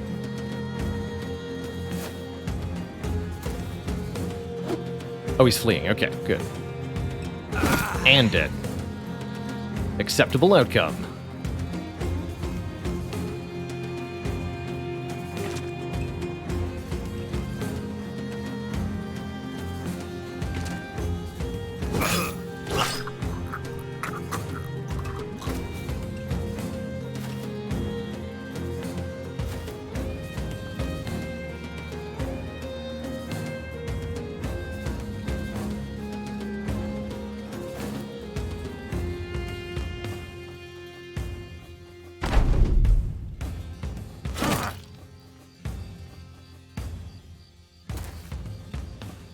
He may live.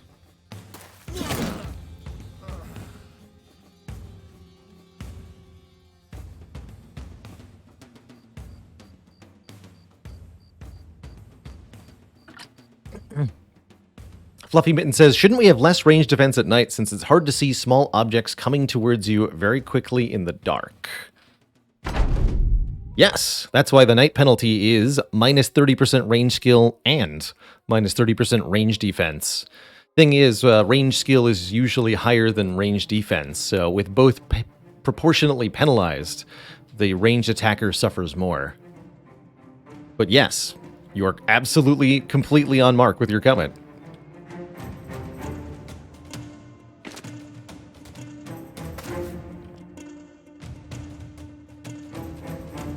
Okay, now I can end the fight.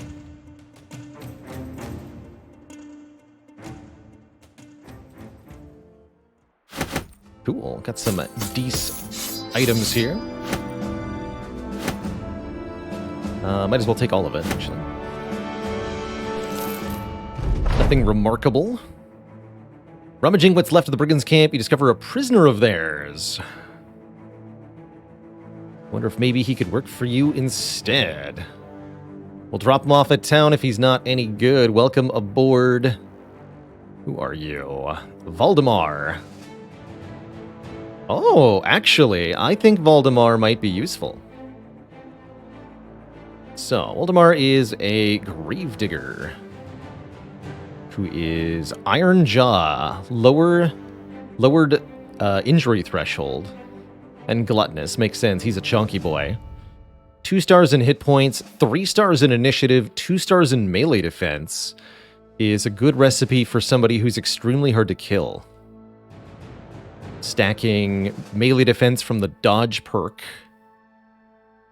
plus hit points from nimble.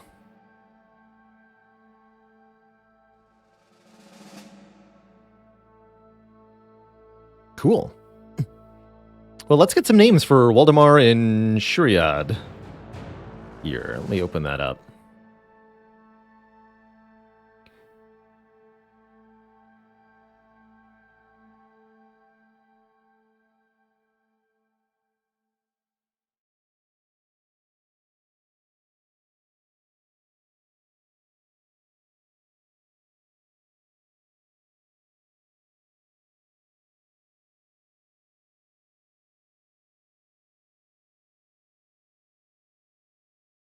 Grab 2 names for the company. And let's return and get paid.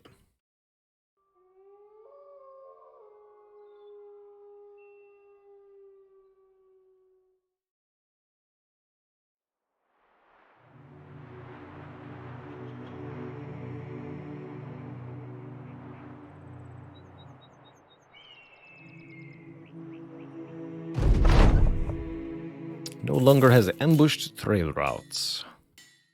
Which means the die is a more reasonable price. Still not worth buying, I don't think.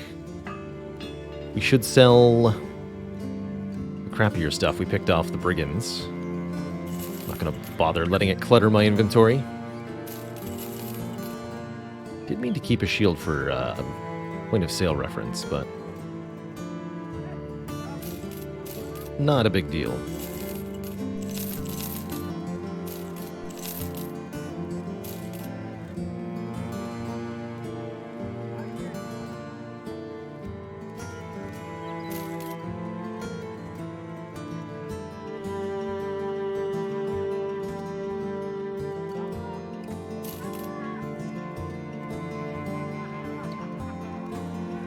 Sell these damaged ones.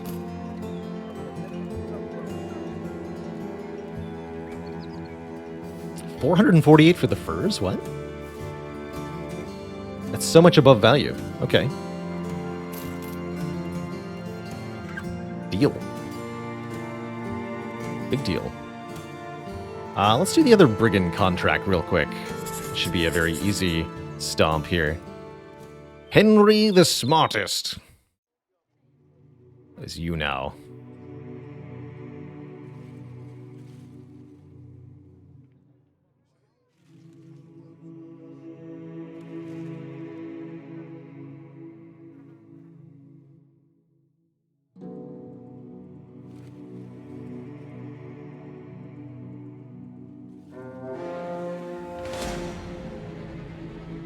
Come back.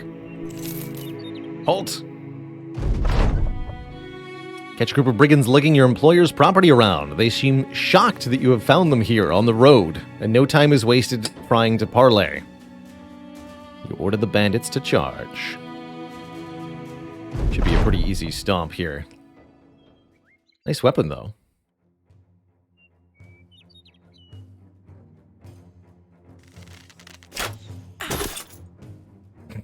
The one guy with the heater shield. Pretty funny, actually.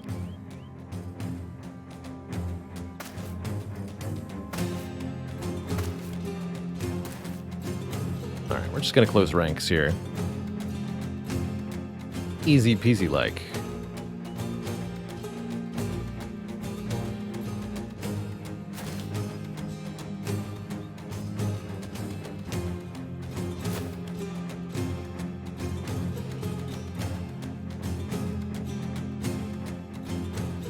Here.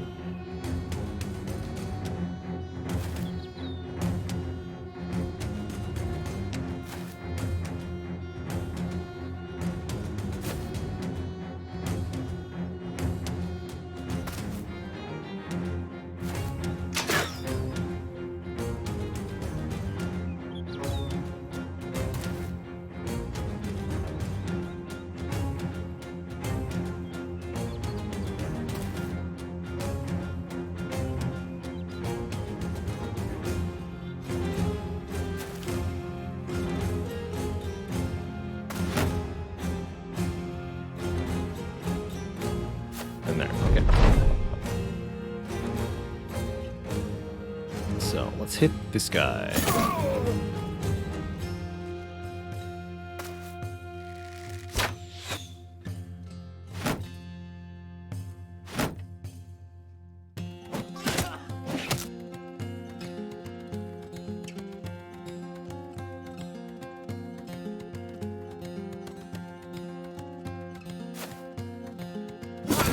Nice.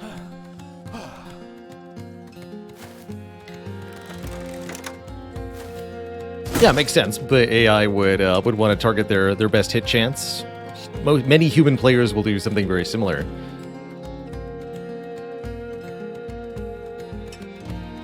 Makes sense that he got shot at. Makes me chuckle that he got hit.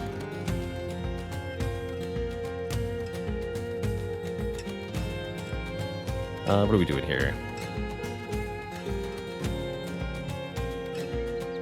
We want to wait until this guy's shield is broken. Can't swing over the bush. Alright.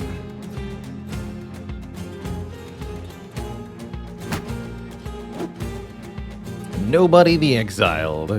Gonna be the other name. Wonderful. Get him.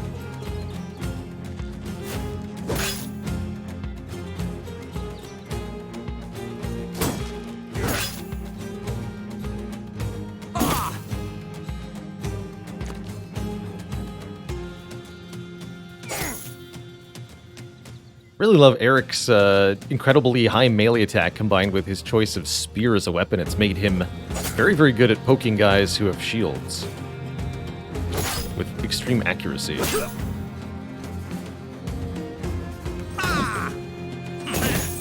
The triple bonk.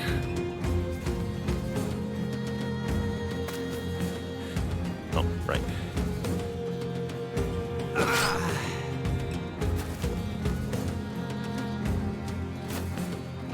We might actually want to retire possibly the Unsure. On account of that maimed foot.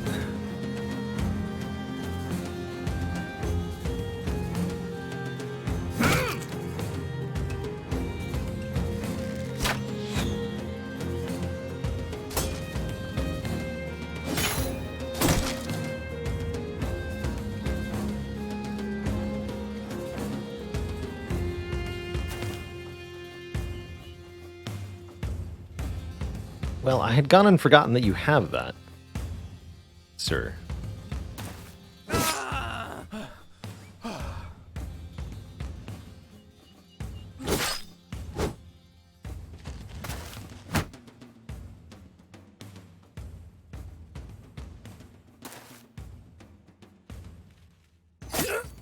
Oh.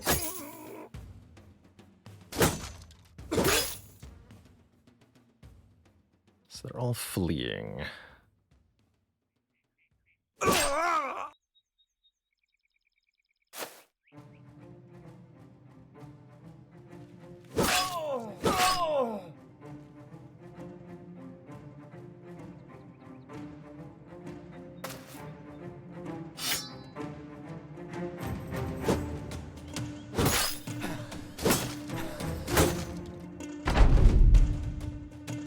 Goes early in the round.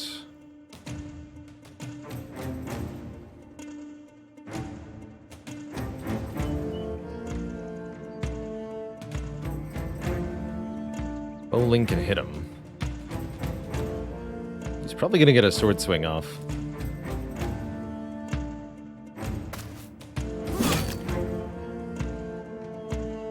So I can't quite get Hide the Viking into position. If possibly the Unsure wasn't in this tile, we could poke him again and kill him. But I have no attack tiles.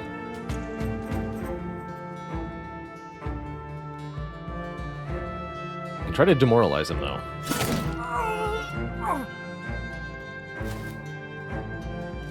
That partially worked.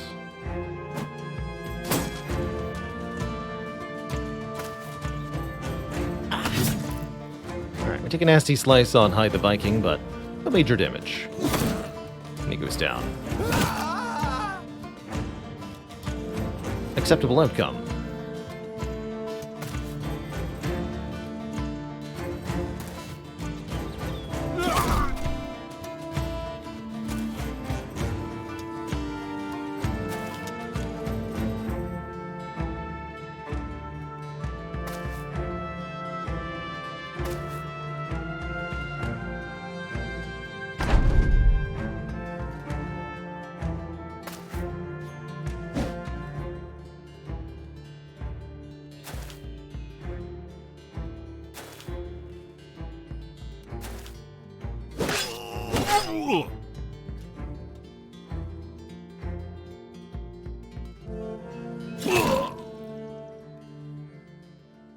You get a level up there.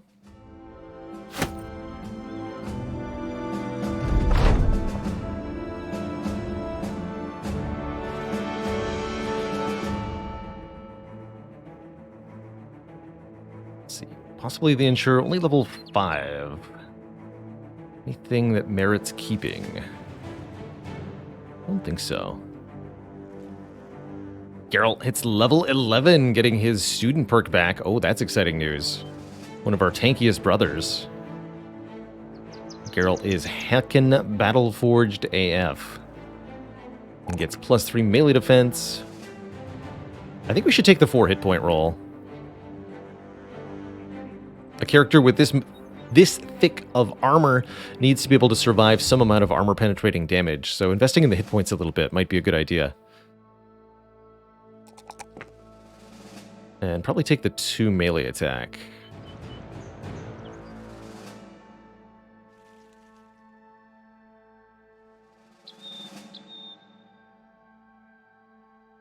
So the fatigue, the initiative, or the resolve could also be very helpful.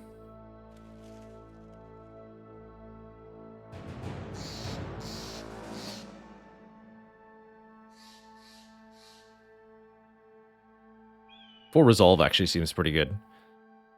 And I'll likely take Fortified Mind as one of my perks to get a whole bunch of free Resolve.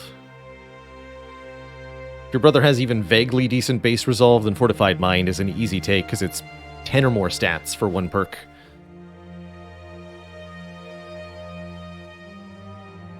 You could argue Gifted is roughly value equivalent, actually.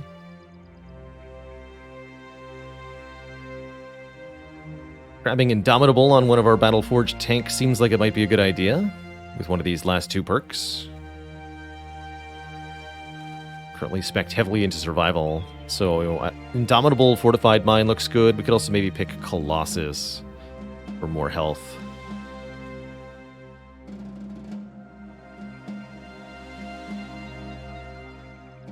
Let's go Indomitable, Fortified Mind. 66 Resolve now.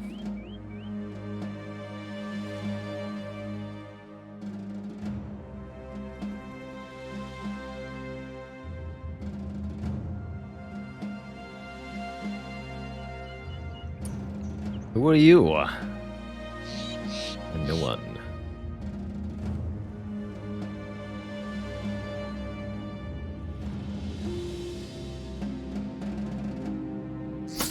Alright, you're off.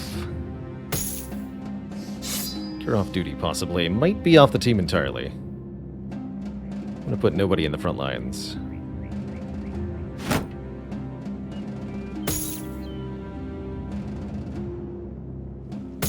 Enjoy your new guy armor. Actually, I have a 150.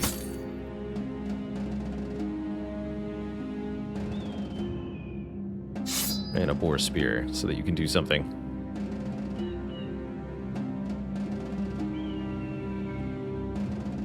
Yeah, I really like the stat line on this guy. Especially the stars and hit points combined with Iron Jaw. Seems really good.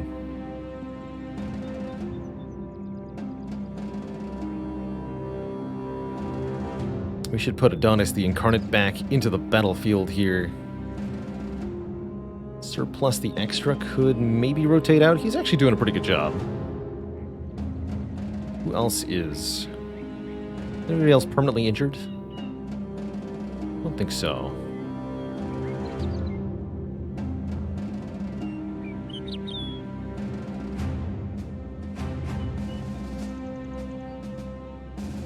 Oh, that's right. We're leveling Serpensky's range skill. This is our Swordmaster, right? That's right. 95 melee attack. Been liking him with the two-handed axe, but we might want to go back to Greatsword for a bit.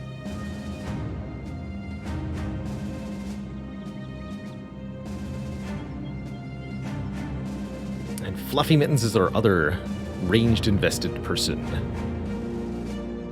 Has felt useless in the reserve for a while. Let's make some rotations then. Who's in high mood? Kazak, you're gonna sit out for 1 battle. Don't want to have all of our best go away. Ghost, you're gonna sit out for a minute. Fluffy, you're in. Bowling, you're out. Zizzy, you're in. Surplus, you're out. Oh wait, we actually have one more. We can do one more frontliner though. Henry, you're in. So that'll rotate out the experience gains a little bit. The side of the path, you see a man slinging a rope around a tree branch. Second man pushes a blindfolded prisoner forward, slipping a noose around his neck. Step back, sellswords. This man is meant to be executed under the orders of House Gunbald. Interfere and you will be dealt with in a similar fashion.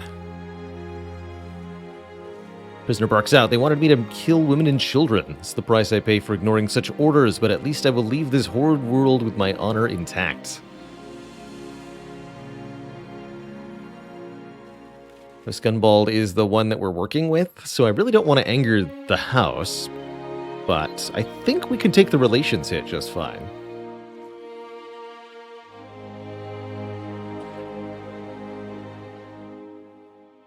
Free that man! You won't stand for such an execution and order the men of the Baylor's bandits to intervene. They quickly draw their weapons and ascend upon the soldiers, slaughtering them. Oh. Please, let me fight in your ranks. It's the least I can offer.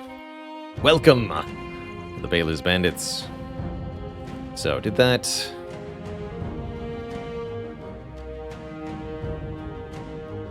Not clear if that affected our relations with House Gunball, but we're still neutral, so good.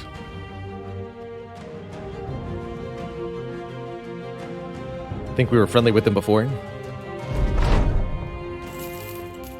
Let's see who we got out of the deal there. That's not... Caspar the Honorable, a deserter, makes sense.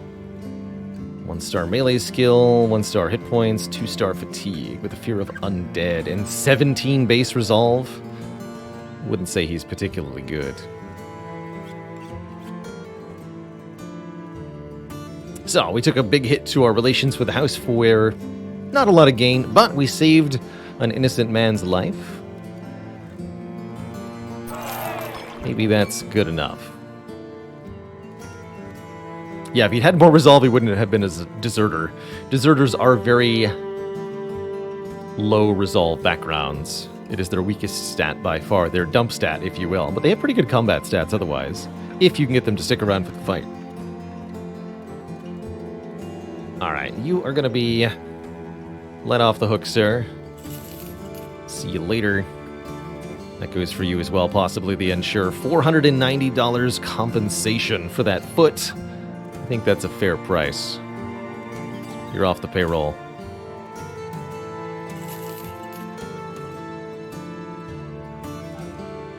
That brings us down to a more reasonable 16 heads. Too many men is too much food consumed. Hard to stay afloat financially.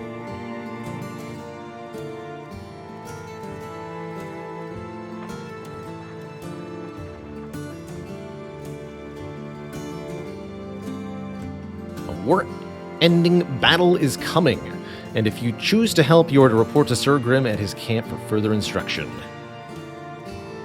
A great battle, you say? Really not that big of a payout, though. Oh, probably because the relationship went down. Can you do a little more?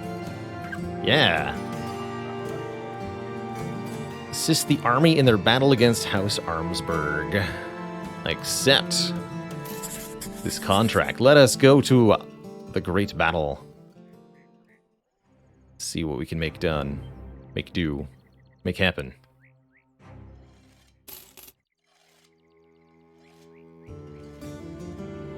Grab a little bit of tools while they're cheap-ish.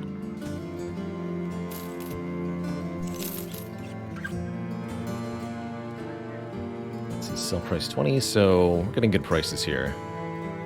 Let's sell a few more items.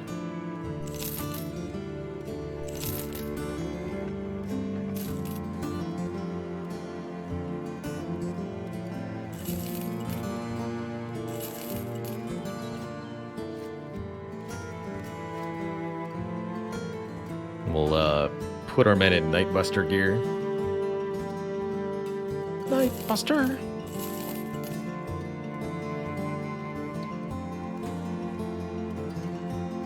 Good.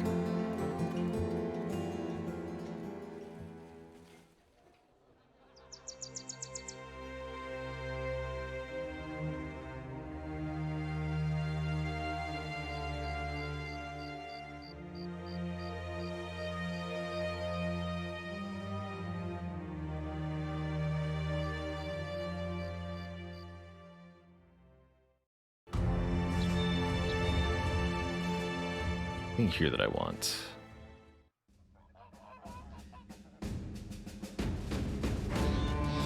Training hall, armor, weaponsmith.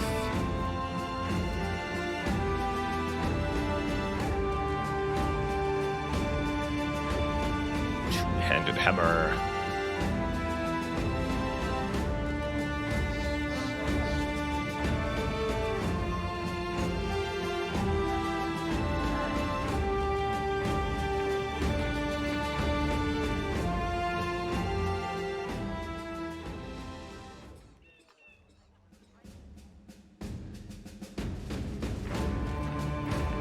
Experience bonus for one battle might make sense. Let's gear up for the nobles. We're going to swap out our best men back in. This is a very powerful and dangerous combat, so I don't want to mess around here.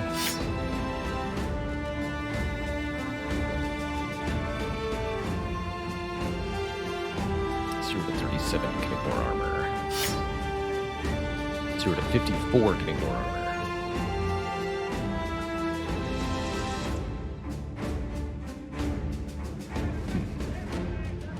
Really do like the 2-tile range on the pole hammer. It's good for armor destroying. Might be able to get some really good armor. Last time we brought a crossbowman to a big battle, we lost them. Do I dare risk Fluffy Mitten's life here? Why Swordmaster not using sword? Because a sword isn't always the best choice of weapon for the target. Swords are good against larger numbers of squishy targets, but when you're dealing with somebody who's wearing a suit of plate armor, you want a weapon with more armor or damage effectiveness. So for this particular engagement, we're going to give him a pole hammer. And generally speaking, I choose the weapon for the opponent, not for the guy who's wielding it. I know he does have sword expertise. We gave him the sword perk, but the hammer is going to be a lot more effective. Okay, definitely get Bowling back in there. Surplus and Zizzy will sit out. Kazak needs to be in. Definitely should not bring... Actually, you know what? Yeah, do bring the new guy on the fight. And if he contributes, good for him.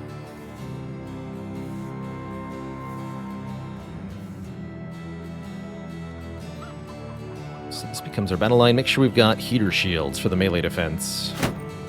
There may be arbalesters, but the lines and lines of melee infantry are going to be the greater threat by far. You have crossbow mastery? You do. Okay, so you have like super duper armor penetration. Specifically for night killing. This is what it's for, after all. Okay, so we'll bring Fluffy Mittens, and maybe it goes well, maybe it doesn't. Got a heavy crossbow. Do we want to give Tom a different weapon? Could also give Tom a pole hammer.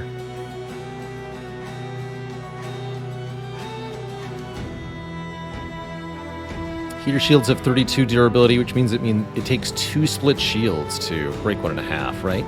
No, 36. Okay, no, keep Tom with the long axe.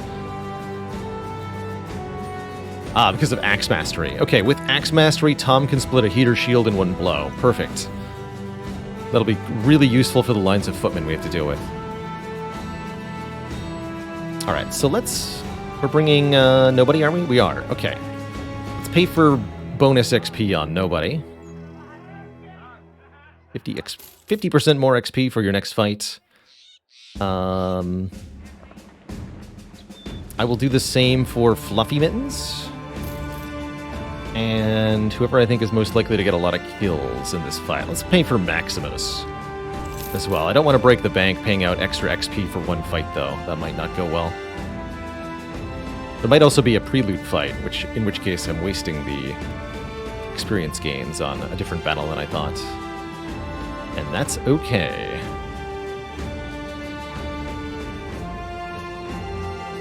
Completely okay. Alright, I think we are set here. Good luck to us.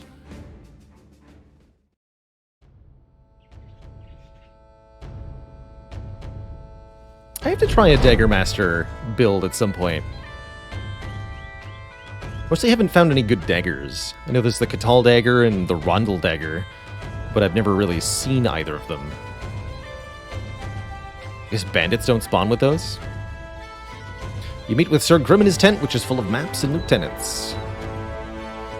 Oh yeah, we are doing the scout thing first. The company will head out immediately. So we're to intercept the scouts and northeast of the war camp. Northeast. Let no one escape alive. There they are. Some footmen and a few billmen. Engage.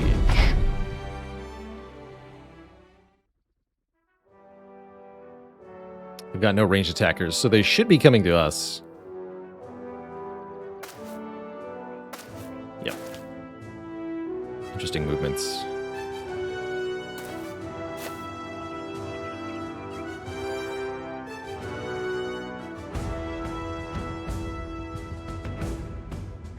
Is that guy so much easier to hit?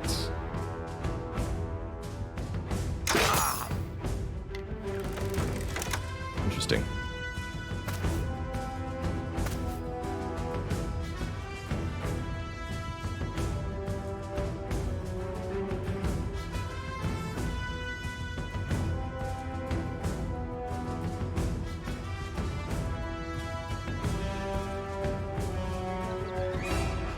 Spear wall will be pretty ineffective here, but kind of entertaining to think about.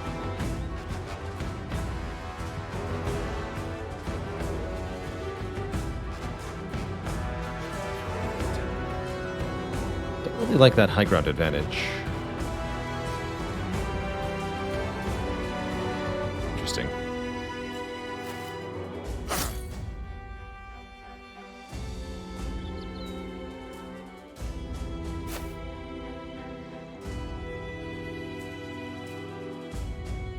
See if that guy moves into pike range.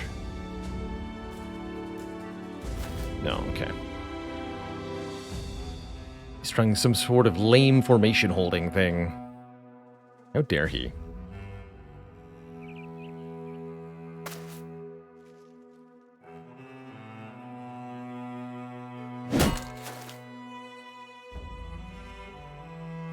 Okay, so the goal is tie these guys up in melee while they're busy. Kill everybody else. That seems to be the goal here. Although I actually like killing this guy. Seems like an easy target at this point. Serpensky's got 200, 200. Good luck to you, sir.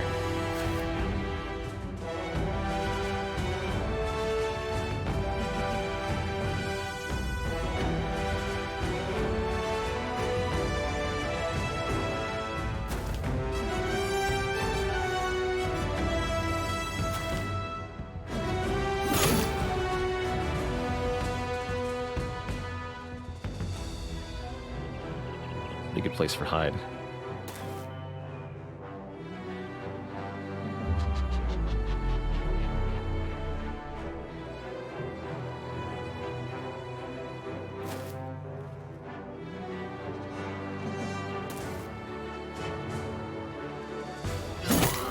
Oh.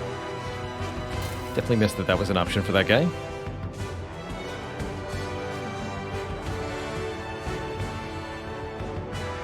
Well, ouch.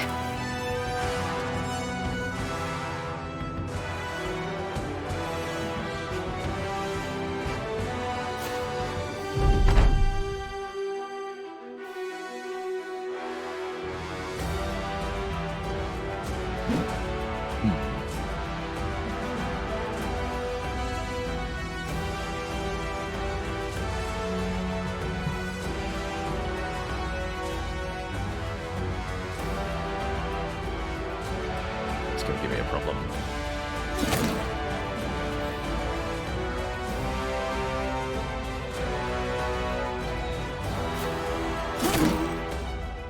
That worked out. Okay, you should wait until after the split shield.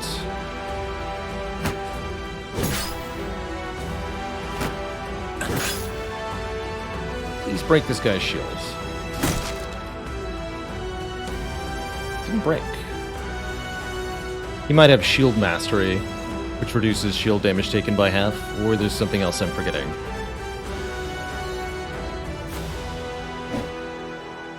In either case, not great.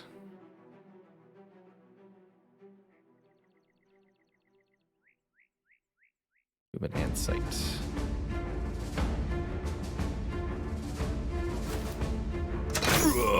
Shot.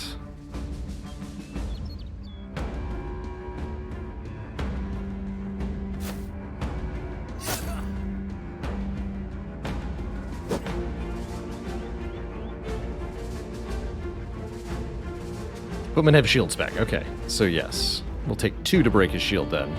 Not as effective as I thought then, giving Tom the axe. Still useful, but less than ideal.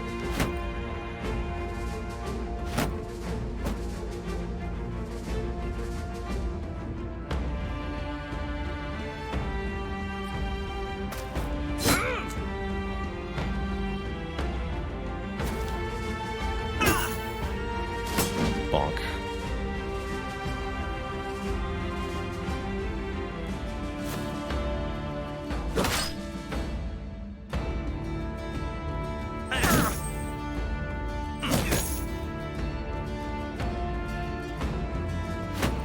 The shield wall up.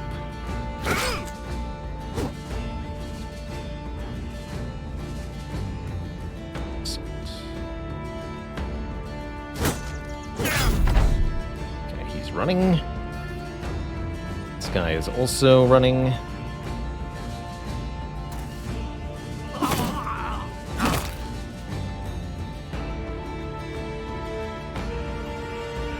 Just kill him.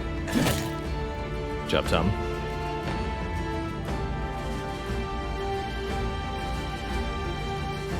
Alright, well, they appear to be dying.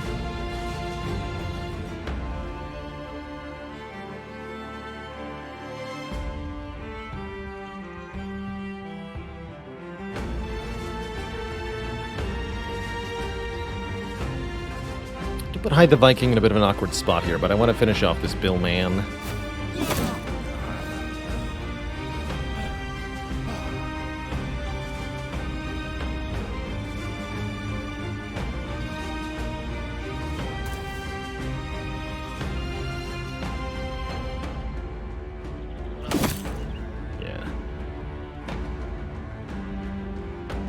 We knew the risks.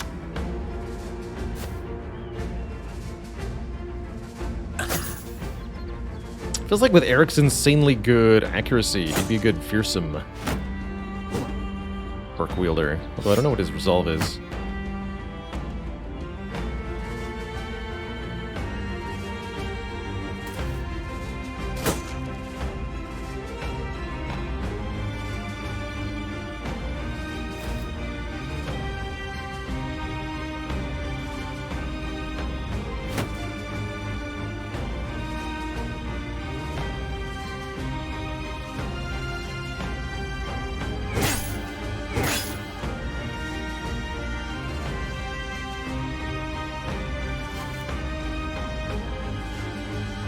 I don't want to take too much of a battering here, because it could affect our ability to be fully repaired for the real fight, too.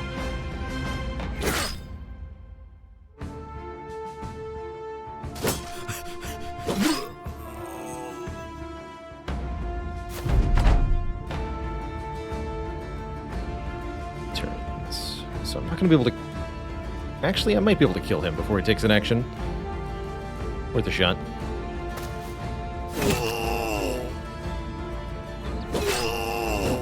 Almost. But then he did die. Good. Get that bonus XP, sir. Just that one guy left. Nice. Okay, so the bonus XP was largely wasted. I was thinking we'd get that for the big battle. I'm not going to go back and... Hey, again, I think I'd have the same results.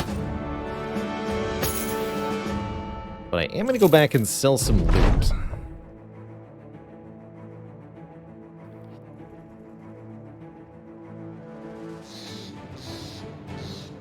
Make some inventory space real quick. We've also got a level up for Kazakh. Our tankiest of boys. Kazakh is Colossus, right? Colossus Battleforged. Yeah, definitely one of our tankiest.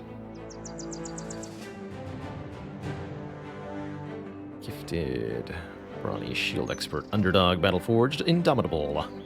All about the tanking. Although I definitely don't mind +3 on the melee skill here. I could see 4 health, 3 melee, 2 melee defense. Could also see taking the 4 resolve here.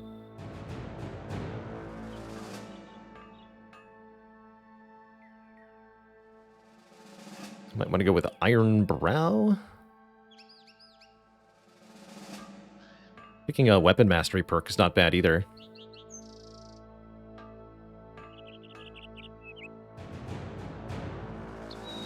It's Pound, right? No, it's Cascade. Flail Mastery is an interesting idea.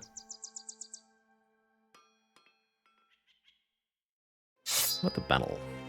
Cleaver thing. It has Split Shield.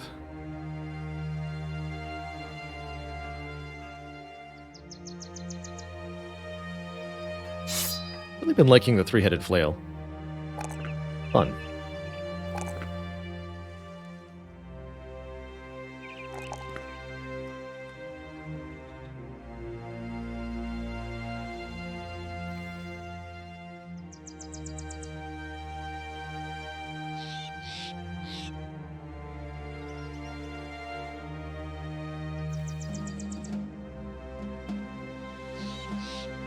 Headhunter can be fun for a flail wielder too, to get consistent bonks.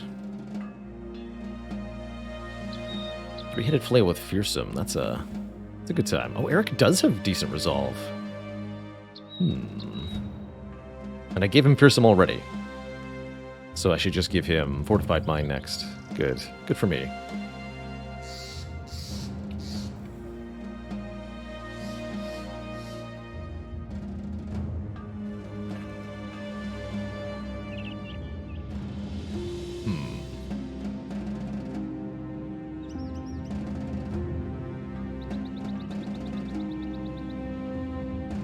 Recover can be pretty good too, to let you spam Indomitable for more turns. Let's grab Recover. Rest for a turn to reduce fatigue accumulated by half.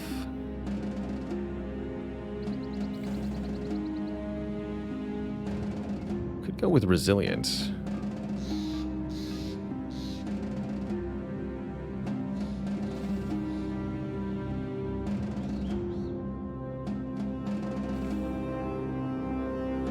Choice.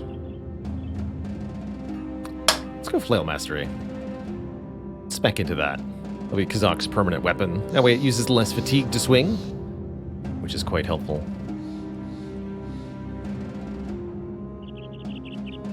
And then we're selling stuff. Much stuff as you can get your hands on. We need inventory spaces.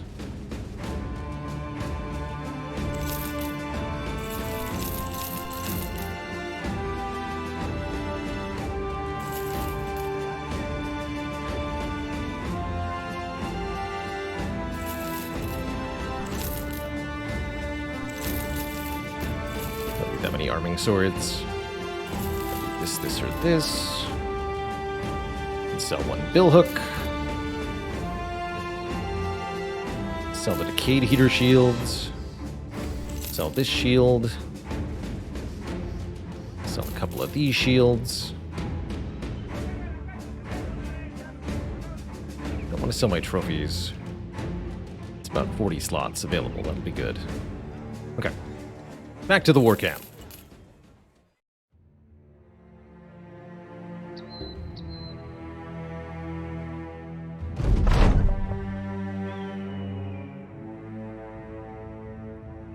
Wait in the war camp. Should allow us some time to repair some of the stuff that's damaged.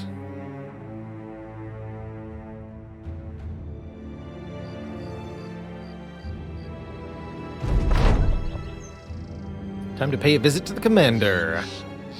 My little bird here has reported that shipment equipment is headed towards House Armsburg's army. If we can intercept and destroy it, they won't be nearly as ready to fight in the future. So we must intercept supplies en route from Krakendorf to Sonheim. Krakendorf. Ah, there's the caravan. So we'll catch it here. 14 men strong.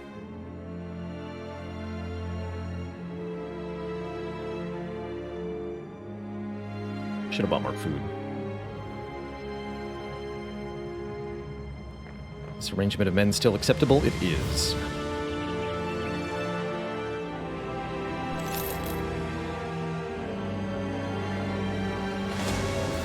Iron Crown Company. Many mercenaries and a swordmaster. Interesting. Sounds like a fun fight, actually. Swordmasters are not to be messed with. Absolutely not to be messed with. I don't want to chase them down and then miss the caravan.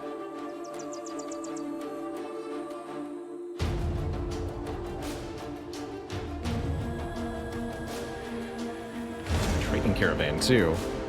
Sure. Plunder them!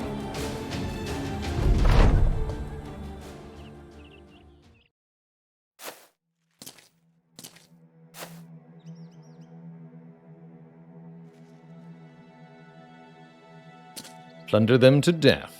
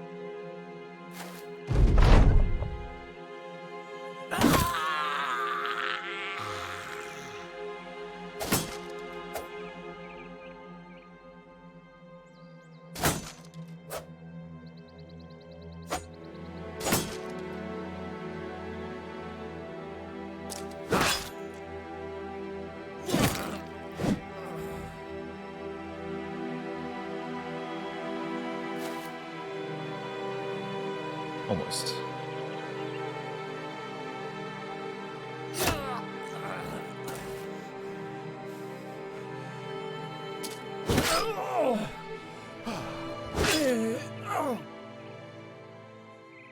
Get lots of medicine and the food that we needed. Okay, so that helps. A ton of meds.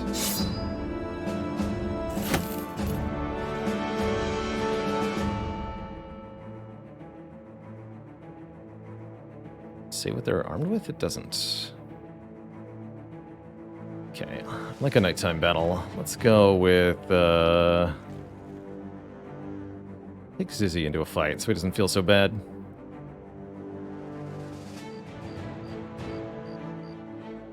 Yeah, a few Arbalesters.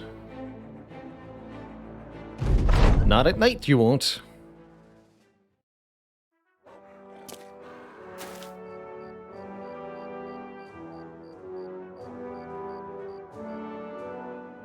Alright, Geralt can't see.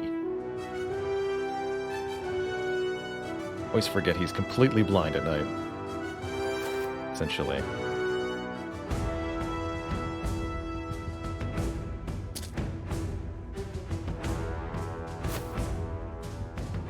Found him.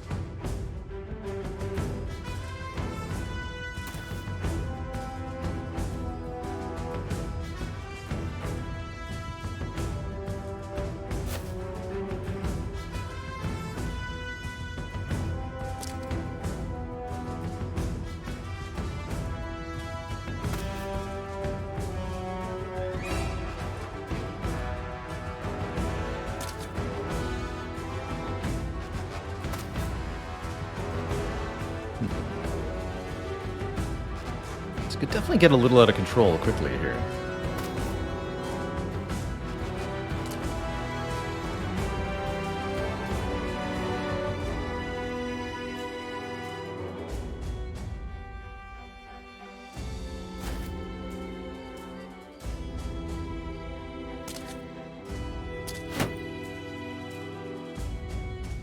Geralt's a little out of position now, too.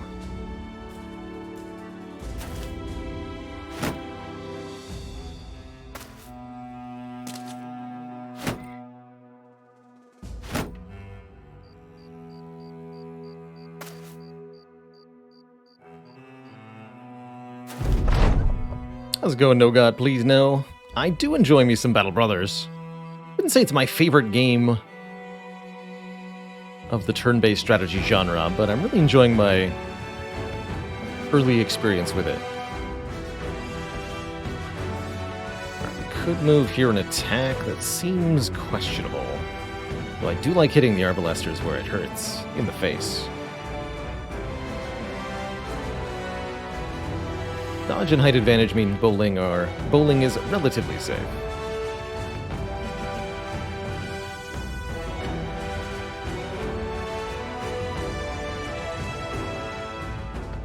And do it.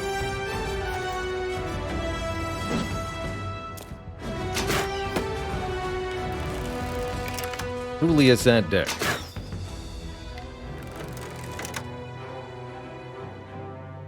You're gonna wait.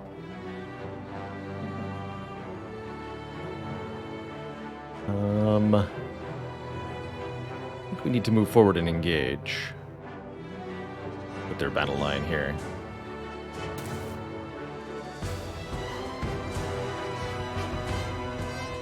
Here, swing that war pick at a dog. The dog's not gonna care. Chomper.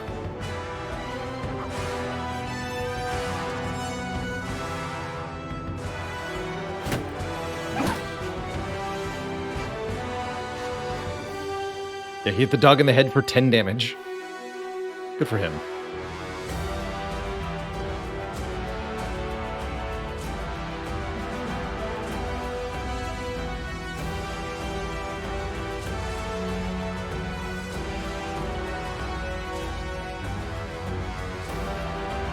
Yeah, at least they've got kite shields.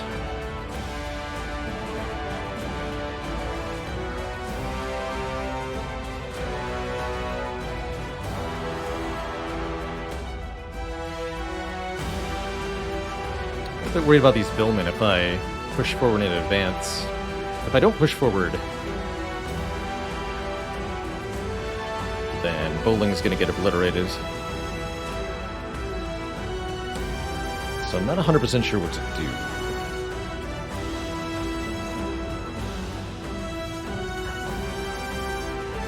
Definitely put up the shield wall. I think we wait. This guy has to wait or move awkwardly like that. That's perfect, actually. Now I do want to press in. Good.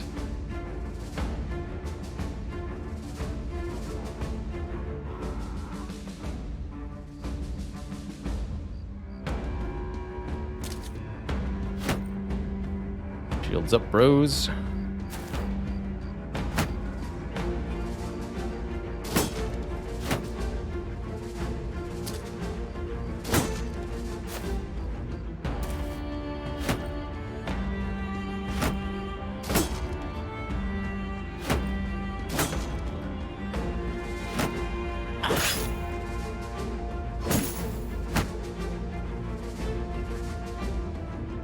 Tough.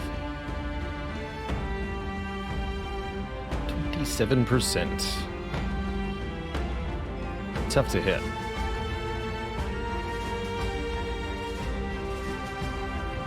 Probably need to chop through that heater shield with Tom's axe.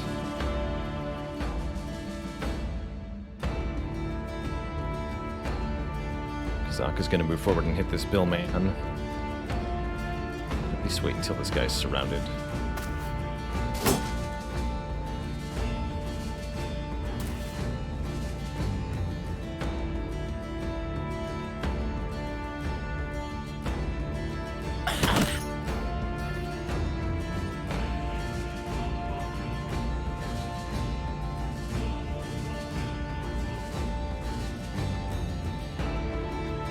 So we have to focus on the weak points in their formation. That's this footman. And this footman. Guys with kite shields rather than heater shields. This one's less armored. Let's see what our hit chances look like here. 51, 26, 36, 19. Well, I guess we should just take out the surrounded guy then. He's way easier to hit. Off back.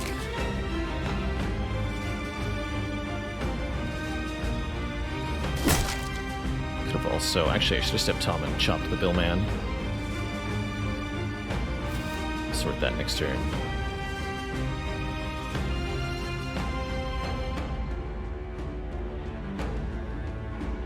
Donis Incarnate can poke him. need this tile to be occupied by someone. Otherwise, we're going to lose bowling over here.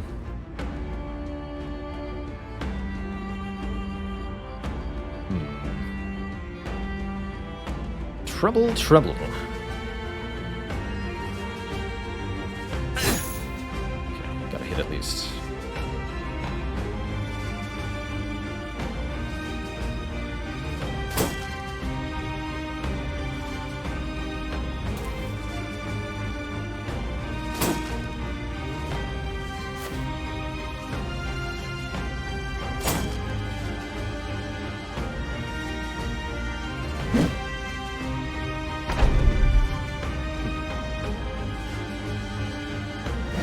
Oh, come on, man.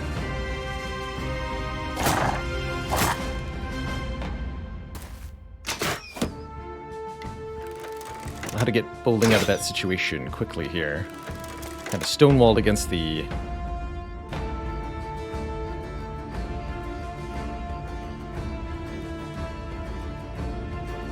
enemies here. Can improve the situation by getting Hyde to do some damage, I suppose. Even put Hyde over here. Can't attack this turn if I do that. I think I go here and then attack. Next turn, moved here.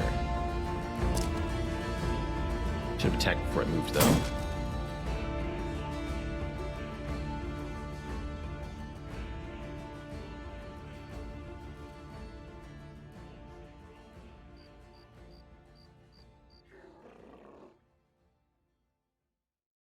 Or 45 to knockback. Go for the knockback. Yeah. Press in.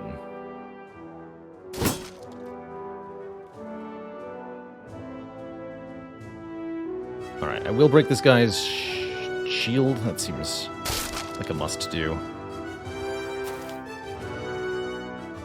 You're gonna wait. Right, well...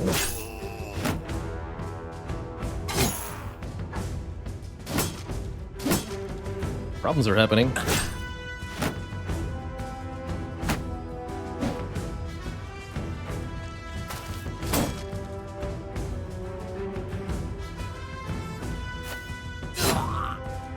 Kill some Billmen. Or else.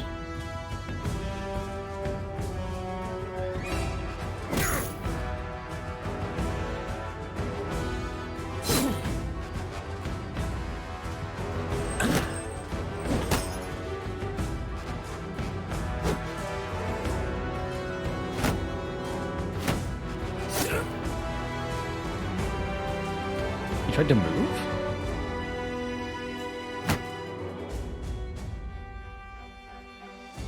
Kind of unclear there.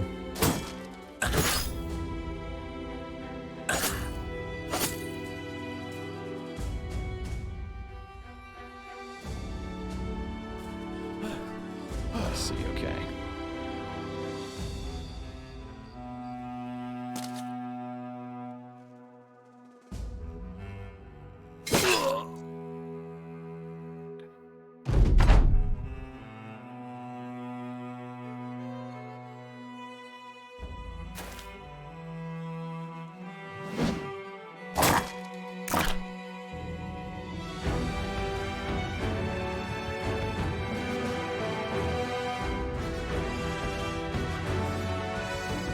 Tempted to try to evac bowling here, but if I do, I'm going to take an attack of opportunity from this footman. A hit means we just take even more damage.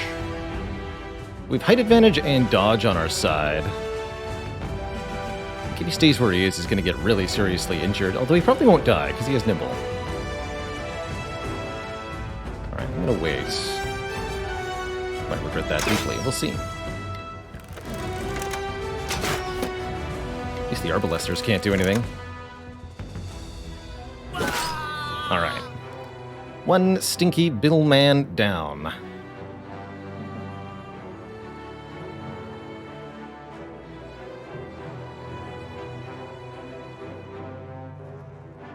Close in with his other Billman. Yes.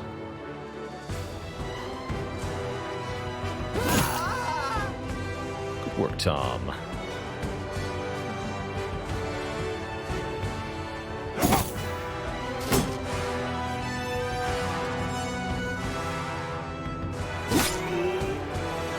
Okay, Arbalester down. Things are now going better.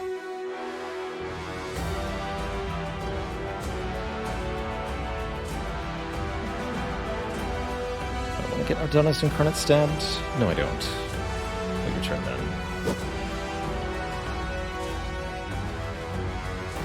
This guy's already fleeing. Move up over here towards the problem area. 60, 40, 47. That guy.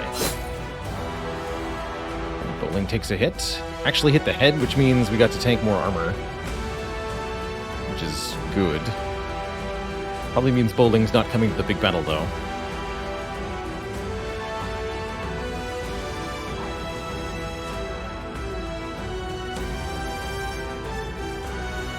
Somebody with rotation over here. Not bring enough rotation men.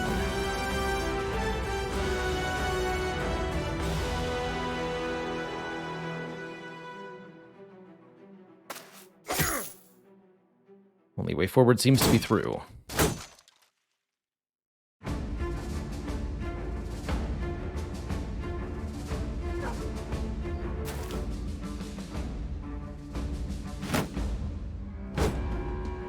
Nice dodges. Good.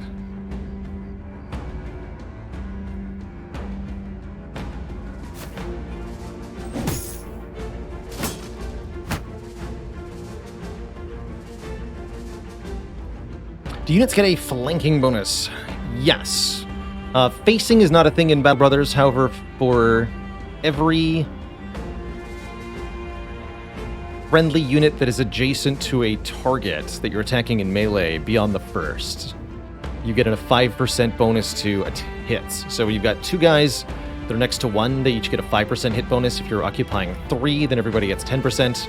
4, everybody gets 15%.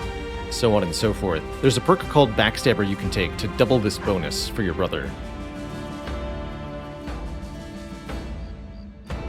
Nobody is dangerously close to being dead. Although, turn's over, so stab away, my friend. Dog successfully distracted this guy forever. Good work. Turn is done.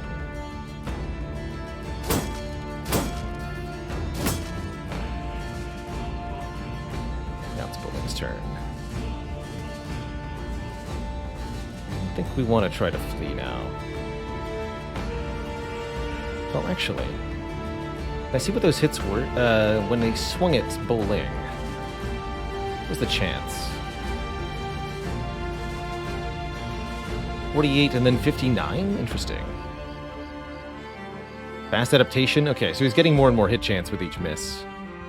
Means I'm almost assuredly not going to make it out. Stop missing that. Good lord.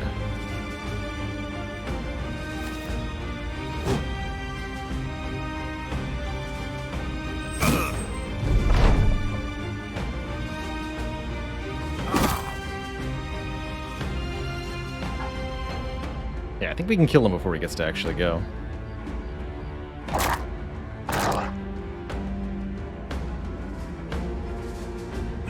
Yeah, okay.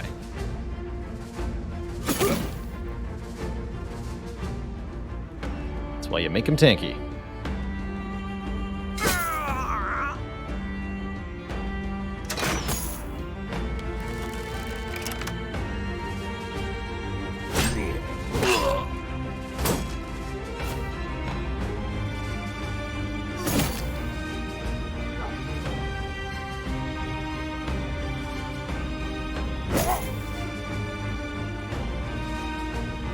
Or tough.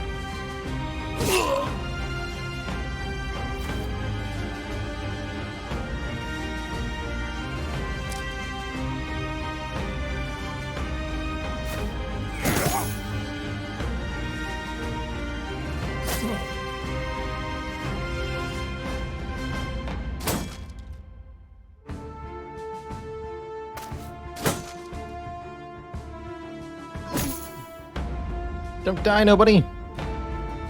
Nobody kills nobody. On my watch.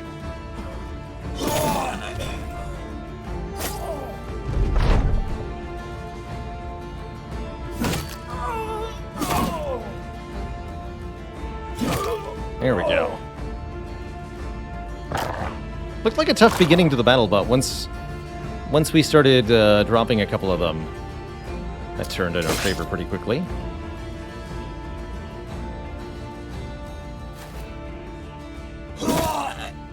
Not too bad. Nobody leveled up?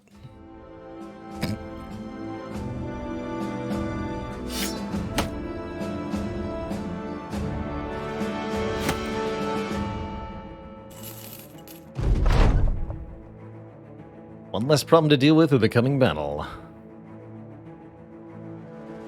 I think we'll actually be fine with Hide the Viking here. Or no, sorry, Bowling. As long as we swap out Bowling as equipment here. Or similar but different. Should be completely fine.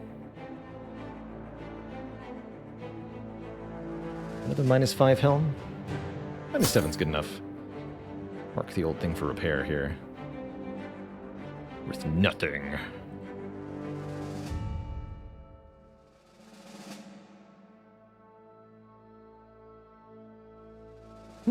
Nobody got good stat rolls on leveling up, too. Max out here. I mean, pretty much always going to get max hit points, max melee defense, max initiative. These are the stats I want to improve here. Again, the goal being to make somebody who is as hard to kill as possible.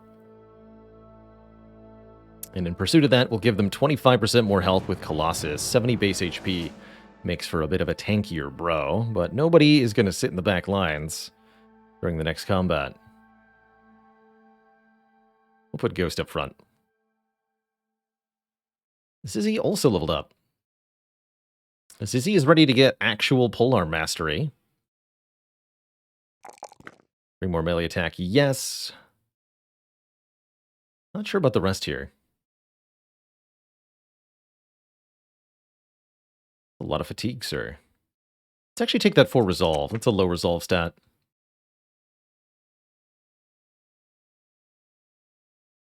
Do you have dodge? Yes. Let's take initiative then.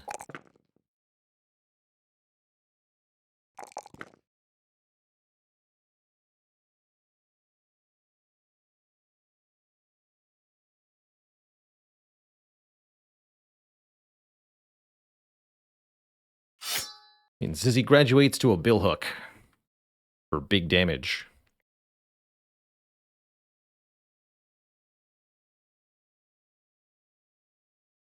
So, William Hook. Alright, took some battering here. The repair time estimated at 50 hours.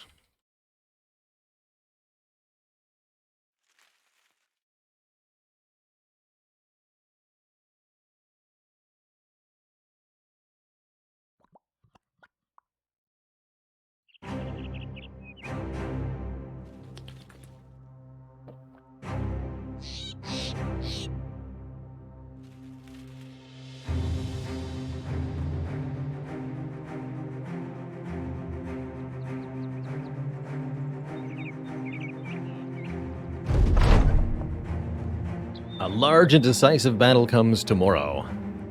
But for tonight, we rest. Camp, repair our equipment, heal our men's up a little bit. Do I like the current comp?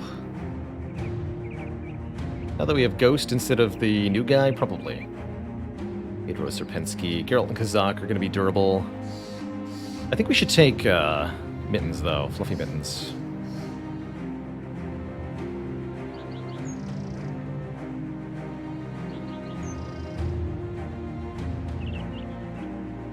Instead of Zizzy, despite the polearm mastery.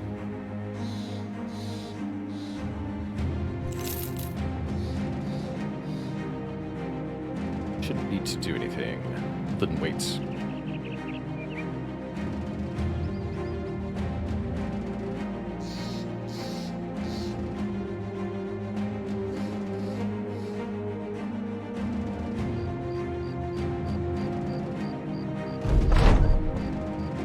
Keep your families in mind, men, for they are surely depending upon us this day.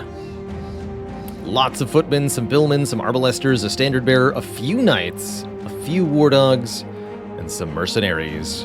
We also get allied forces on our side. 22 to 25. Not as big as the last battle, actually. They've got Sir Grim with his fancy dragon helmet. Good for him.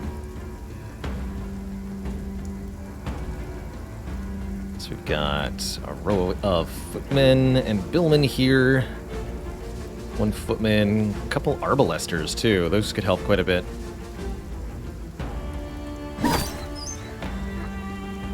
Good job, Bowling. Already made most of our men confident. That's a good start to the battle. Being confident means you have more melee skill, range skill, melee defense, and range defense. Just harder to hit and easier for you to hit your opponents when confident. That's a stupid place to go, sir.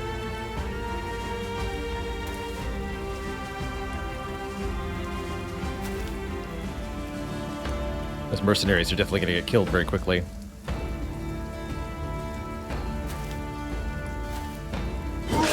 Right.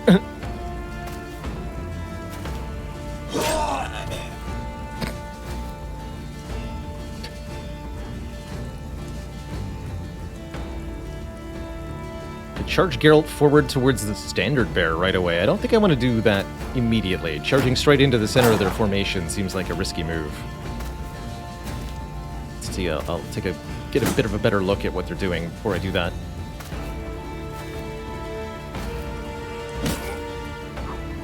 Nice stun.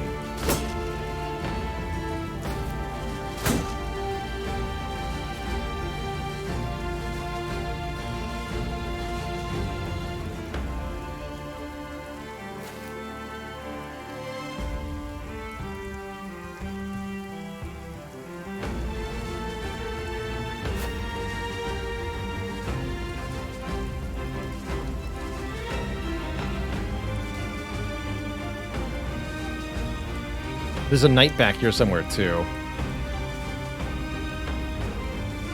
So I'm a little afraid of him.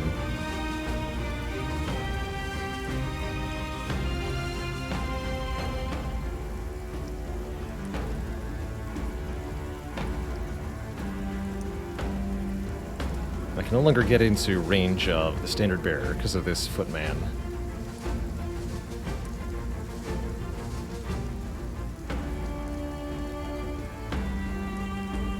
I'm gonna get that footman out of here.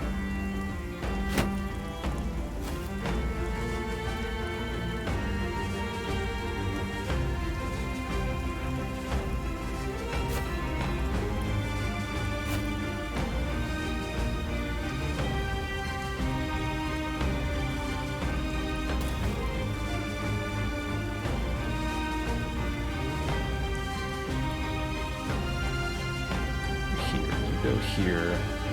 Go here.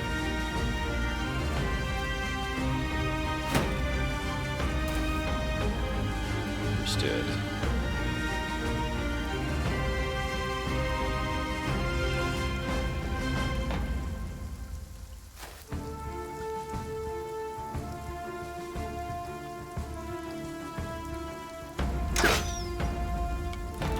Good shot.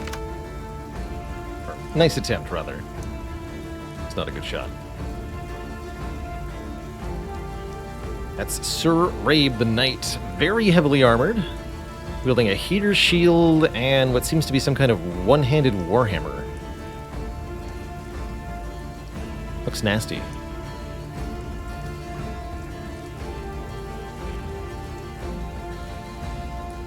Serpensky is specialized at range combat. Have some throwing axes, sir.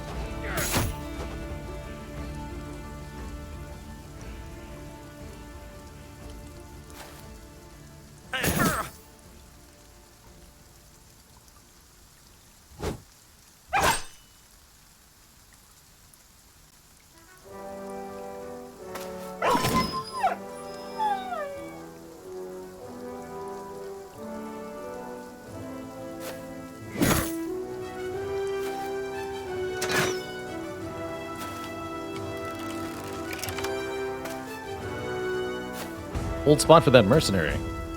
Hey. Oh, I don't want to go there. Come over here.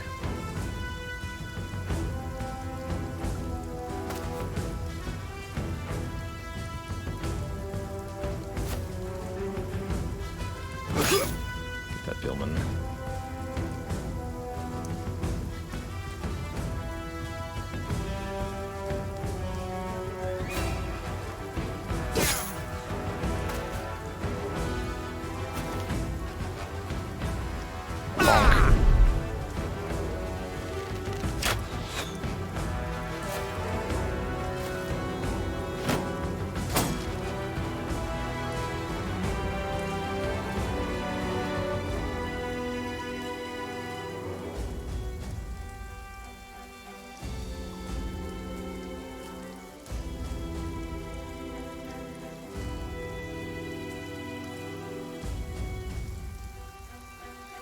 I'll wait with bowling. I'm not 100% sure what I want to do.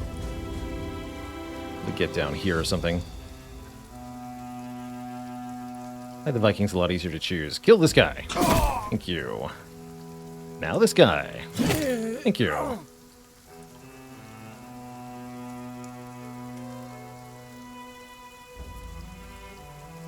Good work.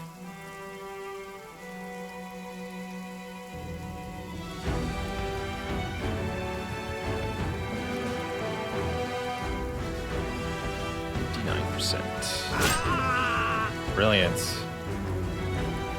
So I can push forward here. Of course, that means doing so without having shield wall up, but that's a risk I'm willing to take for the moment. One of our most durable brothers, Geralt.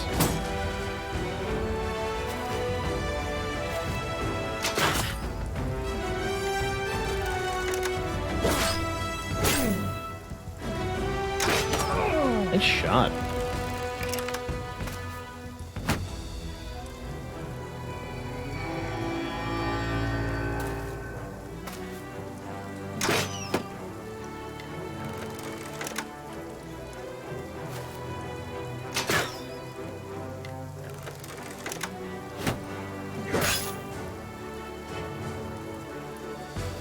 Okay, Knight's engaged in melee, so he won't move. I think that means I do want to step forward and split shield on Sir Rabe. Don't know if he's got shield mastery, so that may or may not break his shield in one hit. I guess we'll find out. No.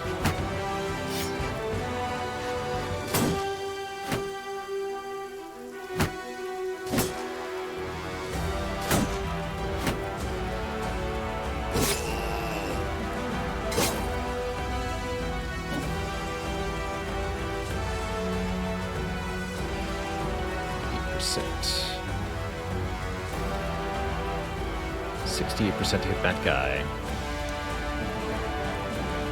A lot of damage can ignore armor on the crossbow, so I do want to use it to hit the knight.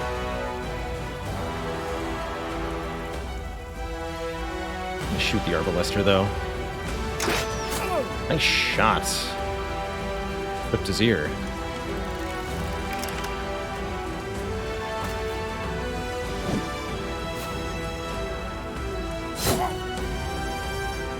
Footmen on our side are getting hit, but that's good. Knocking me back. Interesting. Most interesting.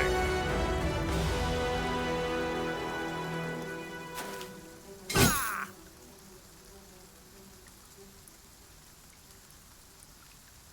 think Eric is just gonna hold down the fort over here.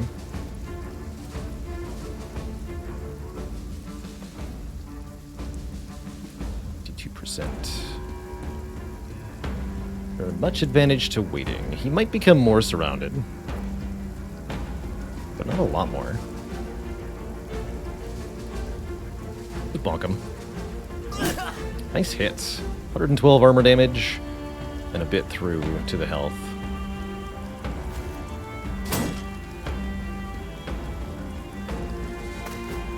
Let's kill this guy.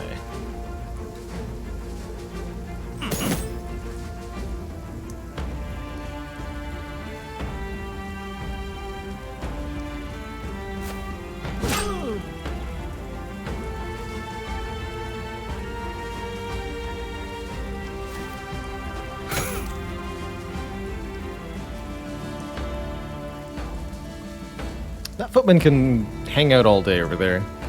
Let's push forward.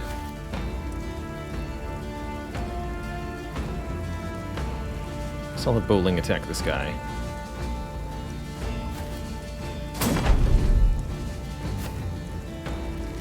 The next turn we can move here and swing somebody. Wow. Through the crowded battlefield, no problem.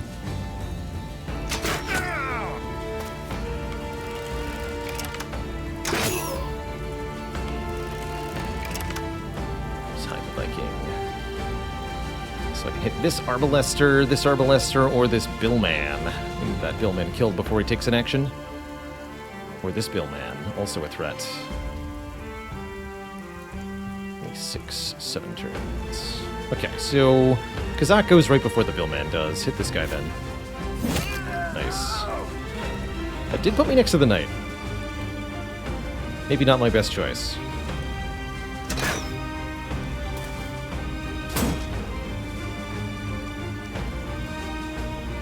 The knight who's about to not have a shield. Should actually wait until after the knight takes his turn to split his shield. As he'll do more damage wielding his weapon in 2 hands once the shield is gone. So let's give him a turn to think about it before I break his shield. He might even waste action points using shield wall. That'd be good.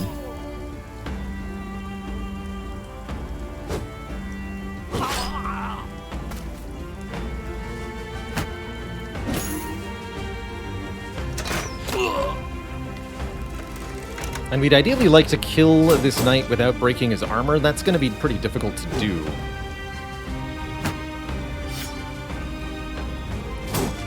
We need armor-piercing damage for that.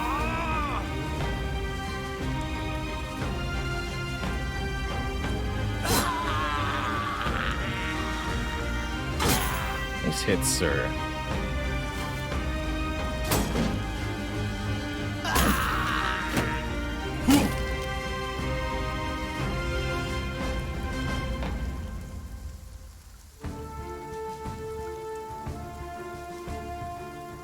Stunned, so no zone of control. Get Maximus in there then.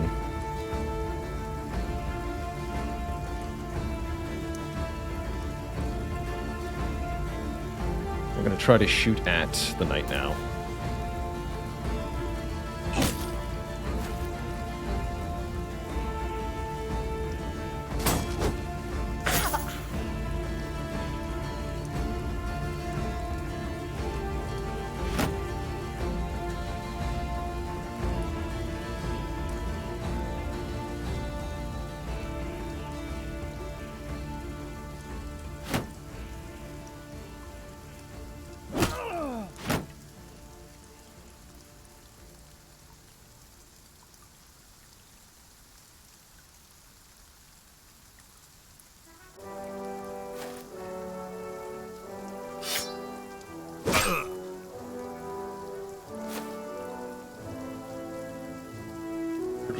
Just hold up your shield, sir. 85 armor damage. Batter. So yeah, that's a hammer, I believe.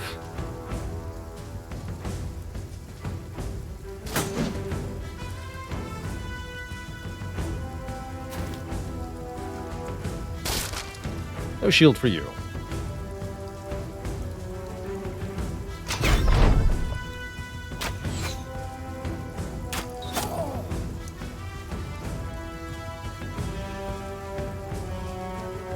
So we'll have to use dagger attacks to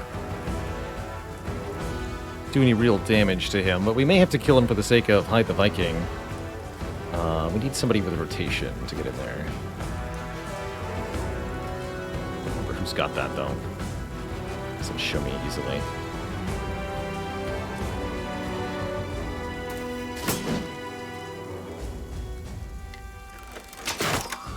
Uh-oh. We can knock back the, knight. Just hide.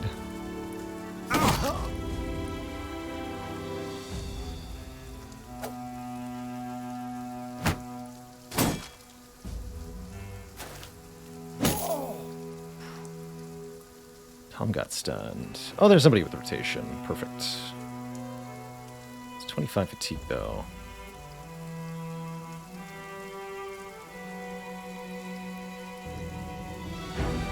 Okay, so you have to wait.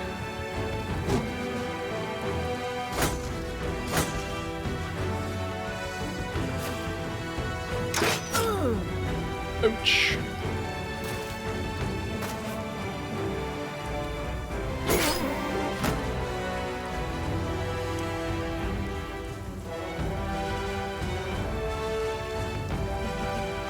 Hit these guys or hit the knight?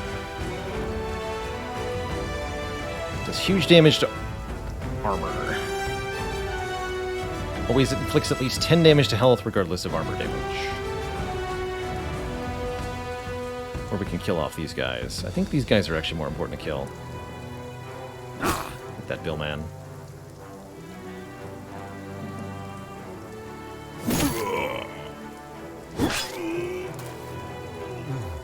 Donna suffered a pierced, stabbed guts. Ouch.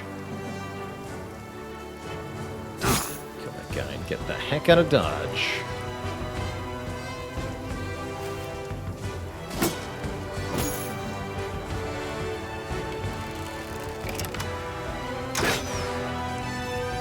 Bah.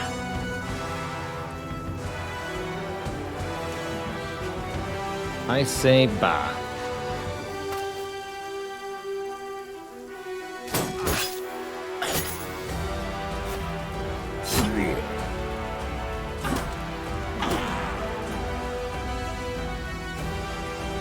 We'll be okay.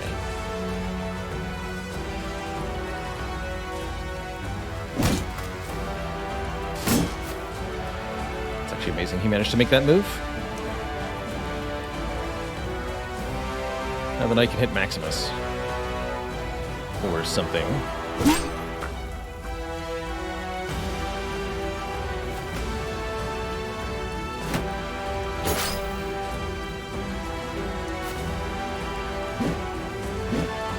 Nice.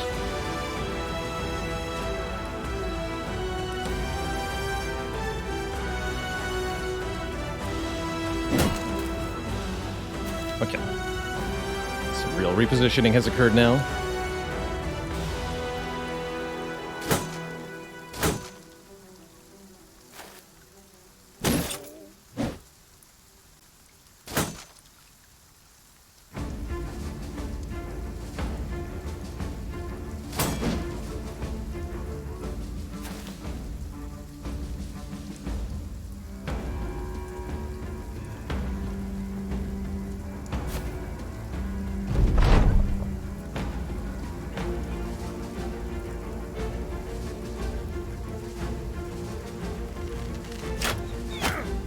Ooh.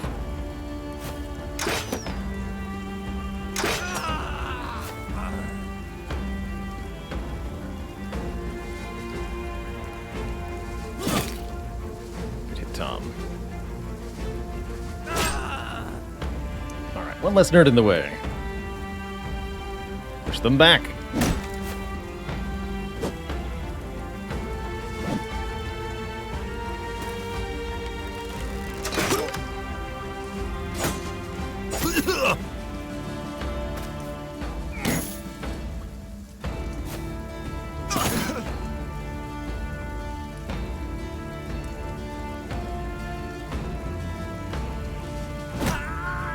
Stupid Arbalister. 2 health on the standard Baron. Fair enough.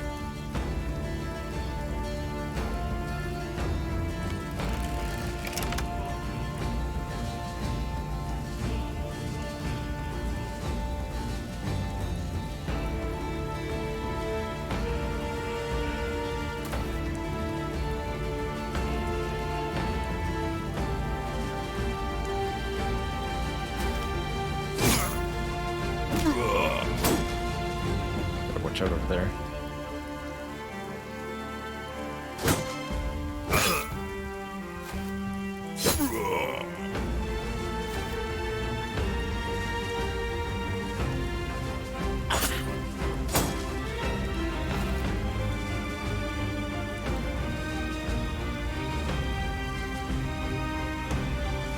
Time to get out of dodge.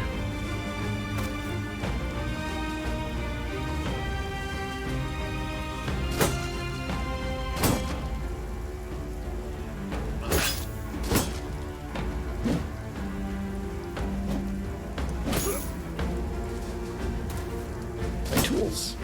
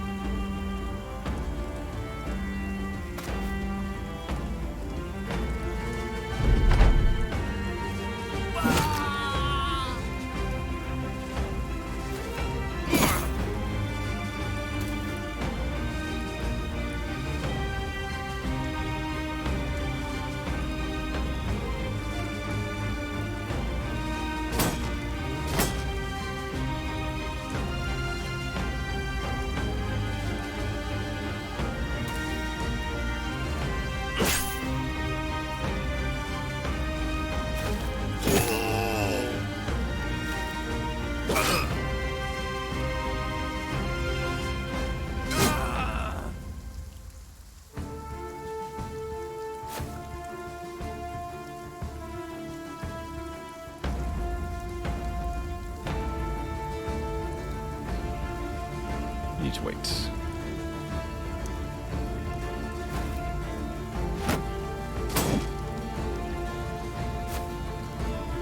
So they're gonna surround the knight and kill him if I don't do something similar.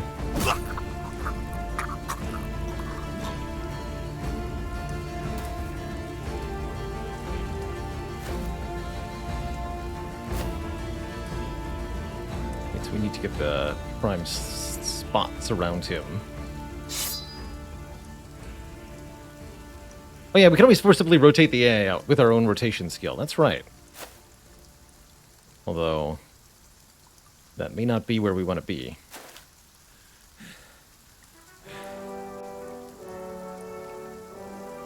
But you're right, I absolutely can force rotate them out.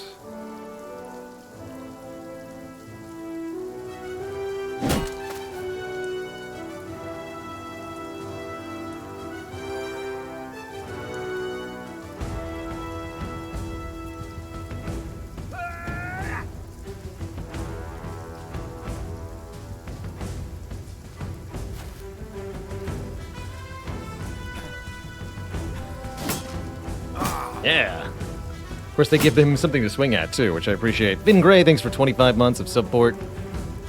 Keep on keeping on, friends.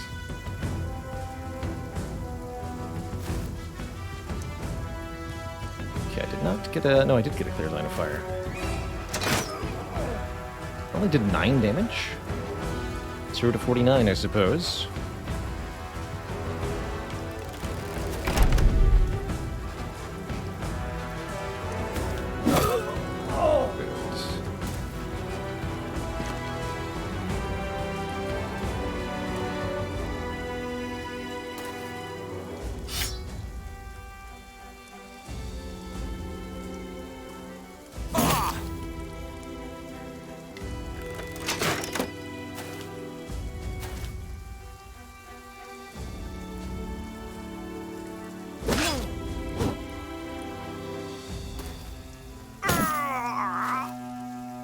That guy we want to rotate out, as he'll do huge damage.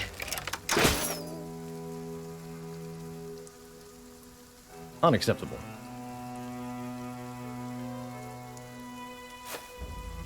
Likewise, the guy with the pick. Also, they can rotate back in if they want to. Alright, whatever. We just gotta make sure we get the killing blow then. That's so funny.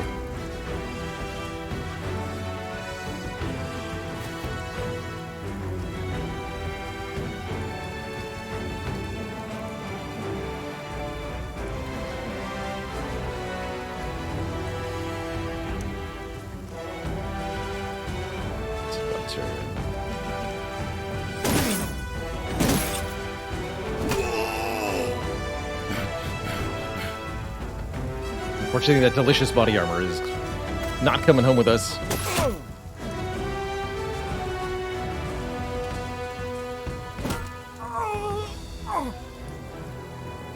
Coat of plates has been destroyed. But we got the kill, at least. And we might get his Great Helm, which would be great. A well-fought, victorious battle. Here's where I wanted the bonus XP, but we didn't time it right. We do not get the helmet either, nor his weapon. Dang. Didn't get any of the good stuff here. Just 2 daggers, billhook, some other stuff. Oh, well. That's how the cookie crumbles sometimes. Cookies.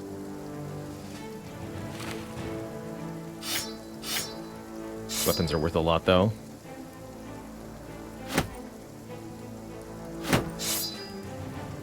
If you want more of those decent daggers, I gotta swap out our daggers for better ones. Stupid bolts out of here.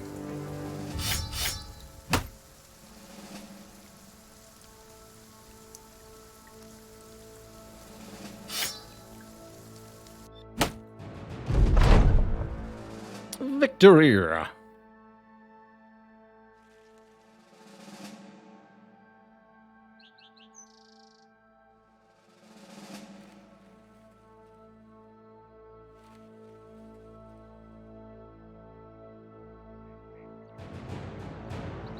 Quite happy we managed to do that without any losses.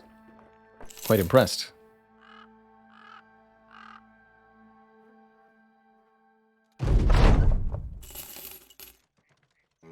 Tons of crowns, and now it's selling a bunch of weapons time. And a bunch of shields time.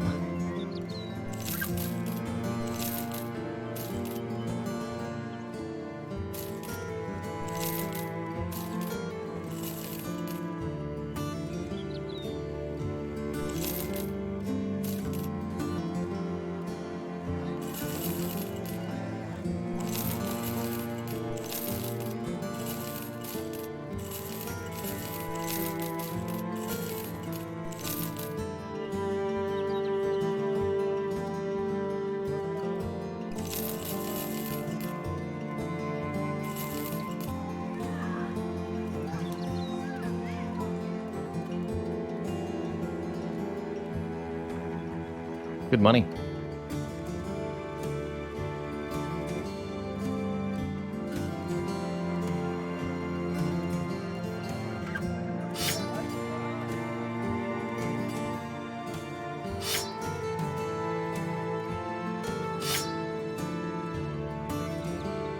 I'll give Maximus a dagger too.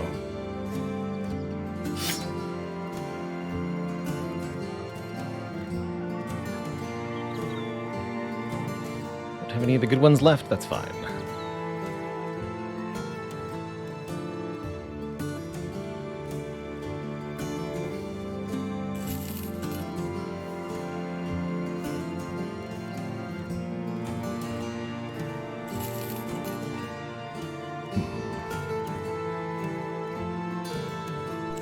Don't need that many shields. I'll sell this now too.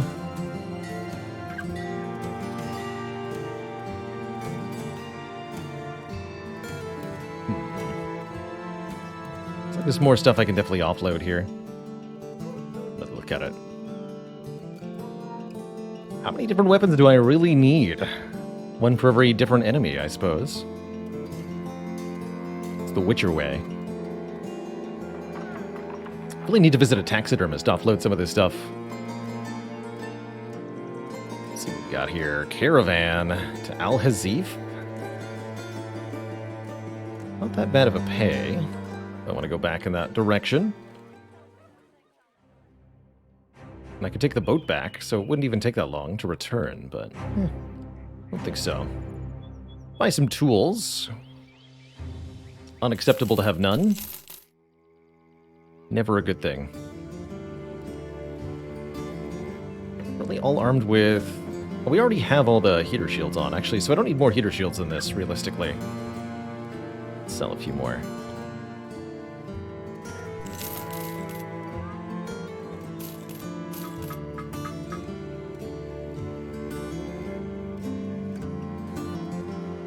Sell one Spire shield, too.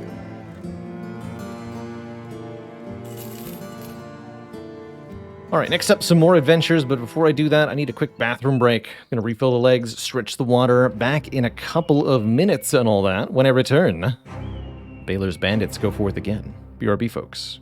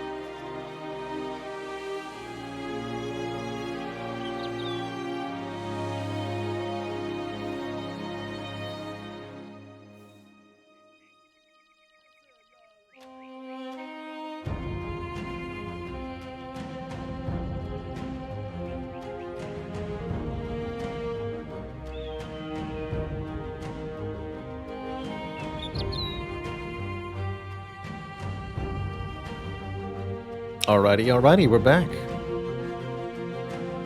Thanks for hanging out. Let's grab some more food. I think I'll head up to the Citadel just north of here, see if there's any contracts available. Maybe do one more Noble War participation. Also eager to venture forth into the wilds and see if we can bust some more camps at of some variety. with our crew. What's this? Sieging Torgir's home. But that's way north again, right? Yeah, that's this again. Not willing to do that.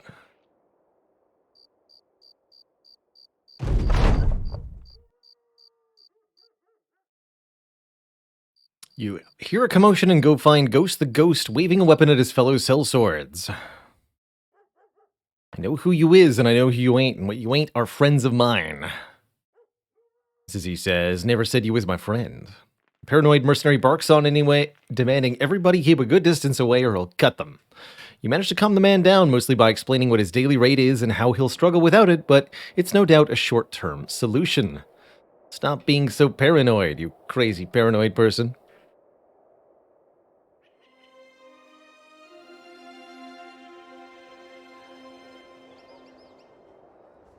More tools. More bread.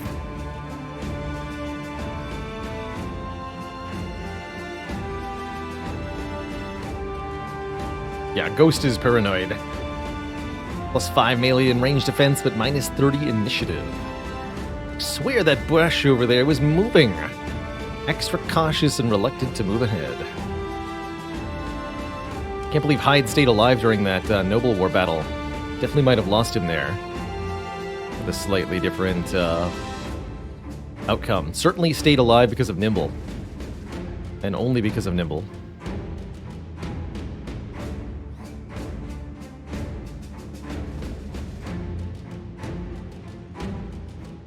Red Channel, thank you for the Prime sub. Welcome to the Cozy Sub Club. We don't want to go to a siege that far north. Heck it, we're well equipped. Let's do some wilderness exploring.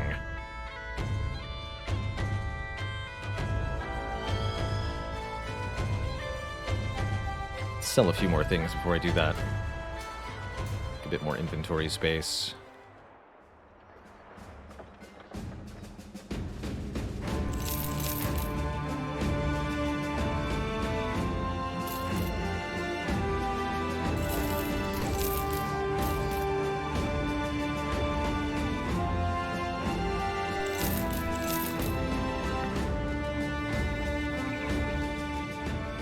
This way.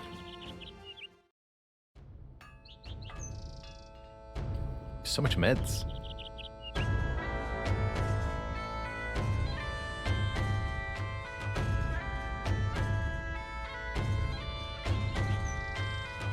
Guess this is where all the really interesting stuff is, huh?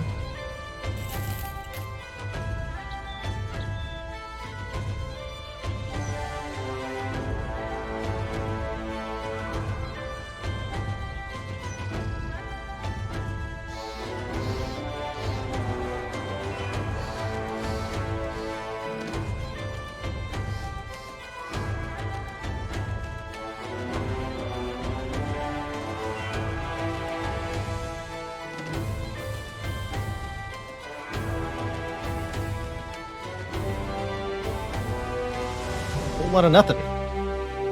Hello? Anyone? Is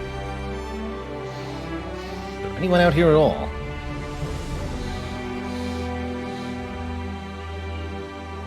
Seemingly not. Schrats. I have not fought these things before. Schrats are giant tree-like creatures.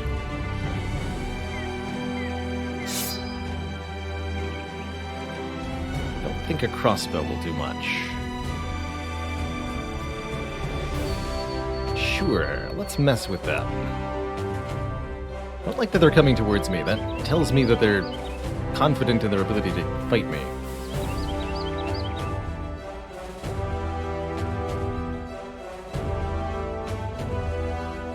Surplus is a polearm master. Another billhook.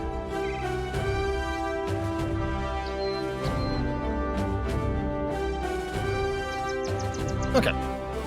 Let's see what you got.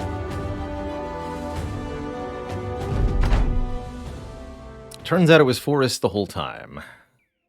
Dang.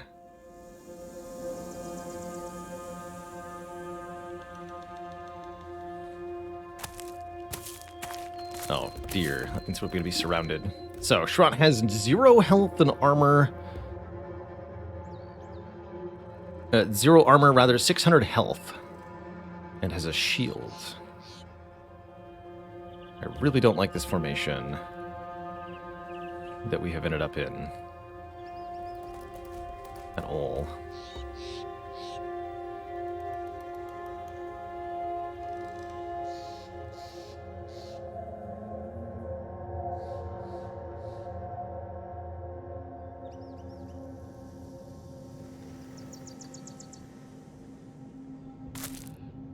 There's one.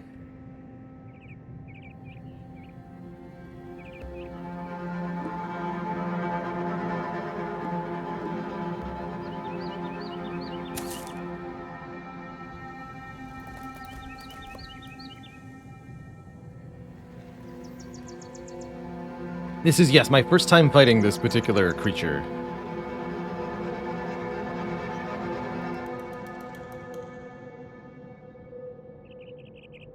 So we're in for some fun.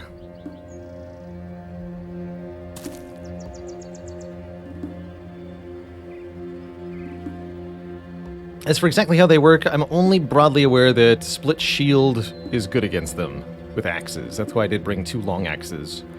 But I don't know if that'll be sufficient.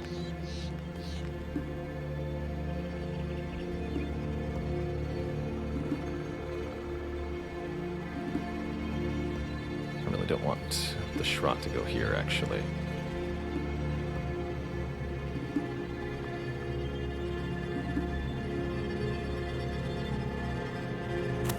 This one. Yeah, we need the polearm people to be kind of on the inside here. Put our tanky bros in the way of the nasty stuff.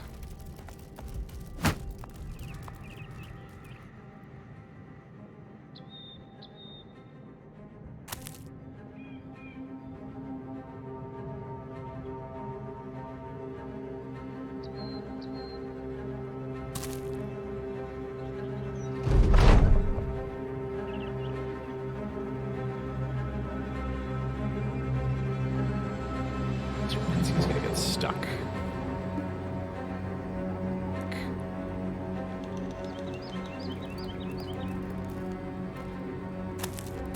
Oh, there's 2 there. Oh dear, he's screwed.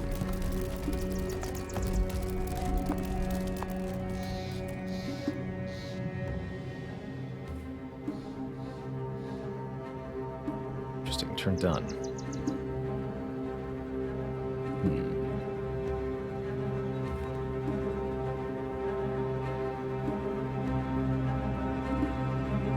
I really need him to be 1 tile back.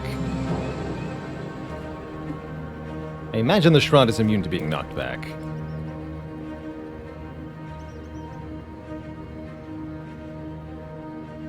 Can't hook your own men, huh? Makes sense. Wish I had footwork here.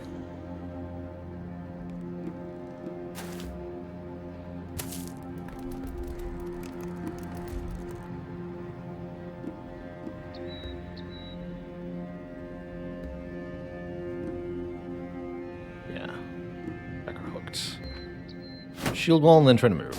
Good.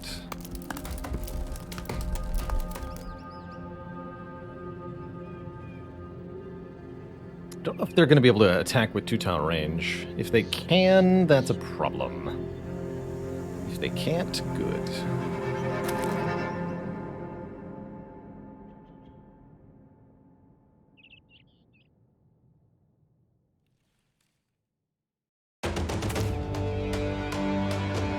Slightly out of range, just in case they can.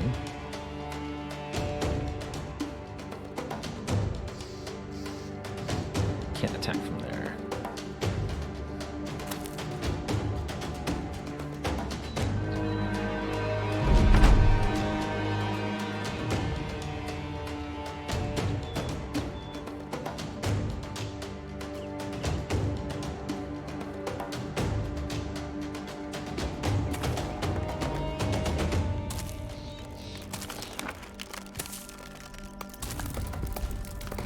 I have no idea what's going on, but I'm going to isolate this one that's decided not to form up with the others.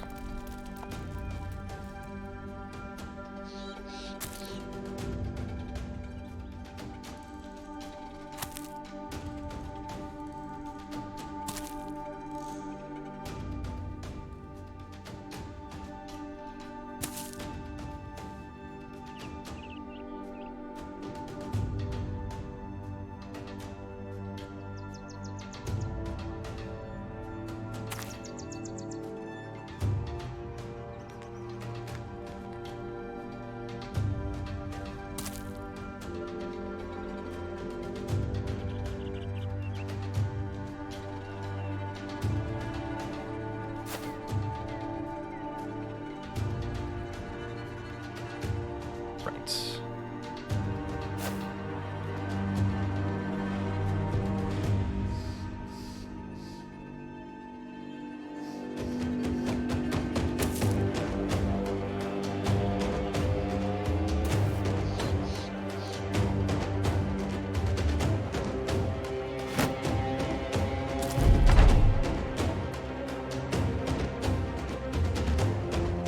So let's see here. 91% to hit. Strike surrounded arm with shields. 23 damage, though. 23.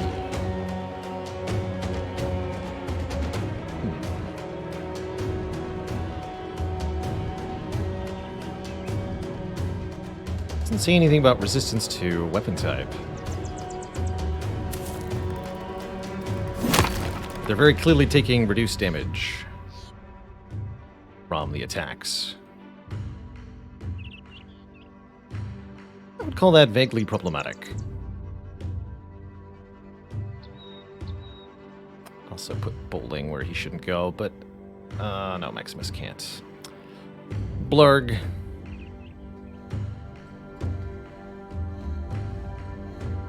Too many targets.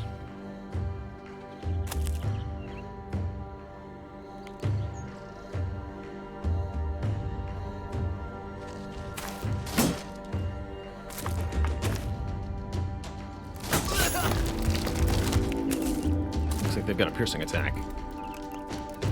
Brutal.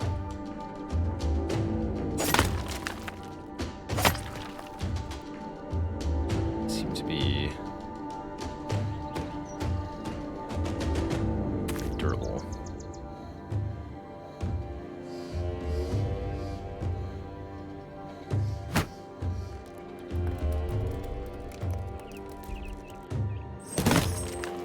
Such minor damage.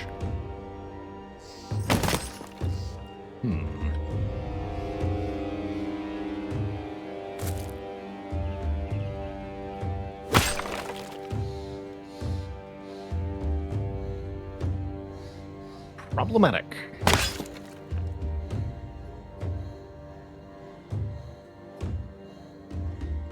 Yeah, we gotta break the shield to do more damage, but I have to get in shield breaking range to do that.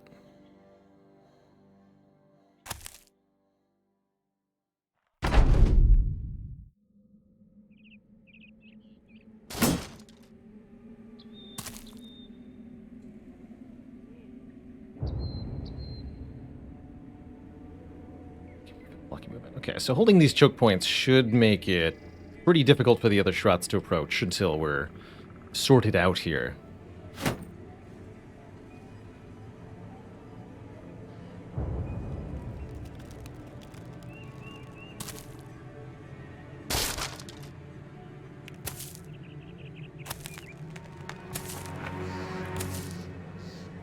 I see.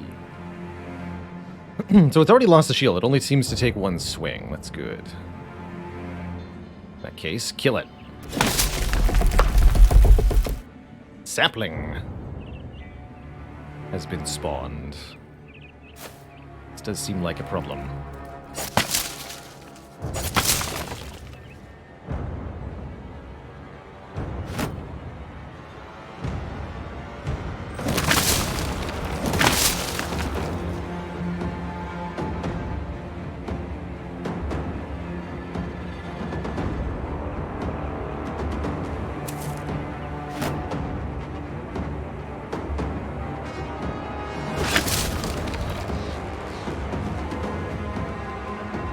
lose surplus here. He dodged it. Good dodge, sir.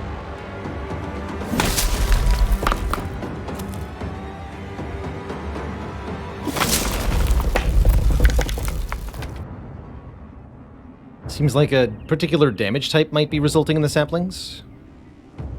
It's not clear. Either way, that's 1 down, 4 to go.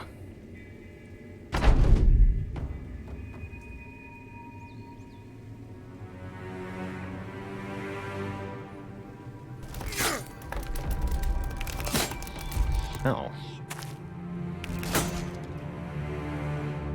Well, those are definitely still a problem.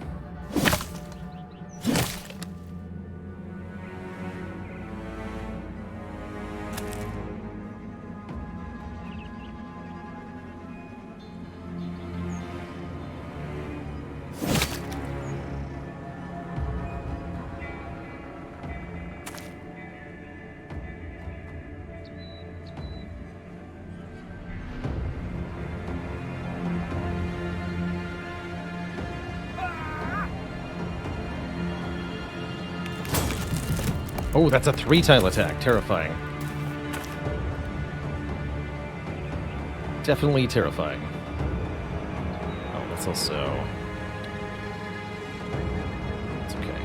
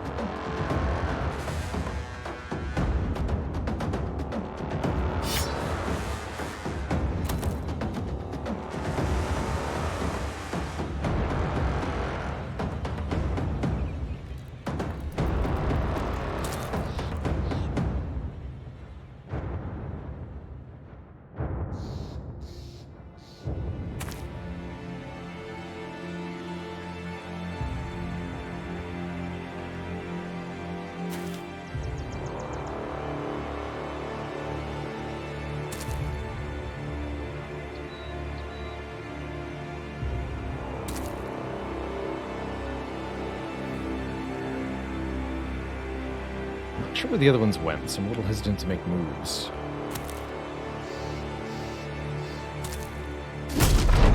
Okay, so 1 swing for Tom, 2 for Maximus to break their shields. Understood. So 10 turns, 12 turns, 3. Okay, Tom has to get out of the way of that 3-tile attack.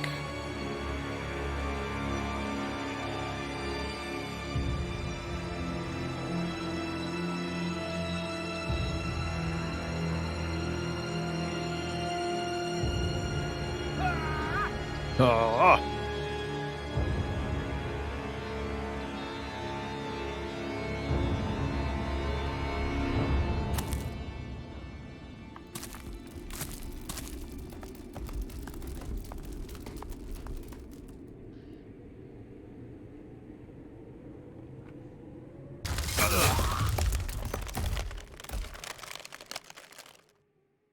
Ow.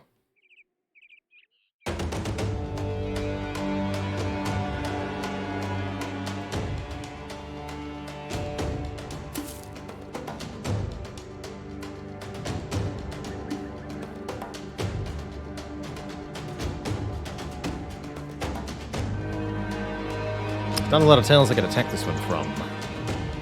The current problem. Somebody needs to flank around. It's a long way to go, though.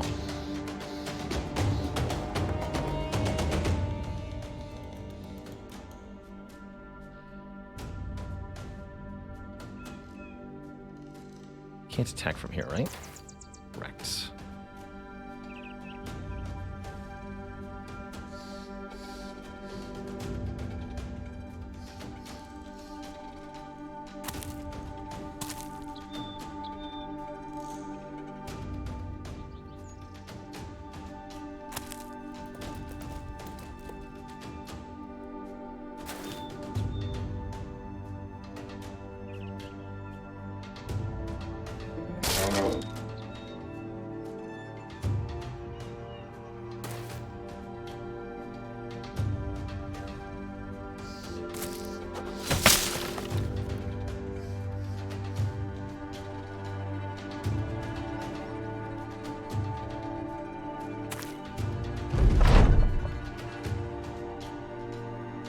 So that tile should be a valid attack.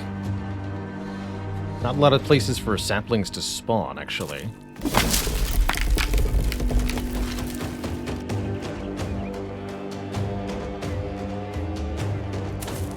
Oh, there is another one there. Okay, shoot.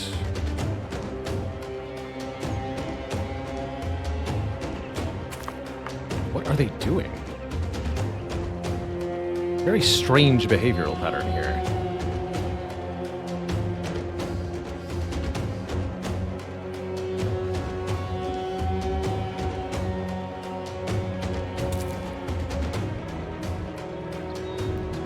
So very confused.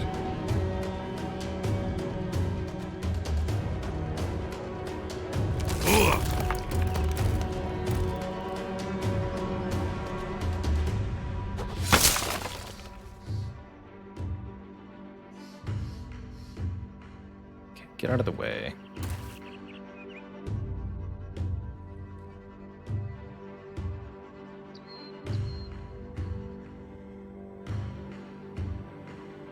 He better be scared. How dare they?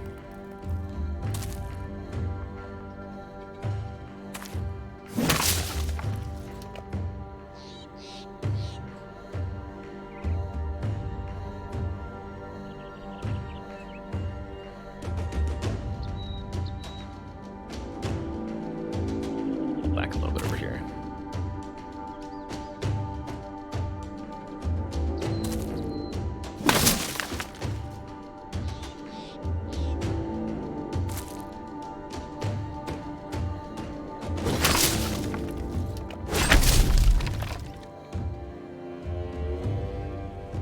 You wait until after Maximus swings and then moves. We can kind of overutilize one tile. If we want to.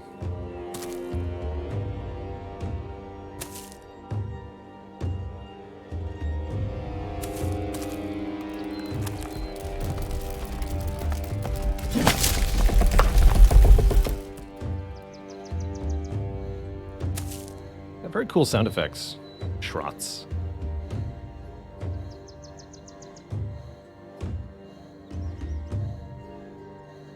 Wait till after that thing attacks.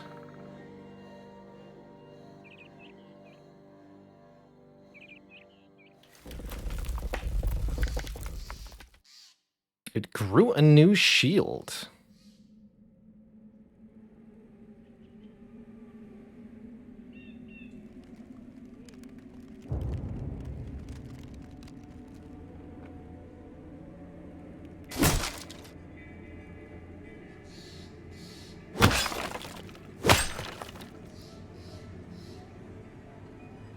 I forgot to have him move. This works, though.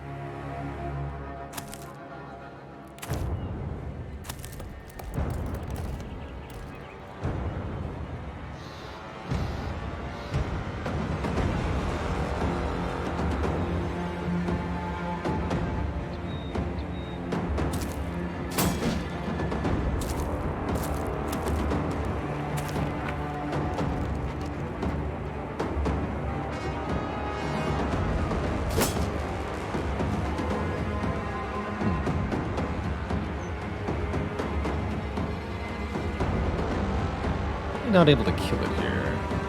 Nah. Split the shield again.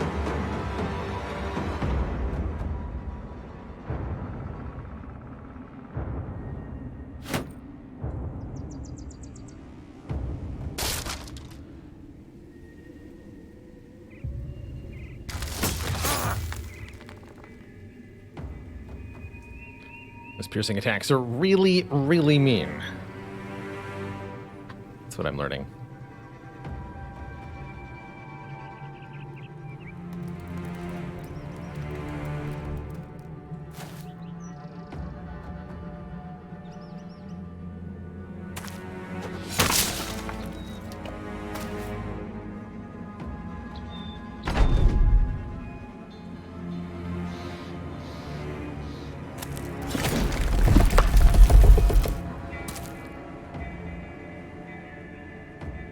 2 down.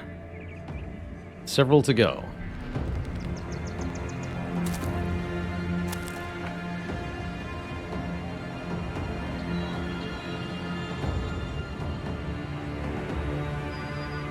I want to fall back slightly.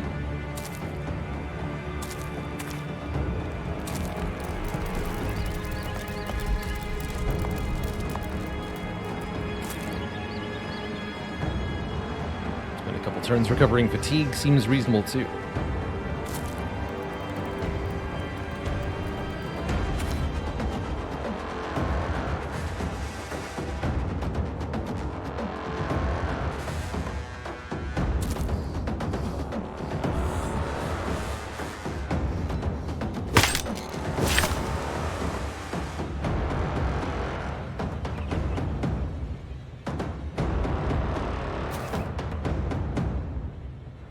Maximus goes momentarily. Don't even make an attack. Let Maximus kill that. No fatigue! Foolish. Mistakes were made.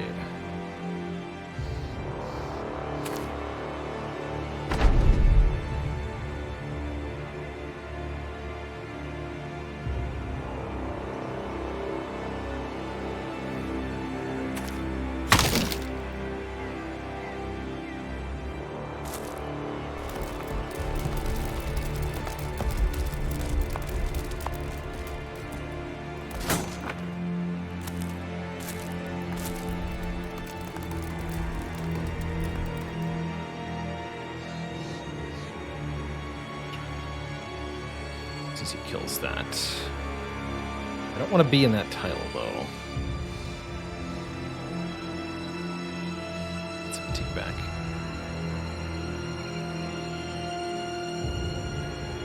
So, all the hostiles are currently visible. That means we can start repositioning intelligently here.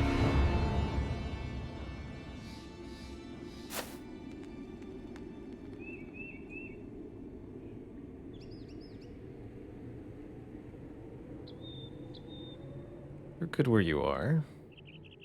Ghost.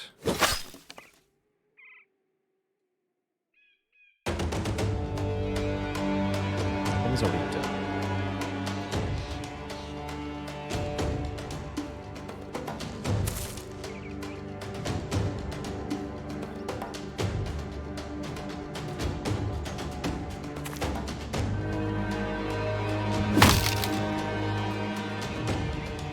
Keep the battered guys out of the battle line. Don't want to lose them.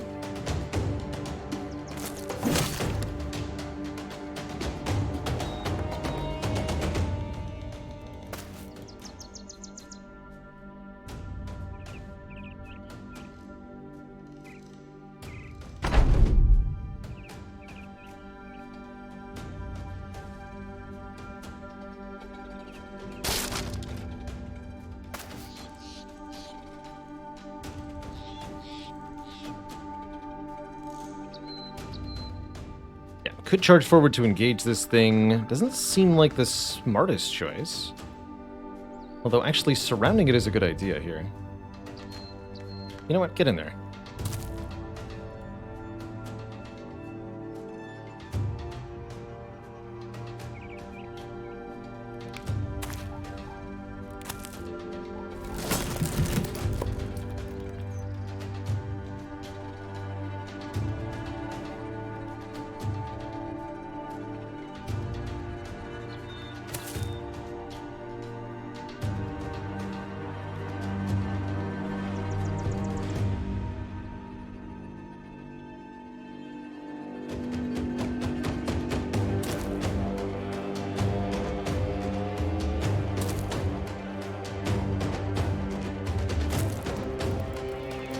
It is flanking time.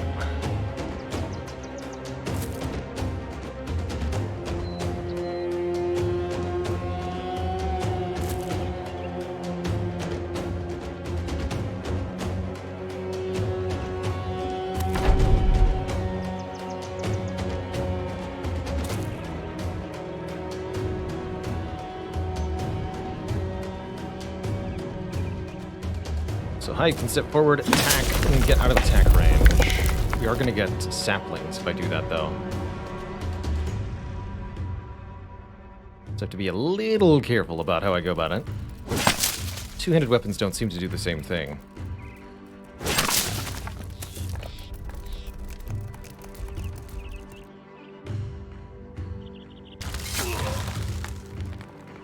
Minor damage.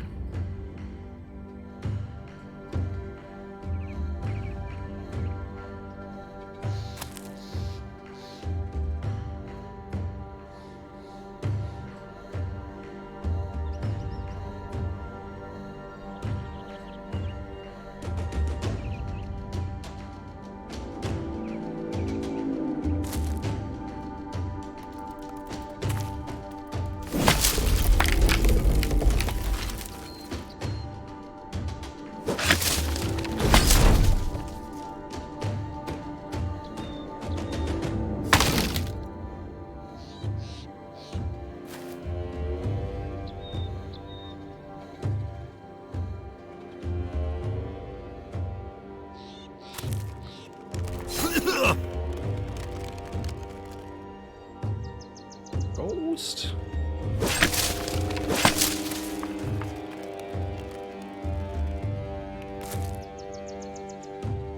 Ooh. Okay, they have to go early next round.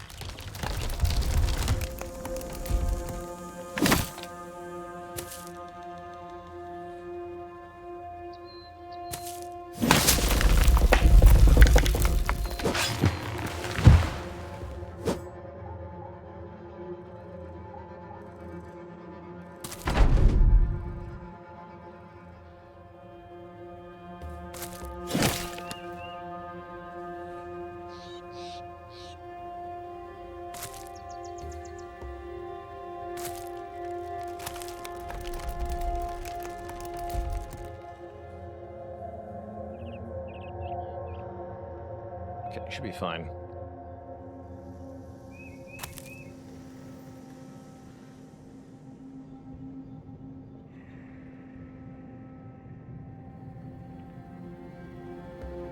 Two Shrots, two Saplings. Sapling generation not dependent on weapon type. Okay, so it's just damage per hit then.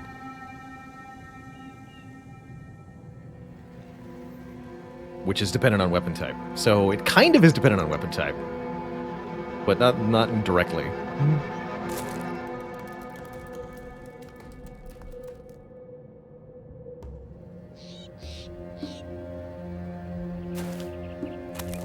Okay, there they are.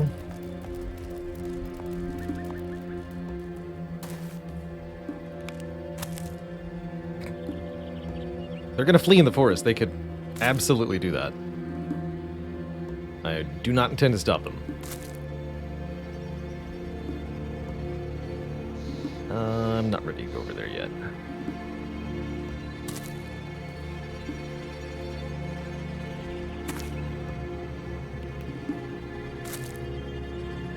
Sure, it's over.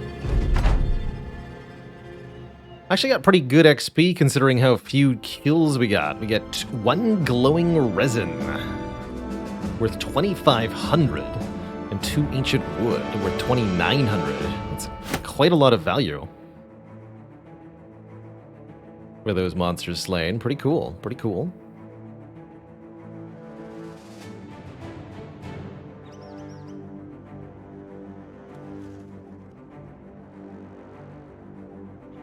Let's push a little further. Make sure the injured people don't end up in a fight, though.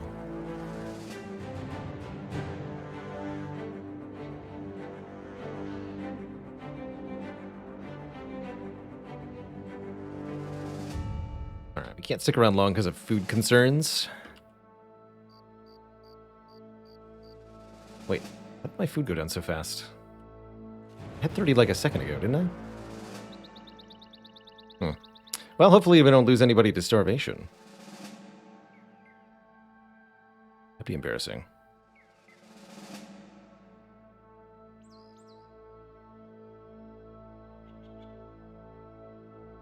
Oh, something expired. Yes, that's what just happened. Uh-oh. Just one day without food, everyone will be fine, right?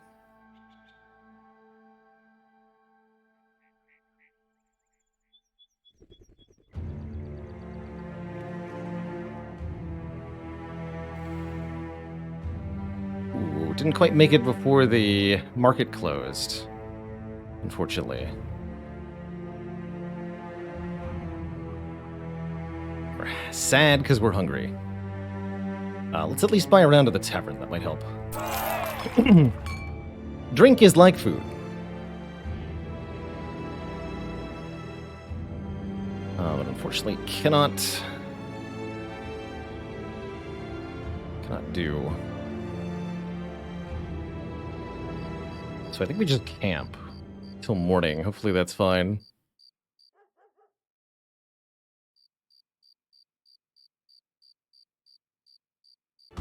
Okay, nobody has deserted. Although our mood is a little soured. Also, there's very little for sale here.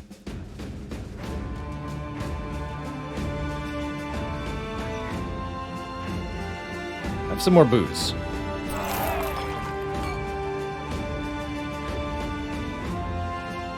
I also noticed we leveled up Ghost to level 10. More fatigue, more melee attack. More health? No, let's go melee attack, melee defense.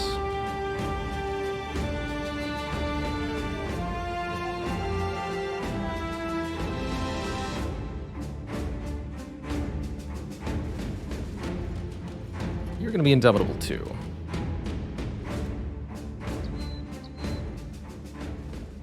Alright, well, lesson learned. Bring longer to lasting rations. Next time I want to go into the wilderness, I'd like to push even further in at some point, but we have to replenish our stocks before I can do that. Let's head to... Where's the nearest place with a... taxidermist? El Hadet?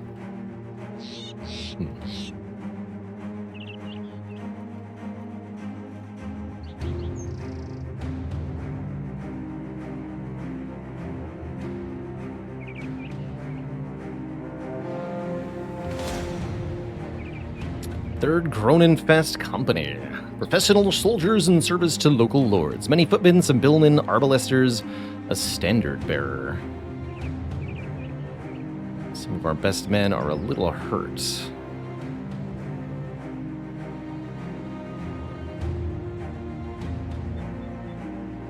Only have waving morale or worse. I'm not going to mess with this fight, given the current situation, unless they get involved with friendly forces.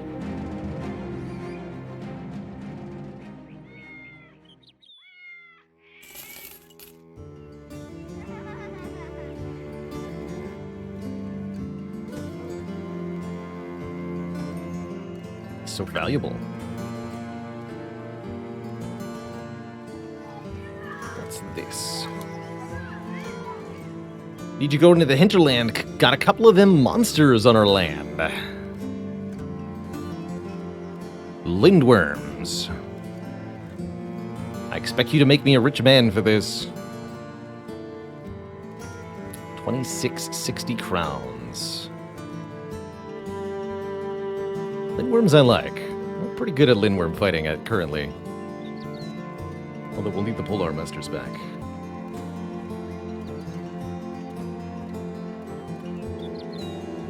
Yeah, our two durable men are Geralt of Rivia and Kazakh Plethkillik. They can tank lindworm hits all day. You're just gonna get killed.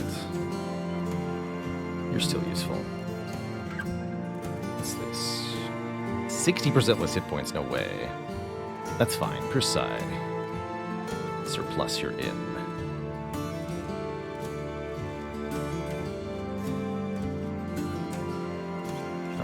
One more tavern pay?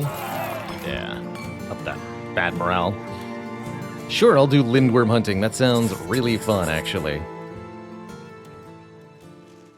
Might even be able to make more stuff with the taxidermist from that. 3 of them. Extremely manageable, I believe.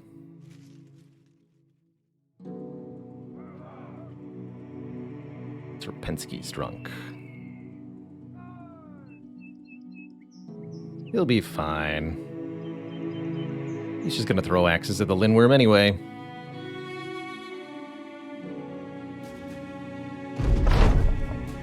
Spot a merchant and his wagon trundling up the road. The rear of the wagon lifts upward and the caravan hand on the back is launched like a rag doll.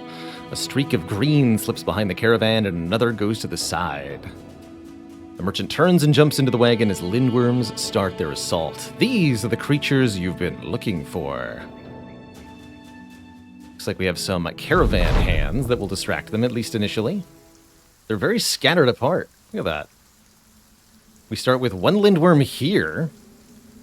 One lindworm here. One lindworm somewhere else. A little concerning, actually.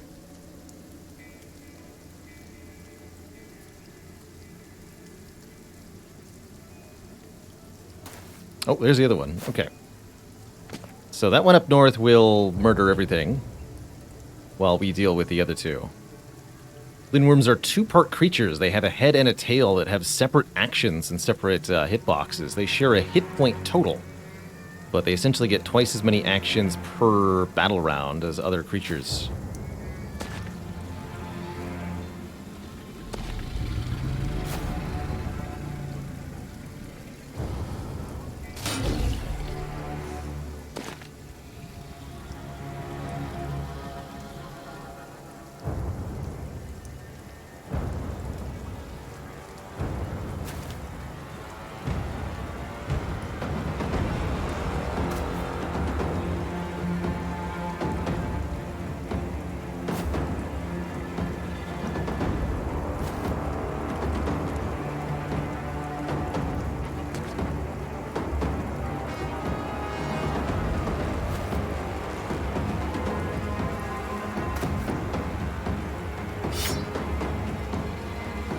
Our lindworm battle tactics involve pinning the beast down with one heavily armored brother and having the rest of the company dip in with their reach weapons to attack the beast so that they are not sprayed by its acid blood.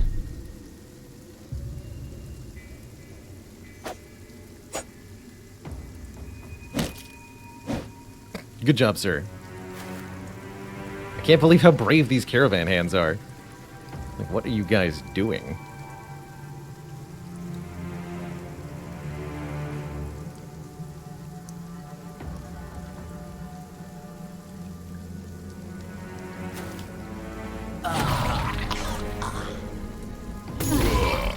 Ow.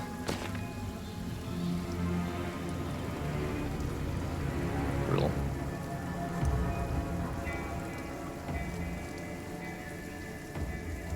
That's a good hit there.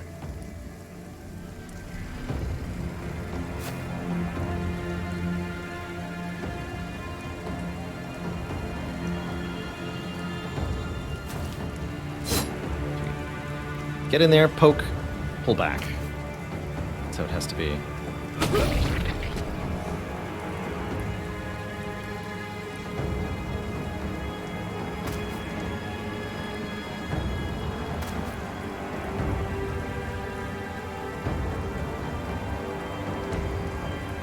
Stay more than 2 tiles away from them.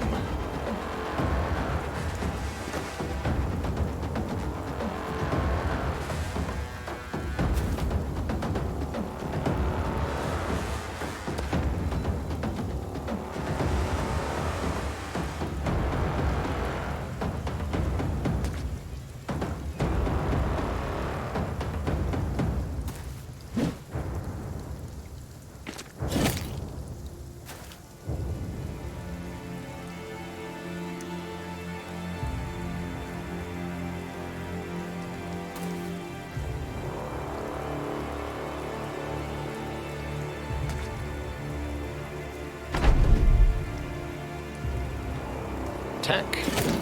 Get out of range.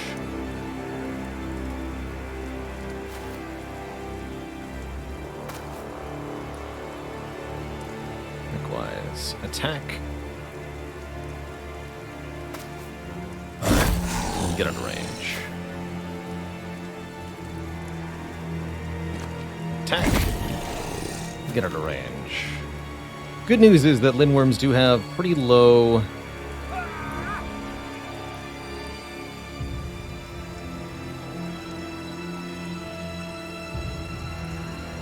initiative.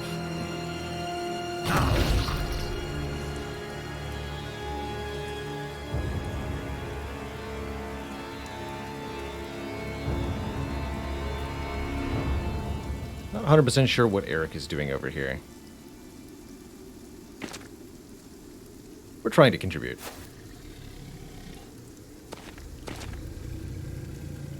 But I don't think that we are.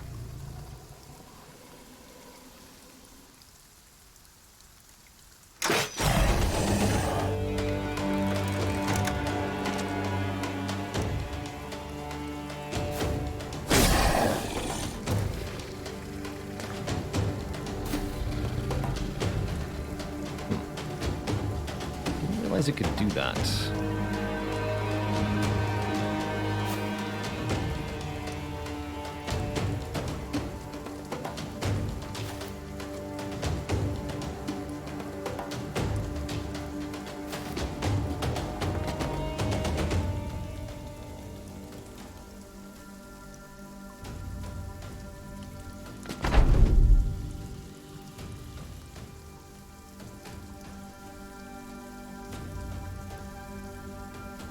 Get it.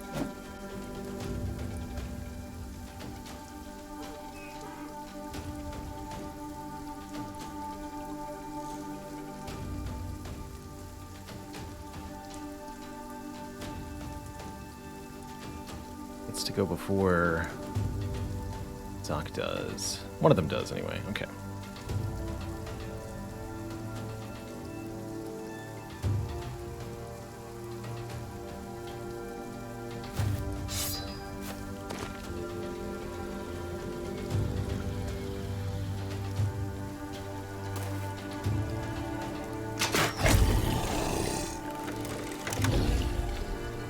Good dodge, sir.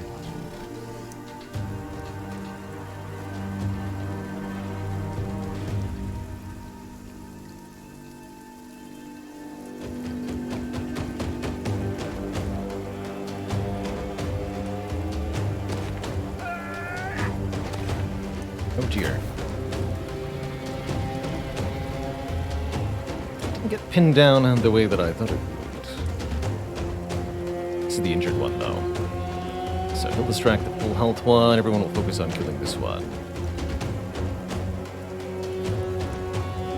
Although I'm not sure how to avoid horrible fate at this point.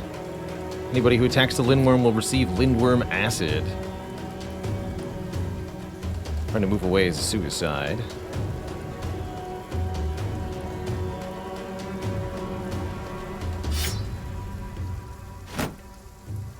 But Geralt can get in there and attack, at least.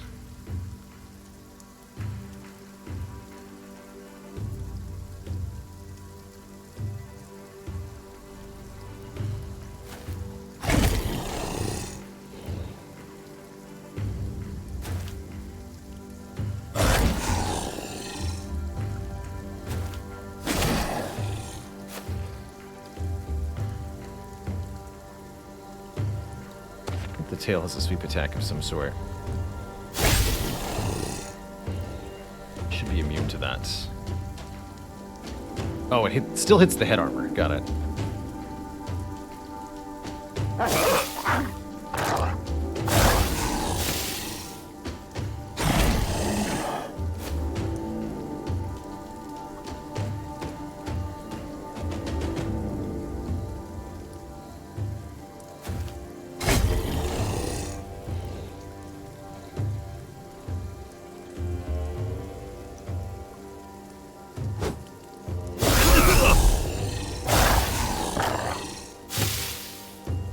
Good job, doggo.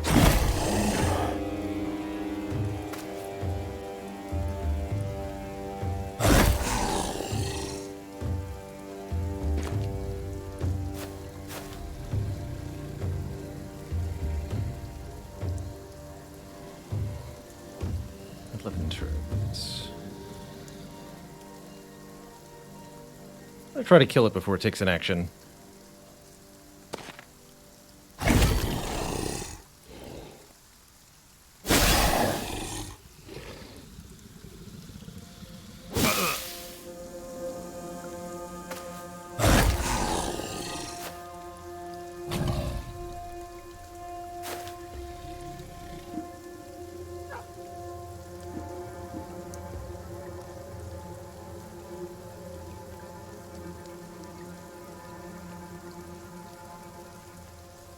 Let me shoot the other one.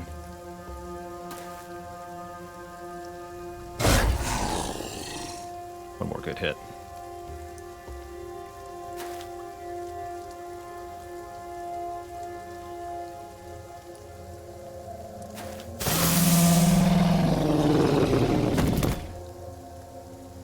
Lindworm down.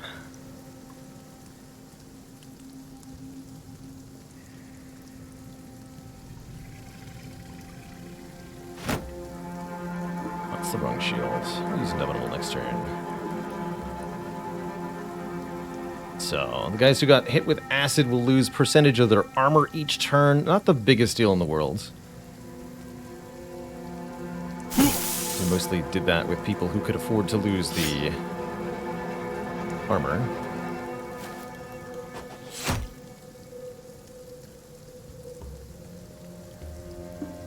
Stay 3 tiles away from it. Very important here.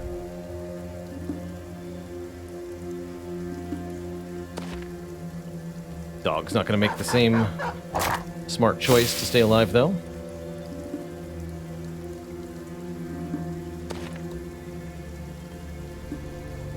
I'll wait till it after it goes. Not sure where the other one is, but not important right now. You want to keep an eye out for it with Pedro, though.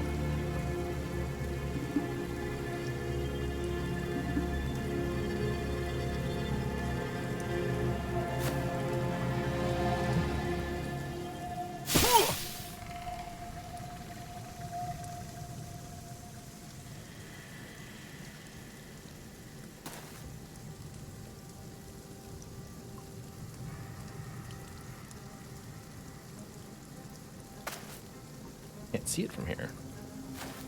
There we go.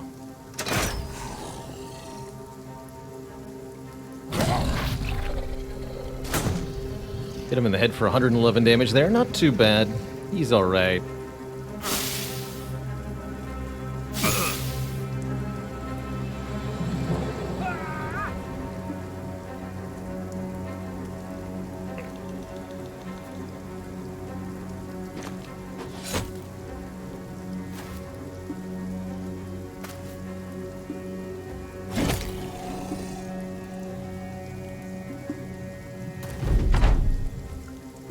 I'll need some fatigue back.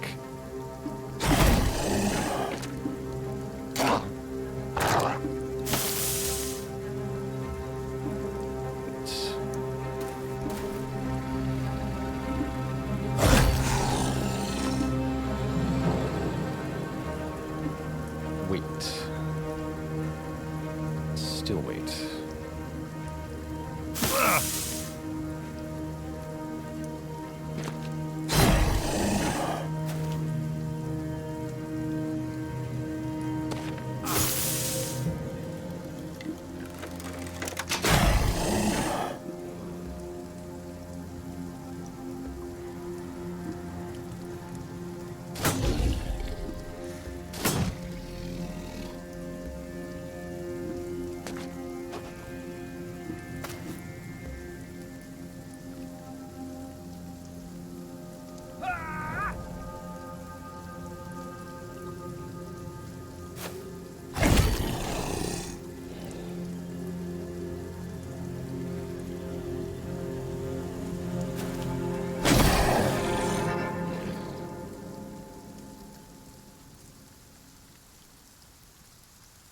I don't really want to put Geralt in the hot spot, given that he's at reduced health right now.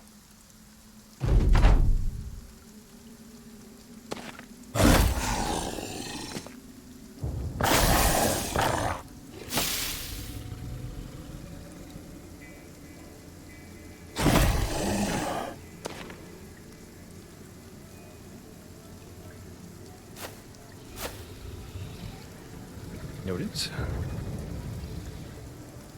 Time to finish up with this one. Seems we have company.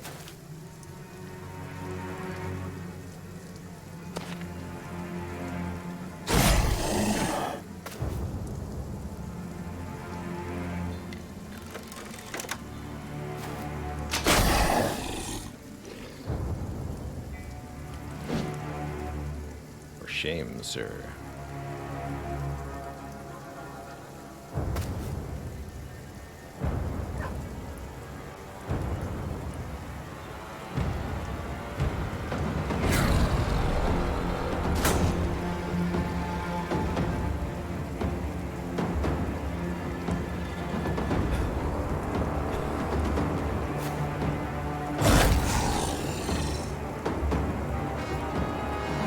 To finish this thing off.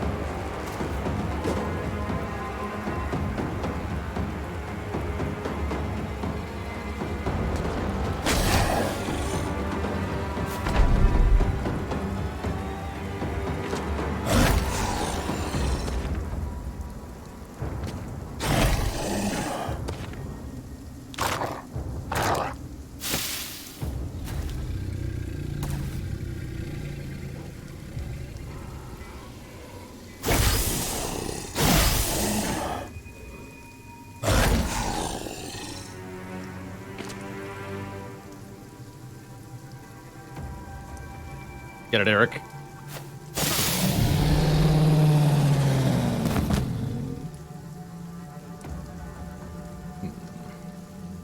This one seems to have remarkably high initiative. Like it might be able to go faster than my polearm guy next turn, so I don't think I'm going to do anything too stupid. To get somebody in front of it. Pedro, you're in the hot spot. Good luck to you.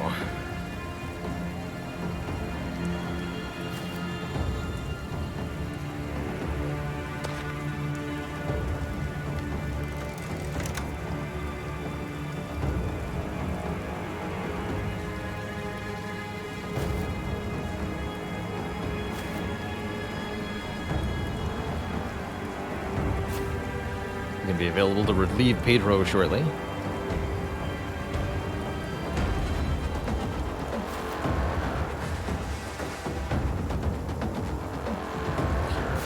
Don't trust. Yeah, it's going so fast in the rounds. It's spooky, man.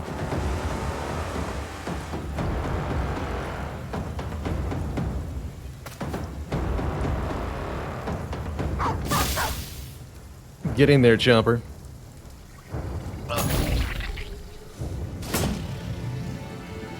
All right, well, Pedro has successfully not died.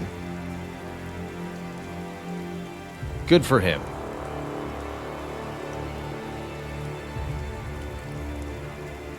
$5 AP for Indomitable. Interesting.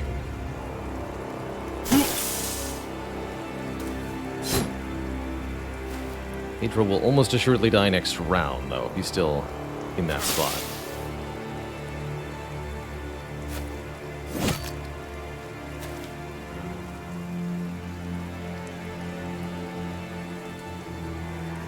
Get Kazak in there.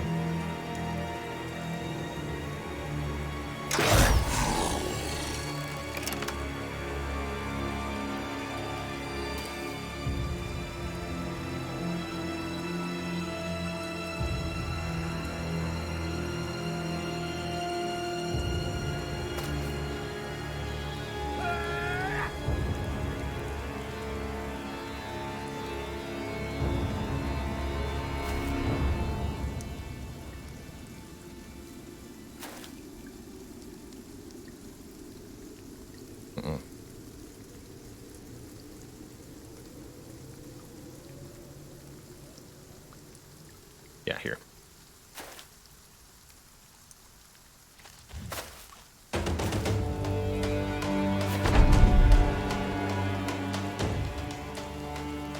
Wait.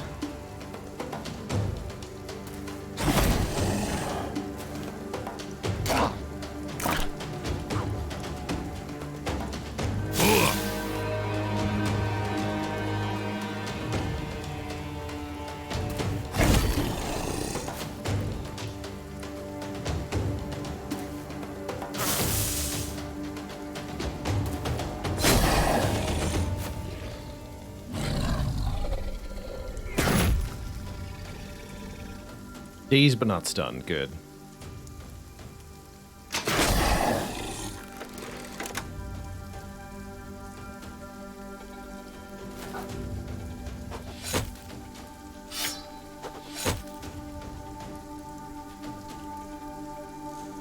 Pedro should be fine. Can't use Indomitable, though.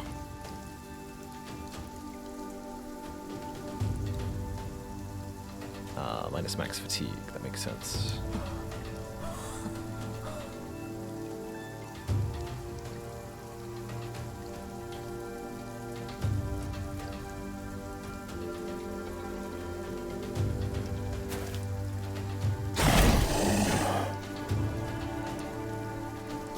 When Tom actually rotates, make this attack.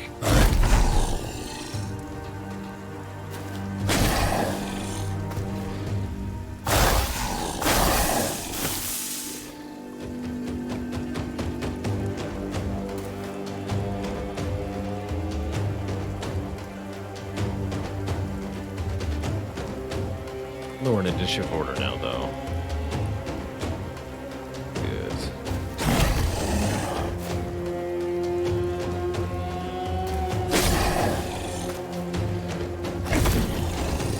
Oh, made a mistake there. Can't get out of attack range because Hide the Viking's in the way. And these rocks are a thing. Oh, wait, no, that's not a rock. Okay, good. Huzzah for fake rocks.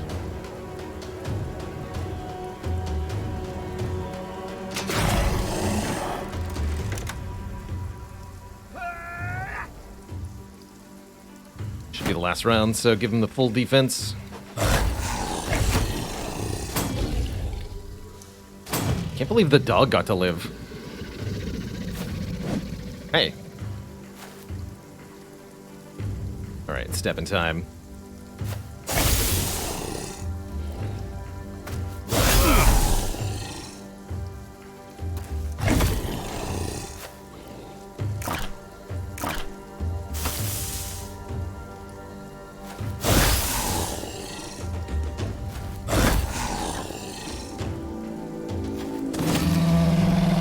GG.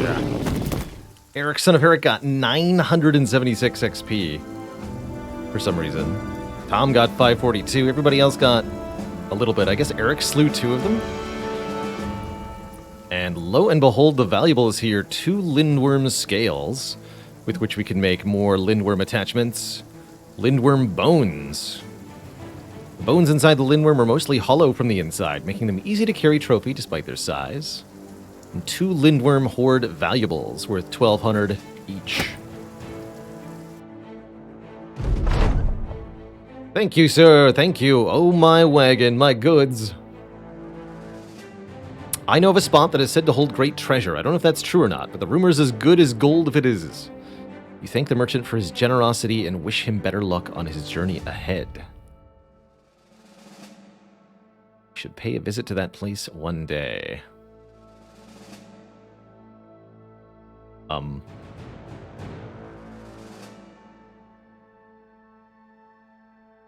Should we? Seems like a bit of a trek. Whatever. Successful Lindworm hunt. Apparently the Lindworms were ambushing the trade routes. I mean, that's exactly what we saw, the caravans. That dude knows how to get around. So these sell for 1,568 here. I think we can do a little bit better if we bring them to... Although this is very friendly relations. This is neutral. Probably not going to do much better than that, actually.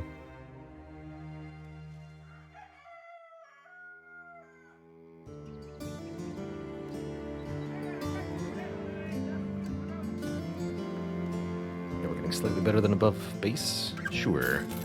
Sell those here.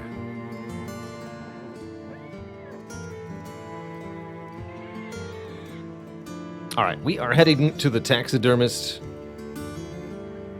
El Hazif. Is that where I'm headed? No, I'm headed to El Hadet. Yes, okay. Thieves! We can deal with thieves. Carol, you're out. Nobody, you're in. Pedro, you're out. Henry, you're in. Also, let's dole out some level ups here. Eric, son of Eric, hit level 10. 89 melee attack. Good for him. Take the 4 fatigue, and he's fearsome, so we want the resolve too. And the perk we're going to give him is Fortified Mind. That means his fearsome will be a lot more effective. He'll inflict much more morale loss when he strikes somebody.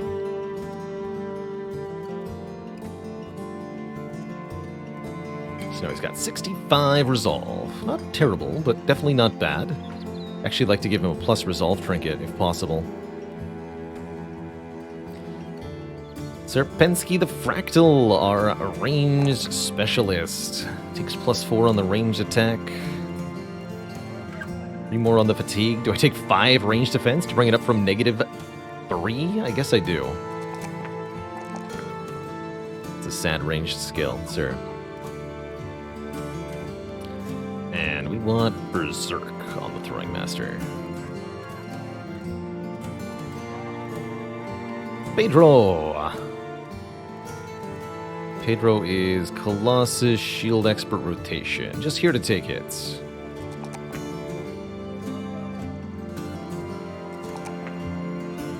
The 2 here, or the 3 health? The 2 melee attack. And we'll give him Underdog. Fluffy Mitten's got 3 ranged attack. Good. These are underwhelming. Take some resolve and some health.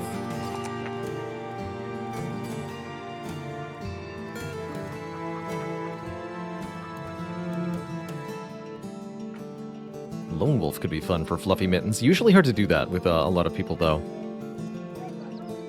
To make the Lone Wolf perk work. 15% bonus to melee skill, range, melee defense, range defense, and resolve if no ally within 3 tiles. Can be pretty good. Can be pretty good. Don't mind going gifted. Don't mind going a survivability perk. We want nimble shortly. What else is good for a crossbow person? Could up that resolve even more.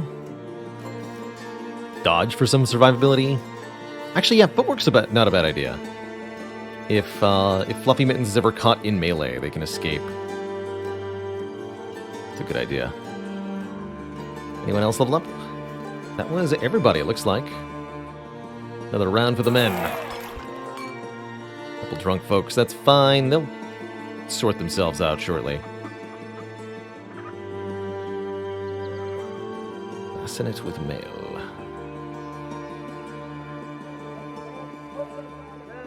Alright, we get to pass through Dornvacht with a kennel so we can replenish our doggo count too.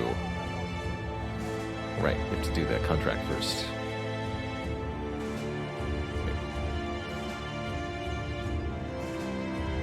Not sure what those footmarks were.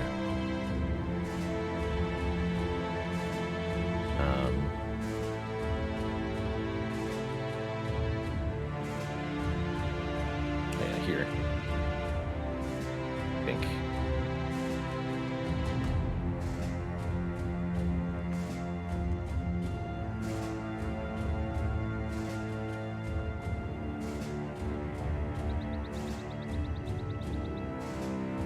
Oh no, that's the Gronenfest company. Shoot.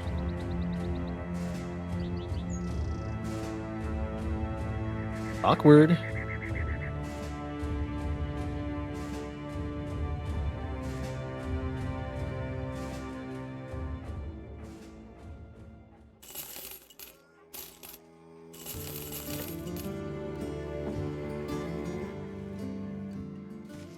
So the thieves' footprints are where? Deeply unclear. Definitely wasn't paying enough attention there.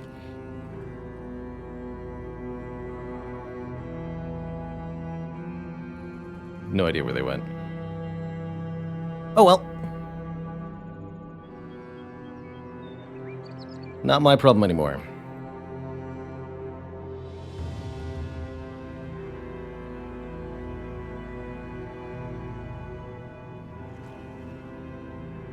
Do take a bit of a relations hit for abandoning a contract, but it's not the biggest deal in the world.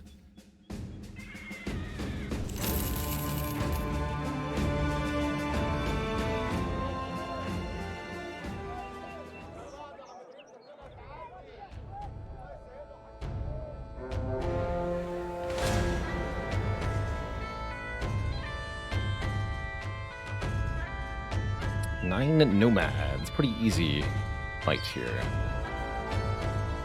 Fine by me.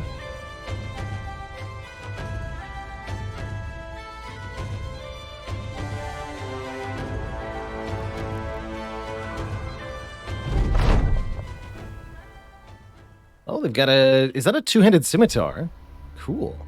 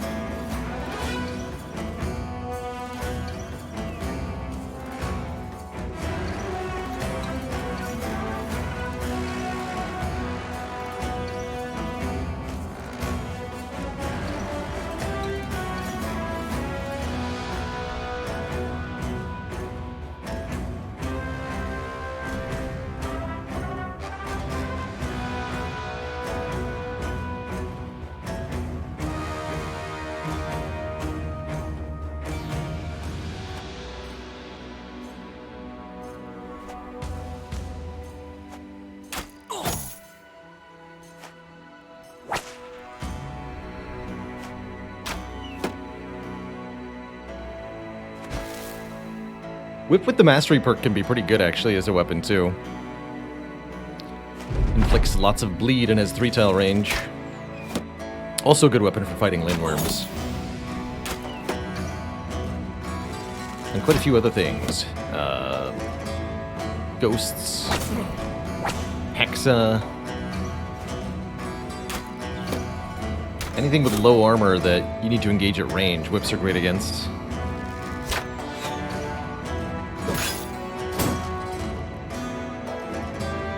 And Cleaver Mastery is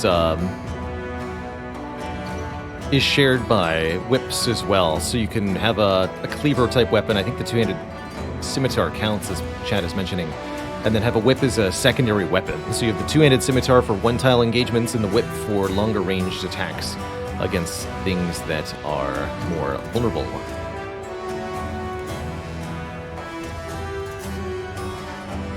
Get a surround bonus going before we make any ranged attacks on this guy. He's already got his turn done. You're next, buddy.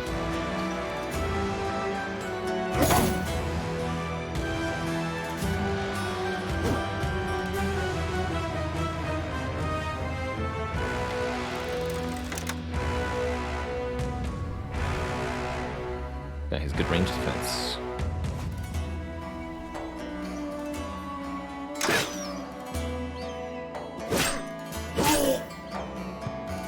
One hit point. He's got one hit point.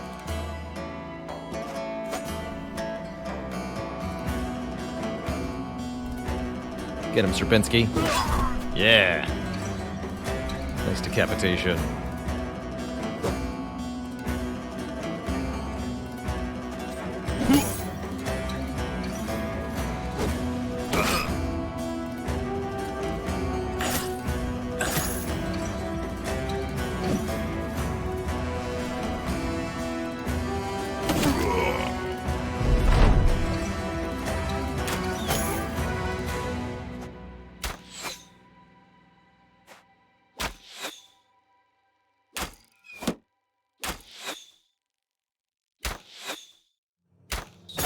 Ow.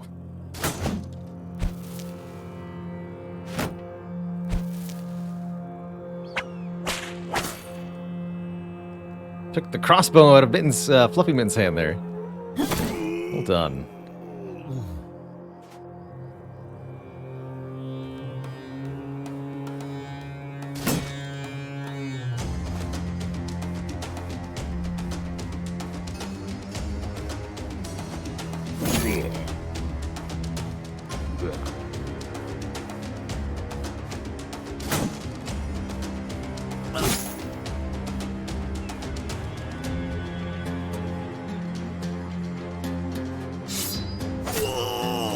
you get for disarming me?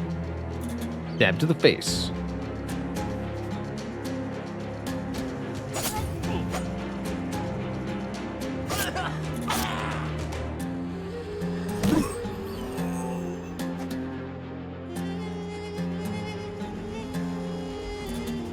No more bow attacks, please.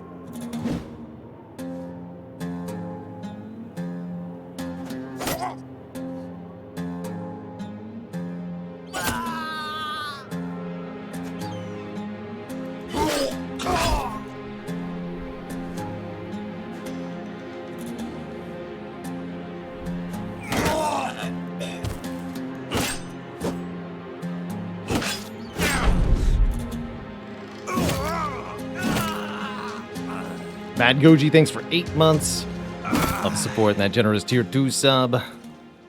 Adonis leveled up. 200 coins, that's not bad. Didn't get the two-handed scimitar. We do get the battle whip. Some composite bows. But nothing really good there. Not gonna mess with those hemovores. Let's get to the taxidermist. Oh, what do we have over here? Beast tracks that just disappeared. That was weird. That's really weird. These were really fresh tracks. I don't know why they just vanished like that.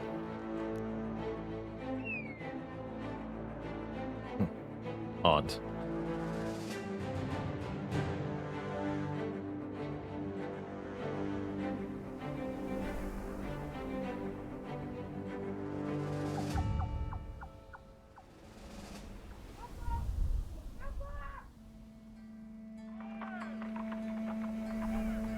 Yeah, slightly worse sell price here. To the taxidermist. Bone plating. Oh, we were told about this one. Completely absorb the first hit of every combat encounter that doesn't ignore armor. An armor attachment. One buffer stack, essentially. We can make a Lindworm shield instead. 17 melee defense, 25 range defense. Or a living tree shield. 20 melee defense, 17 range defense, regenerates by 20 points of durability each turn. I think that's what we want to make, is one living tree shield. And one more Lindworm scale cloak. Actually, can I make two? Two more Lindworm scale cloaks? Heck yeah, we can. But only if I choose not to create the bone plating, and I want the bone plating.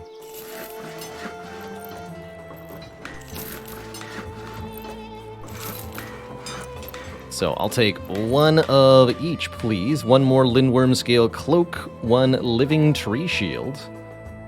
It's gonna go on one of our shield experts. Erickson of Eric would really like it. 2017 minus 12. Wow, so better defenses, less fatigue, and the regeneration effect. Gotta love it.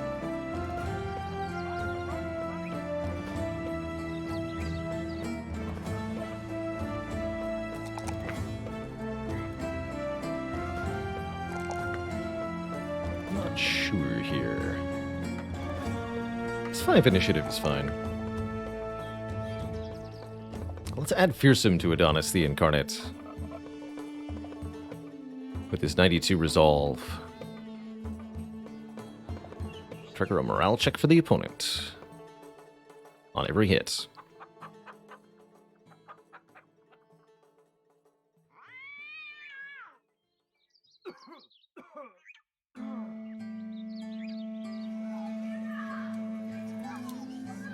I'm thinking I want to give Maximus, our Swordmaster, the damage immunity armor. Maybe give him a 115 basic mail shirt.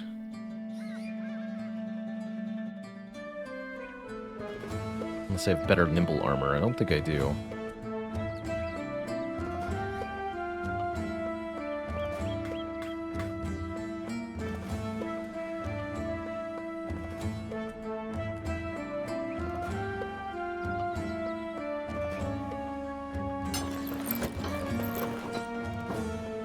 Beautiful. And our third Lindworm scale cloak. What's our third best armor? I guess this footman's armor is. It's already got an attachment on it, though. Got a couple 150 mail hauberks. I think we have something else that's pretty good. 170 light scale on Pedro.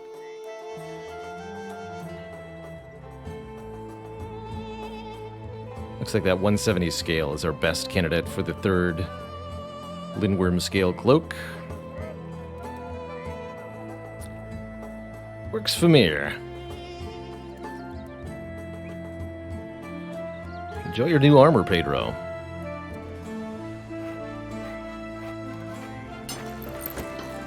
$230 minus 24. Very good. Very good. Alright, what's this contract? Stolhoven. Is that something I'm hostile with? No, that's Stolhoven. That's fine, I suppose. Put us back in the territory of the Noble War, or I could push back out into the desert again here. Let's try that. Give me some more food. Food that won't spoil immediately.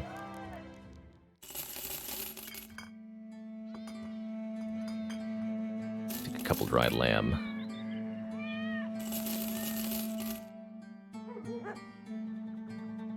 And let's sell some of the stuff we don't want.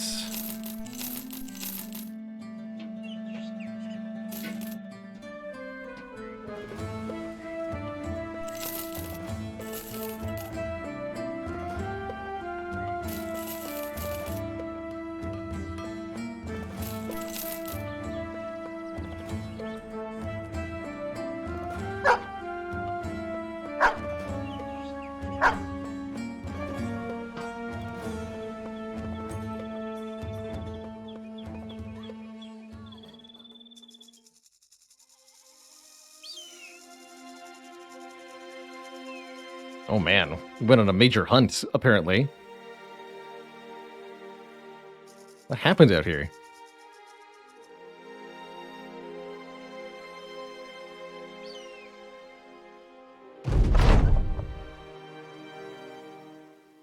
Sly cardsmanship gets you a grazed eye socket around here.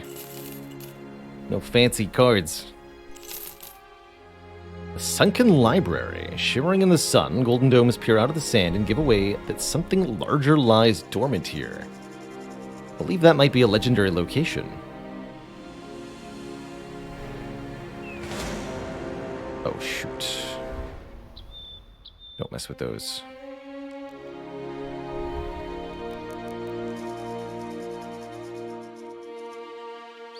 There's a preset quest to unlock it. Got it.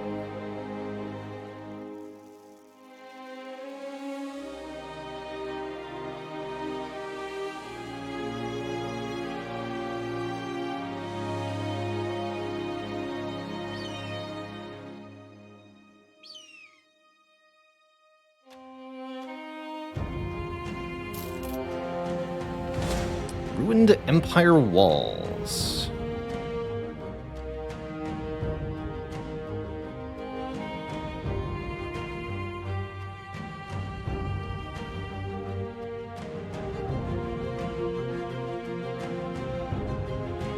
That's another one, right?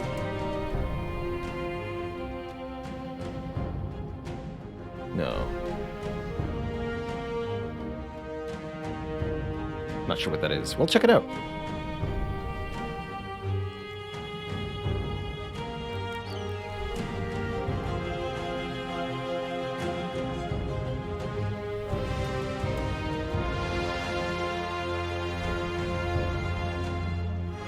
No fluffy buttons.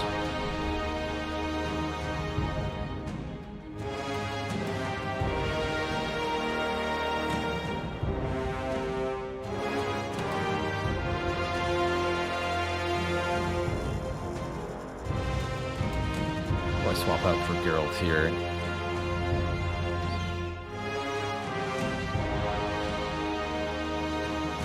Pensky, you're out. Geralt, you're in.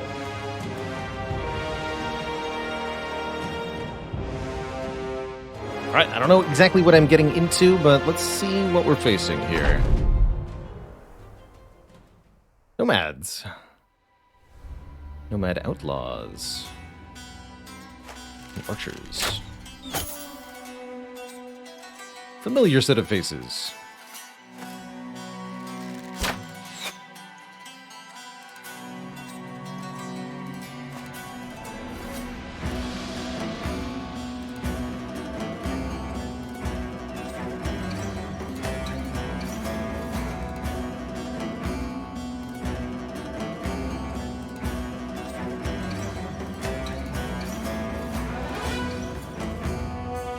Gotta watch out for these pole maces. This could definitely give me a hard time.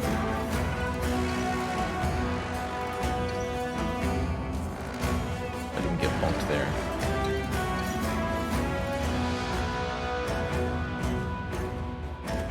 Nobody get in here.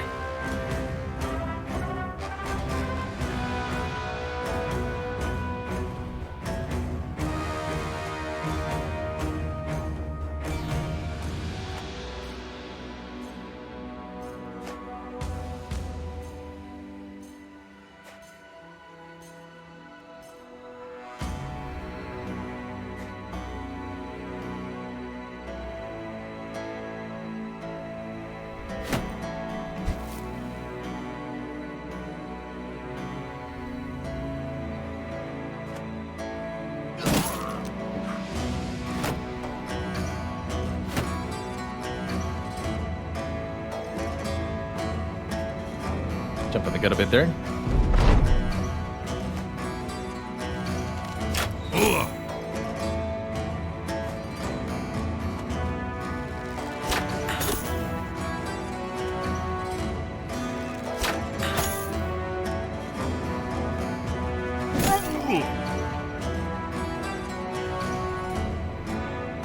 Ouch.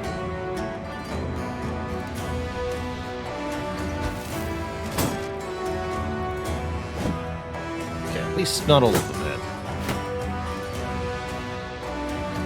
Definitely have to get our shield wall up.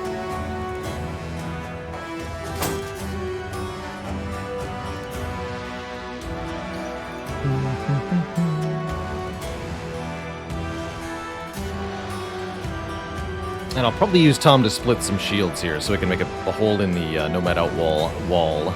Nomad Outlaw wall.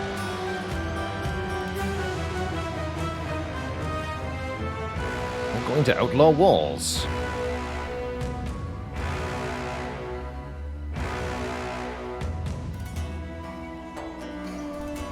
You first, buddy.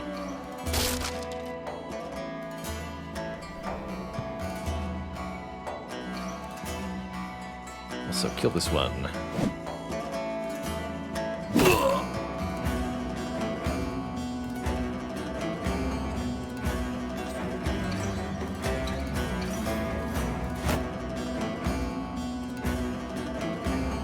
Nasty stuff, man.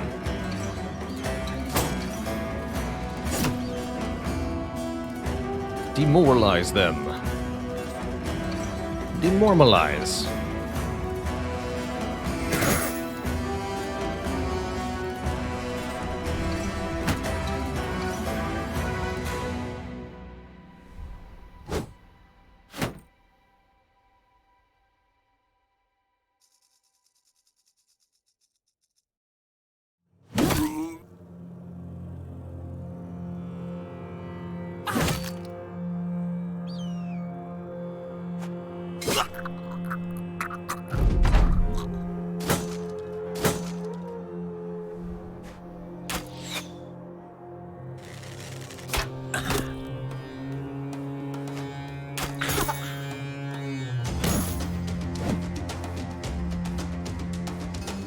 Taking damage.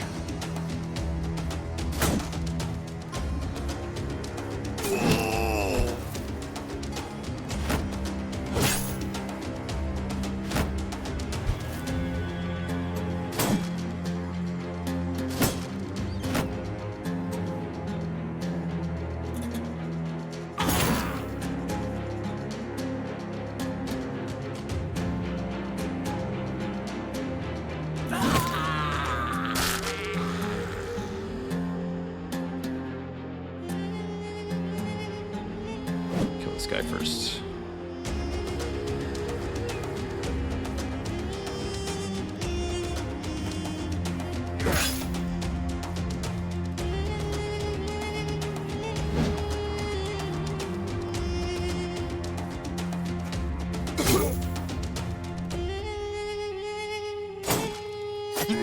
Made that guy flee with a fearsome on Eric. That's cool.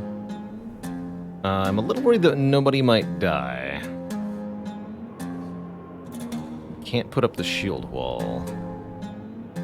He tries to run, he might be instantly killed. He stays where he is. He might fare worse. I'm gonna try to move him. Good work. Didn't die. Yet.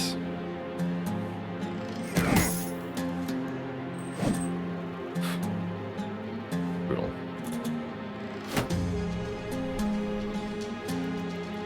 Pedro is much more durable and alive.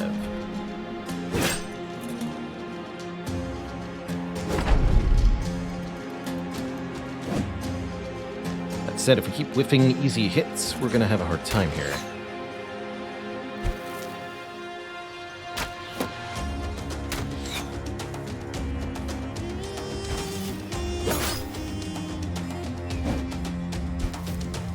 Lost Adonis if both these polearms attack him. That would have been ugly.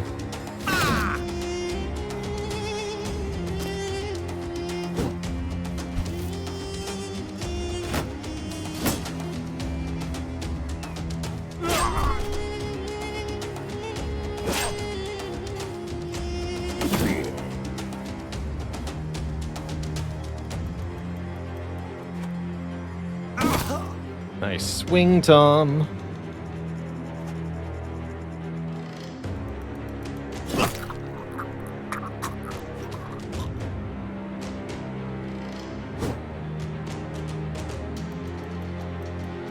You guys are both fleeing.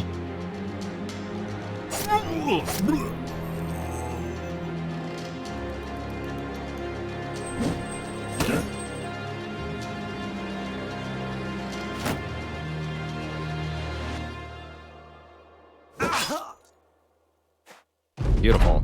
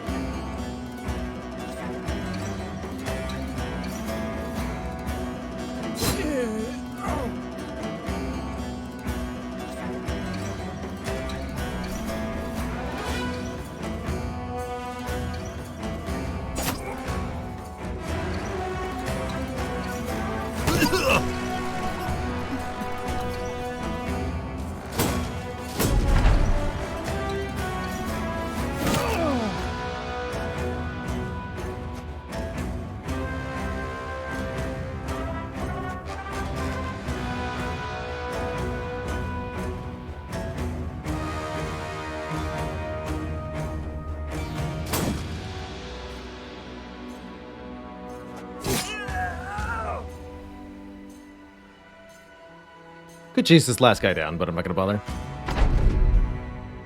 What do we get? Cheese! And spicy peppers. An armor add-on. Metal pauldrons, 40 durability, -4 max fatigue. That's a cool find. And plated nomad mail. Not too bad at all. Cool. Don't mess with the Ephorites, though. Frickin' get you, man. Nomad tents. Some nomad outlaws. Okay, that's an easy fight. We'll do that real quick here.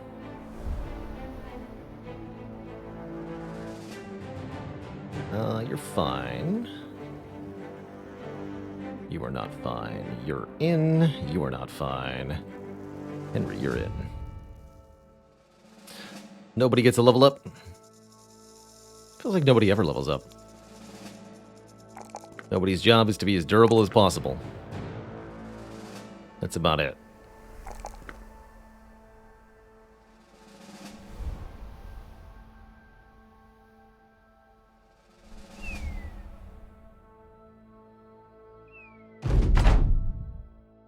Team of the Falls has been having a bit of trouble getting the Who Needs Relic achievement. Watch the video, but usually run into trouble with the Act 2 boss or early Act 3, which is when you start to be needing to scale in power. You need to be able to do more than just play some upgraded strikes and defends every turn. And you're really starting to feel the weight of the lack of relics. It is pretty challenging at this point. At that point of the game, rather.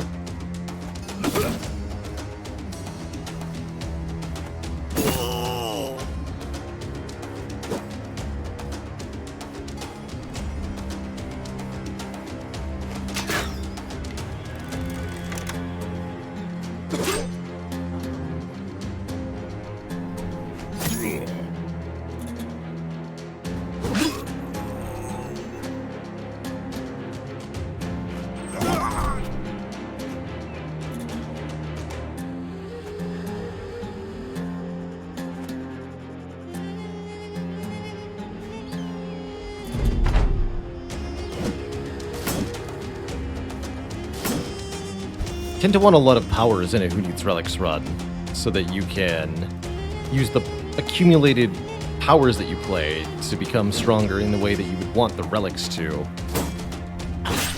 The lack of additional energy from any kind of boss energy relic is also a problem.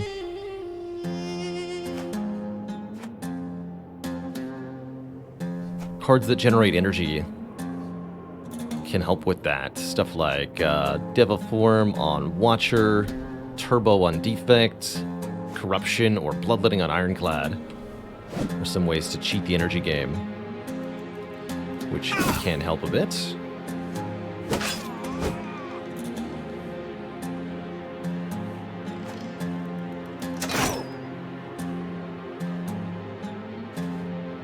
But I recommend trying a boss swap to start, or just use the normal relic and hope for a starter upgrade. Boss swapping is viable. I think you're totally fine with a starter relic of any character, though. As long as you're trying on base level Ascension. Do make sure you're playing on Ascension 1 or 0, of course. Actually, preferably 0 rather than A1, because fighting elites is not helpful when you can't pick up relics.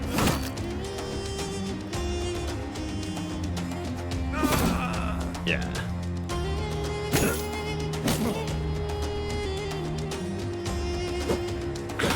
It's definitely the case that Act 3 especially feels like a try to reach the boss with as much health as possible, rest at every fire, and hope kind of situation. A lot of times. Easy treasure. Alright, I'm gonna head over to Tanweir once I explore this last little stretch of desert here. It is winding down the stream time. Almost 8 p.m. here. I have got to get going, get some dinner in me. But it has been a pleasure streaming for you all today. Some lovely Spire, some lovely Battle Brothers. The Baylor's Bandits continue their epic quest. Seems like the Noble War hasn't concluded yet. And there's still plenty of foes that the bandits have yet to face. We're having a good time.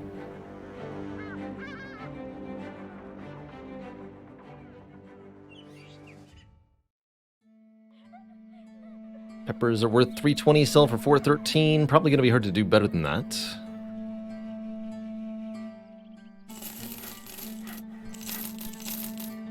If I had to guess.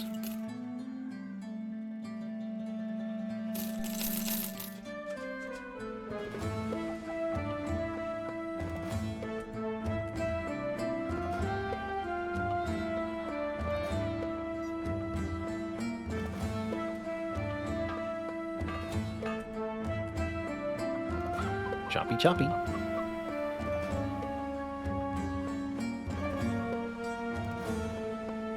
Into cunning time. Okay, so a contract that I don't want. All right, I think that's where I'll wind things down then for today. Hope you all have a wonderful, wonderful evening. as we head on out here.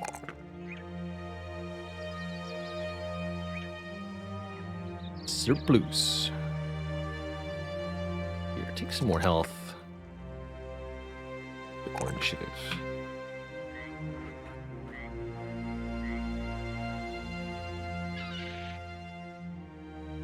Tom hits level 12, so we get a bunch of +1s here.